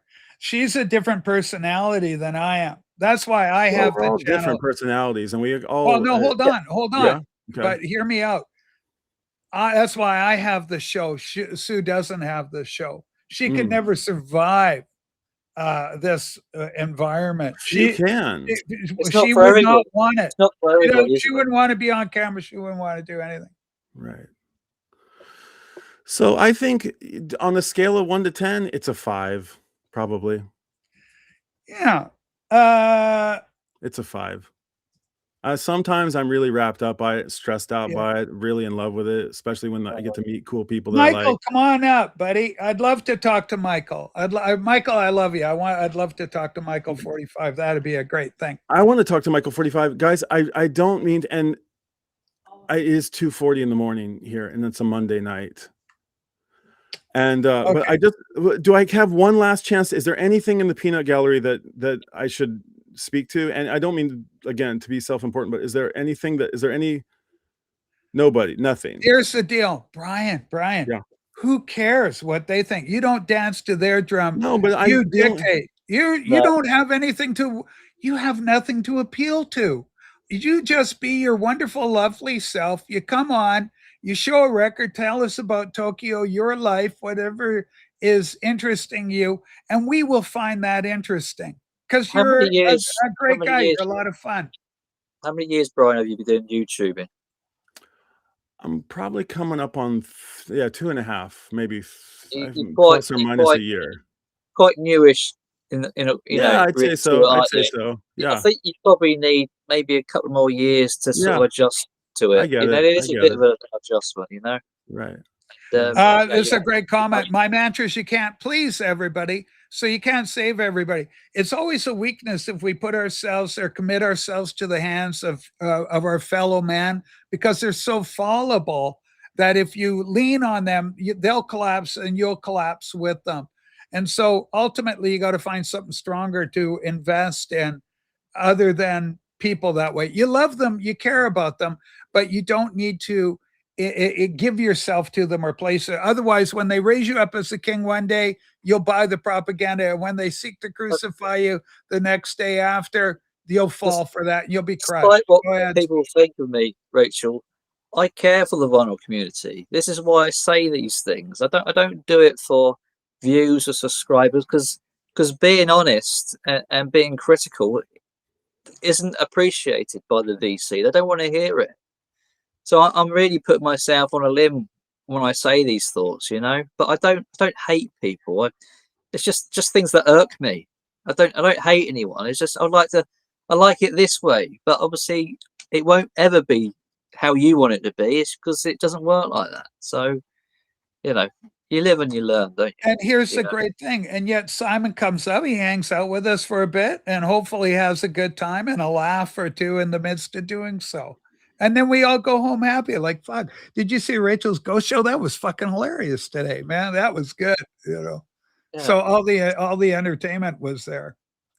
Here's our good friend Norman Maslow to join us. Is Brian trying to bring Tokyo, Japan into this war now? Is that what's going on? Yeah, we want to. It's the Pacific Front.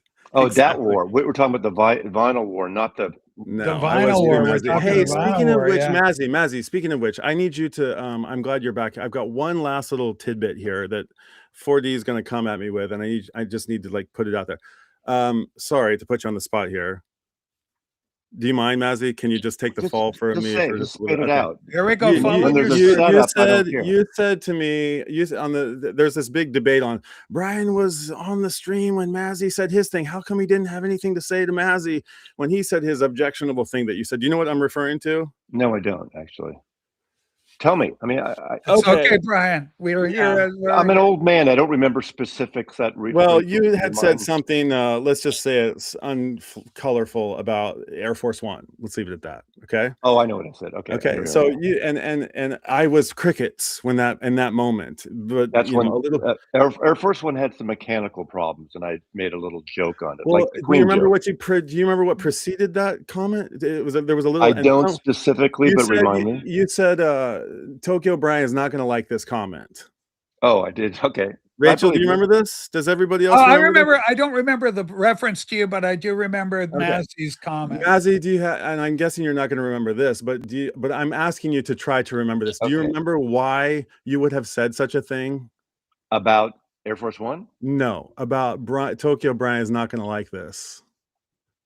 Because No, I know, because you've called me on stuff. You don't like when I attack.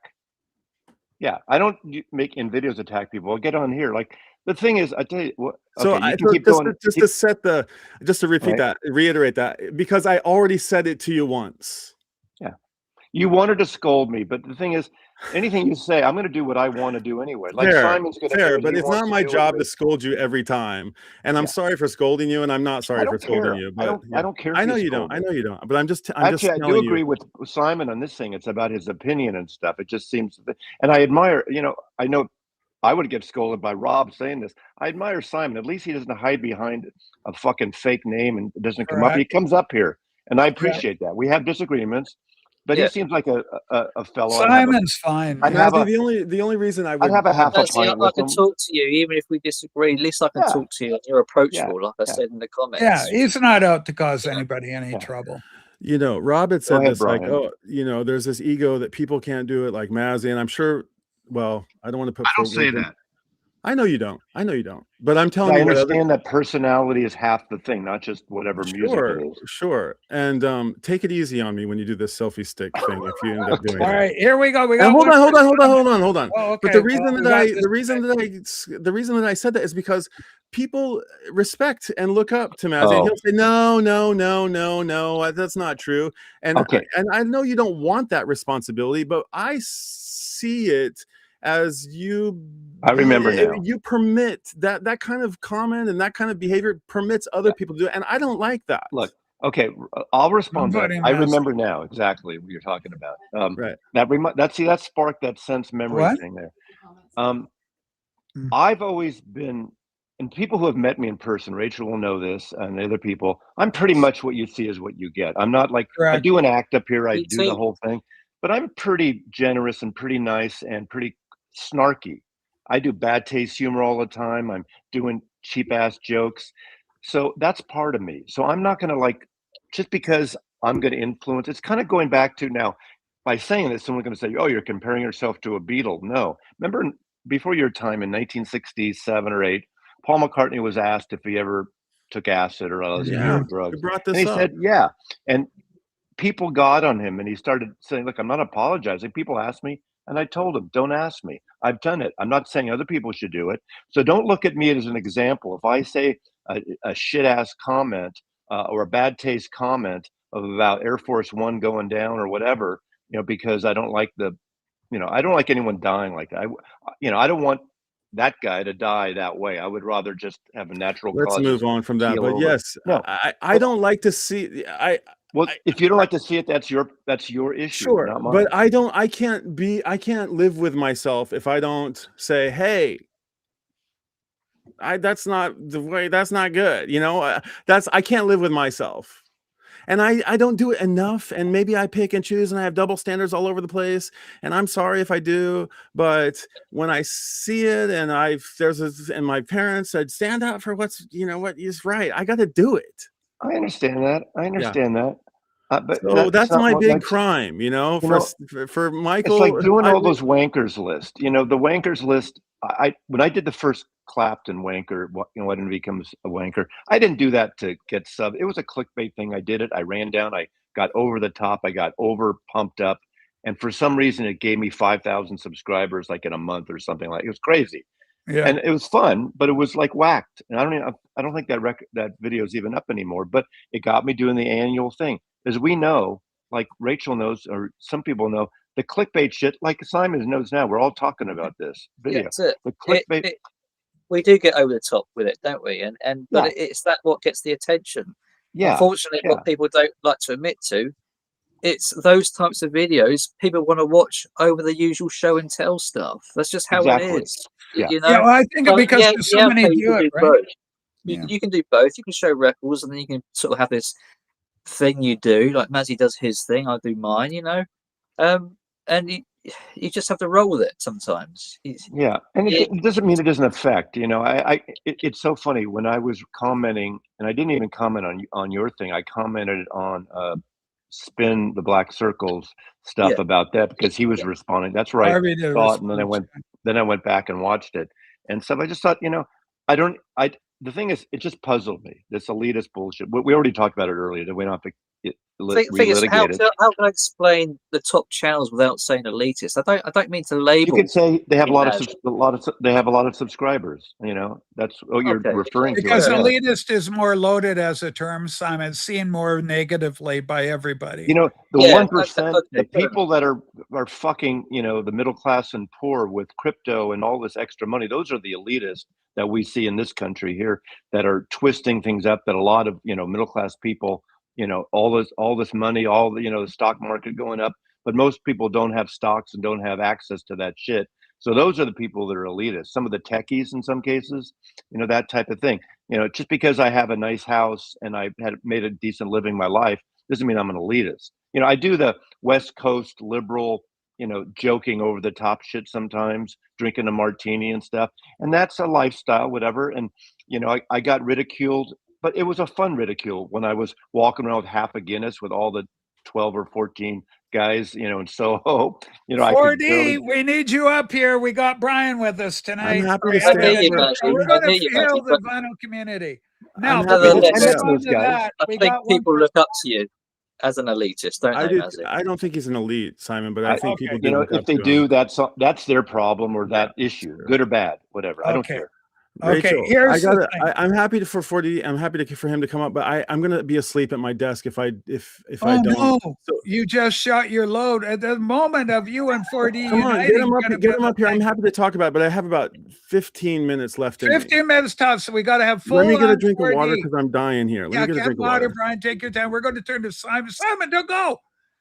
Holy smokes, we're trying to get Simon here. So we got Harvey. He was saying, it's your language, your bad language. It's bad for the children. Okay. But I'm going to let Simon answer this. But, you know, imagine a 15-year-old. He goes, Simon, it's the manner in which you do it. There's no place for calling people cunts or bigger cunts. It's your choice of language, Simon. You don't need to do that. Thoughts on that? That's just my sense of humor. You know, that's just said in jest. You know, you can't take that seriously. I should be here to freely express myself. Okay, it's words you don't want to hear. You know, you don't have to watch if it offends your ears. And if it does, I apologize. But all of us click that button. Right. We all click that button that says "not for kids" on our videos, and I say "fuck" and I say shit like that. And I even put an 18+ certificate thing on the title, so you know.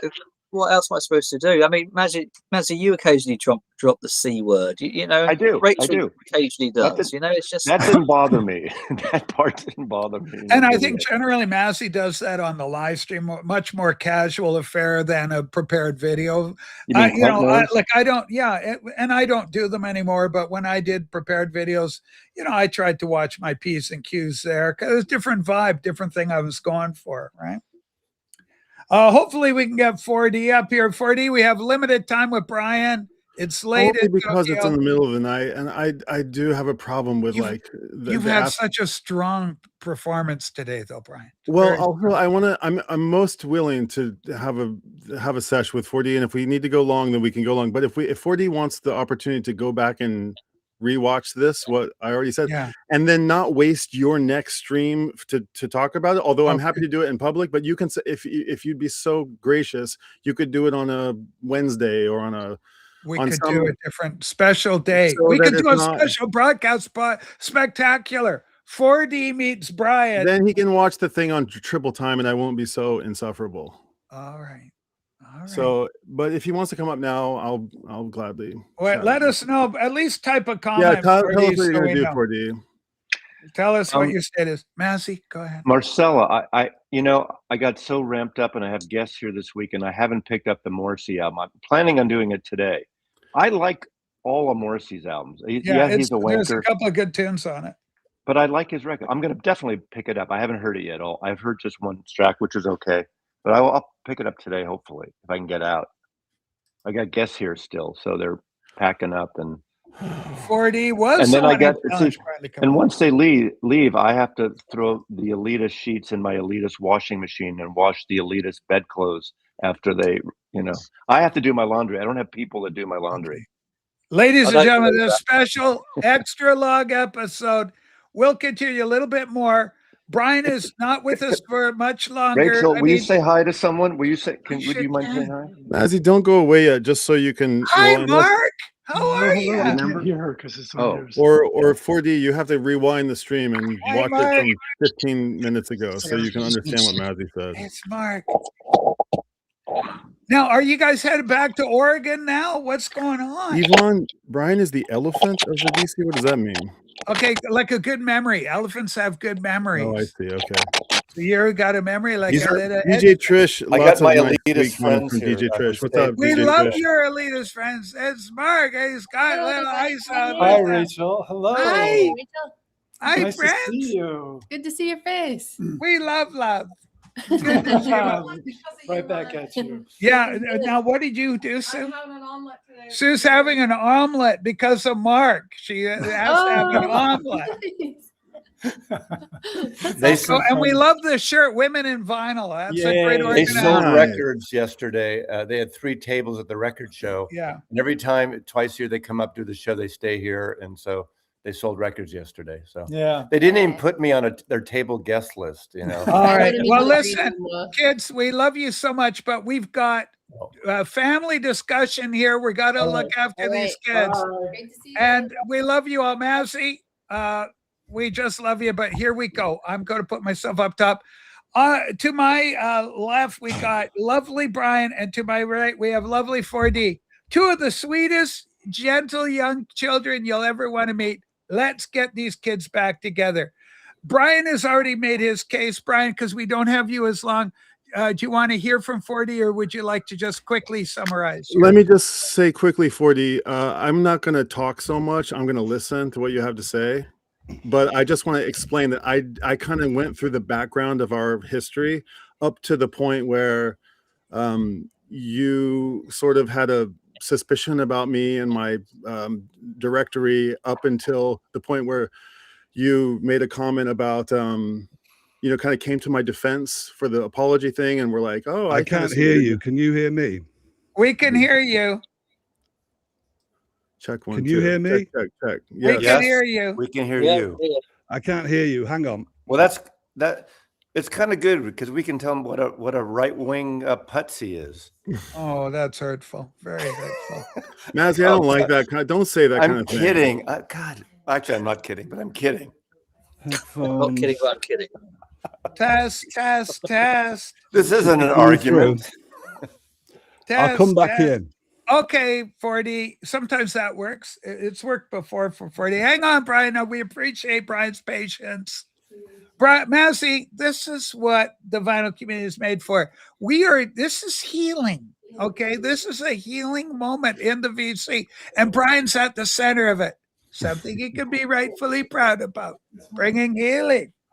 Mazzy, do you know who we had visiting us a little earlier? It was Michael 45 from Germany was in the video gallery. Oh, yes. Was he up on the? So great. We weren't able. He was a little tired. I wanted to get him up, but are we sure it was him? Are you sure it was really him? Sue checked and did due diligence. Now, folks, what you're about to experience is a healing on the order of what Simon and PB Tall are healed. Simon and I are healed, and I dare say, Simon and Mazzy are healed today. And Mazzy, do you agree with that? That you love Simon, that you're getting along fine? I have no problem with Simon personally. Can you say Mazzy loves Simon? No, I'm not going that far. It's okay. And I don't think he would go that far either. That's fine. Well, hold on. But, maybe but as I said, if I was in England, well, if I'm ever in England again and there was a meetup and I would, love him at the pub stool bar or the whatever. Yes, the bar stool bar. There was all those great. There's Pilton and John and Headley and David Donnelly. I mean, there was a good group, a good variety of people who in different music tastes there. Ladies and gentlemen, he joins us once again. I still can't hear you. No, don't tell us that. Can't hear you. Hold on. Maybe you need to light your incense. Check your output. What are you outputting your sound to? Output device, input I thought he's a movie expert. The input is working fine. It's the output. You know, make sure it's set to your speakers, not your microphone. We're seeing Brian's blood boil here. He's getting a little like test. I'm so bummed out at the moment. Actually, I'm so tired. This is one of the biggest moments we could ever have. I wasn't upset with Simon. I thought you were upset with Simon. No, he wasn't. He was once upon a time, a long time ago. Maybe. Yeah, a while ago. Yeah. I'll have to try again. Made up years ago. Can you hear me? We hear you. Yeah, we hear you good. Can you hear? We hear him. Tell him we hear him. I'm not hearing you. I'll try one more time. All right. Holy smoke. This could have been the biggest healing moment that I've ever been personal. I'm happy to go face to face with 4D. There's no issue whatsoever. But you're just so damn tired. No, but it's not that I'm even tired. It's just that I know how tired I'm going to be tomorrow. And I think it's actually fair not that it needs to be fair or not, but it might be helpful. Well, you know what I mean? It might be helpful for 4D to I don't know. He claims that he goes back and watches some of these streams on double time. Maybe that would be worthwhile for him to do, so he needn't repeat a bunch of things. Yeah. I just wanted my prayer. Go ahead, Simon. Sorry, go. So you could save it for another live stream. Yeah, you could. Let's see if he gets on. Let's see. Okay, we'll try one more time. Yeah, last time. 4D, one more time. This is it. The Hail Mary pass. We're going to throw long and hope to hell that this works. You know, next time, Rachel, just buy a Mac. Holy smoke. You know, it's not me. It's poor 4D. My system's working fine. It's Linux. I tell you, Mass. I switched from Windows to Linux, and there were some hiccups in the process. Believe you me. Believe you me. But we're back. It was working good for my system. It's worked quite well today. Holy smokes. Massey, you've had a strong show, by the way. I want you to feel encouraged about that. Okay, everybody, please be patient. 40 is coming. We're going to get healing. And isn't that what it's all about at the end of the day? What's going on? Yeah, I know. What's excitement. Gosh, Brian. Like Massey, you've had a strong showing. Made some really good points about loving and understanding. Well, you know, it's earnest. I don't want anybody to misread it and think that I'm like, this is Okay, but you know that Thor's not a Nazi, right? You're here on record to admit Thor's not a Nazi. I never once said such a thing, and I do not say that. I do not think that he is. Oh, thank goodness. We don't want that. Okay, here he comes. I'm sorry, Thor. I'm very sorry, Thor. Yeah. Okay, let's hope like hell. Now I can hear you. Okay. Okay. Simon, we're going to demote you for this portion as we present Brian and 4D, two friends, and we're going to unite you. Let's see how we got on. 4D, let's give 4D the opening statement because Brian's not here for long. 4D, make your best case of showing love to Brian, and let's see how we do.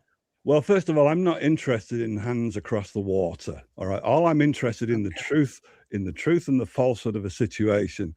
Now, I've been out all day reading a book and feeding the squirrel, so I've got fuck all idea of what you guys have been saying. So can you clue me in on what I've missed for the 4 hours? Okay, I'll very briefly. We bombed a country who wasn't attacking us. No, come on. Oh boy, here we go. Okay. So in short, Brian was at a loss to understand exactly why there was a falling out. Like you seemed to be in his corner, and then you went away, and you're not a friend. Brian, is that right? Not exactly, no. Okay, Brian, take it on. Here goes Brian to tell you 4D. Well, 4D, I want to listen. I don't want to talk. I want to listen, but I also want to explain that I stated at the beginning of my appearance here that I didn't entirely want to come up here without you, and so that we could have a, have it out. And but I also shared a lot, and I hope it's nothing that's untrue or that's not on the record out there. And I want to give you the chance to go back and listen to it on double or triple time, and then maybe. Well, how can I do that and watch this stream at the same time? So why don't you clue me in? Just do a synopsis on what he said to me. He said, "I'm sorry." He went out. Rachel, make me big again. Oh, sorry. He goes to Brian. Sorry, Brian. Brian sure runs a tight ship. Here we go. 4D. I'm sorry. What for? I'm sorry that I didn't have the grace to tell you what I wanted to tell you until a more opportune moment. And I'm sorry that in your moment of vulnerability and being sincere and contrite, and I came and said, and I came and interrupted that sincere moment, and I'm sorry for that. And if you could believe me, I actually came up to say that at that moment. I came up to say such a thing at that very moment, and I just wish that I had waited to discuss it with you in a different context and not publicly. And I'm sorry for that. I feel bad about it. I feel bad that you were feeling like, heart open, and you were giving yourself, and I ruined the moment, and I feel rotten about it. And I'm sorry. Okay. So have you just summarized pretty much everything you said before I logged in? You want me to summarize it? No, I'm asking you, in what you've just said, have you just pretty much fairly summarized what you've said in the last 4 hours? Because I don't know what you've said, so I'm asking you. Yeah, basically, 4D, what I said is that we kind of got off on the initially like a year ago, maybe, or something. Actually, about a year ago, on the wrong. I was kind of on the wrong foot, and we've rehashed this a couple of times. How I initially said 4D, who's 4D? Rachel had said that you'd left a couple comments about me, and that I didn't know if I was a trustworthy person or whatever. And you and I privately, I've read back some of the comments that you wrote about me before we kind of got to be pals, and you said to me, oh, that wasn't, I have a prickly side and I wish I hadn't said such things.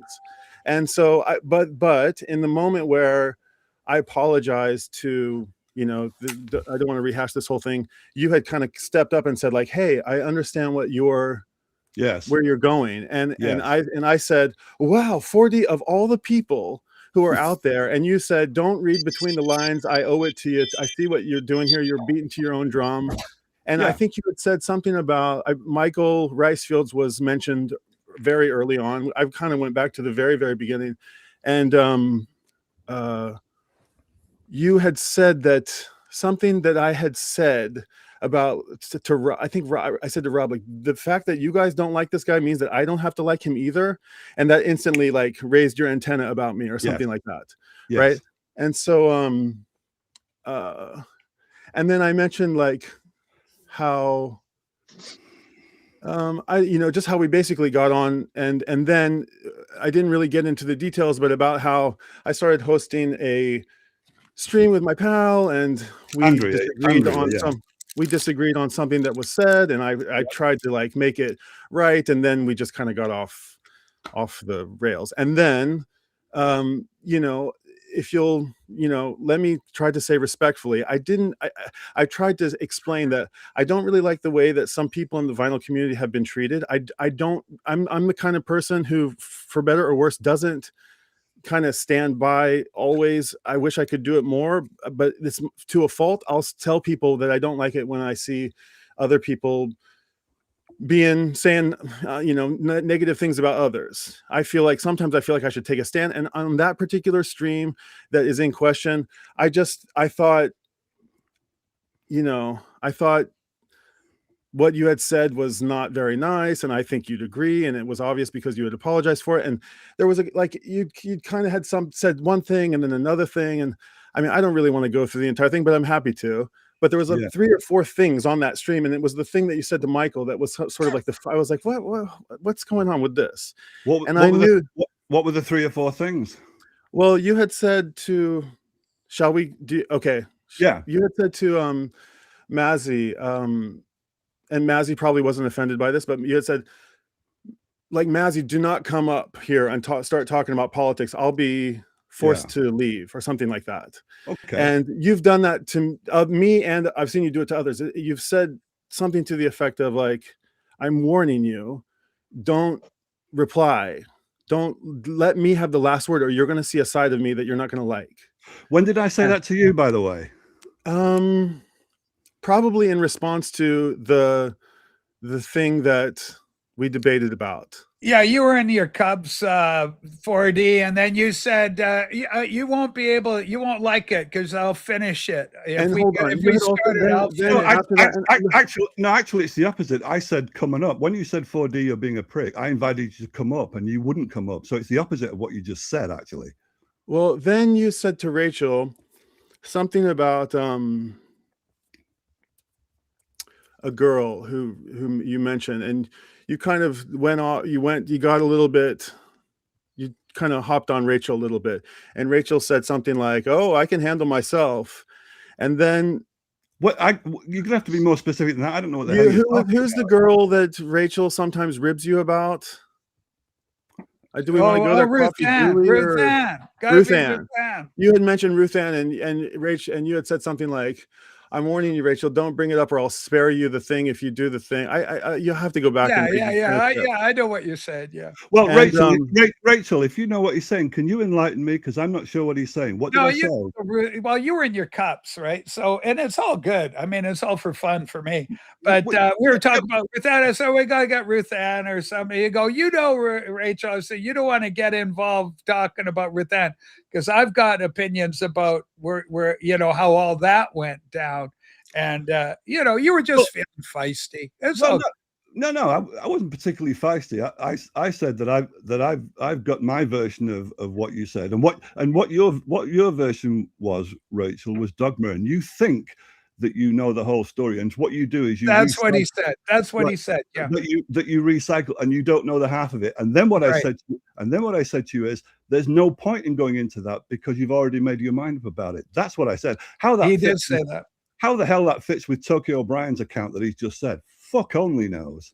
Well, we're going to find out. Let's find out. Well, Rachel, your reaction because if he's misrepresented me about that, I'm now wondering what else he's misrepresented me about in the last 4 hours. I've not misrepresented. Well, you can go back. You just did. Okay. So what else? What else have you said in the last 4 hours? Well, I don't think there's we can't go through the entire thing again. So I recommend you either go back and watch it and then we reconvene, or we keep going ahead and. Okay. What do you want to do? Because Brian, we don't have Brian for a long time. It's 3:15 in the morning here. Yeah.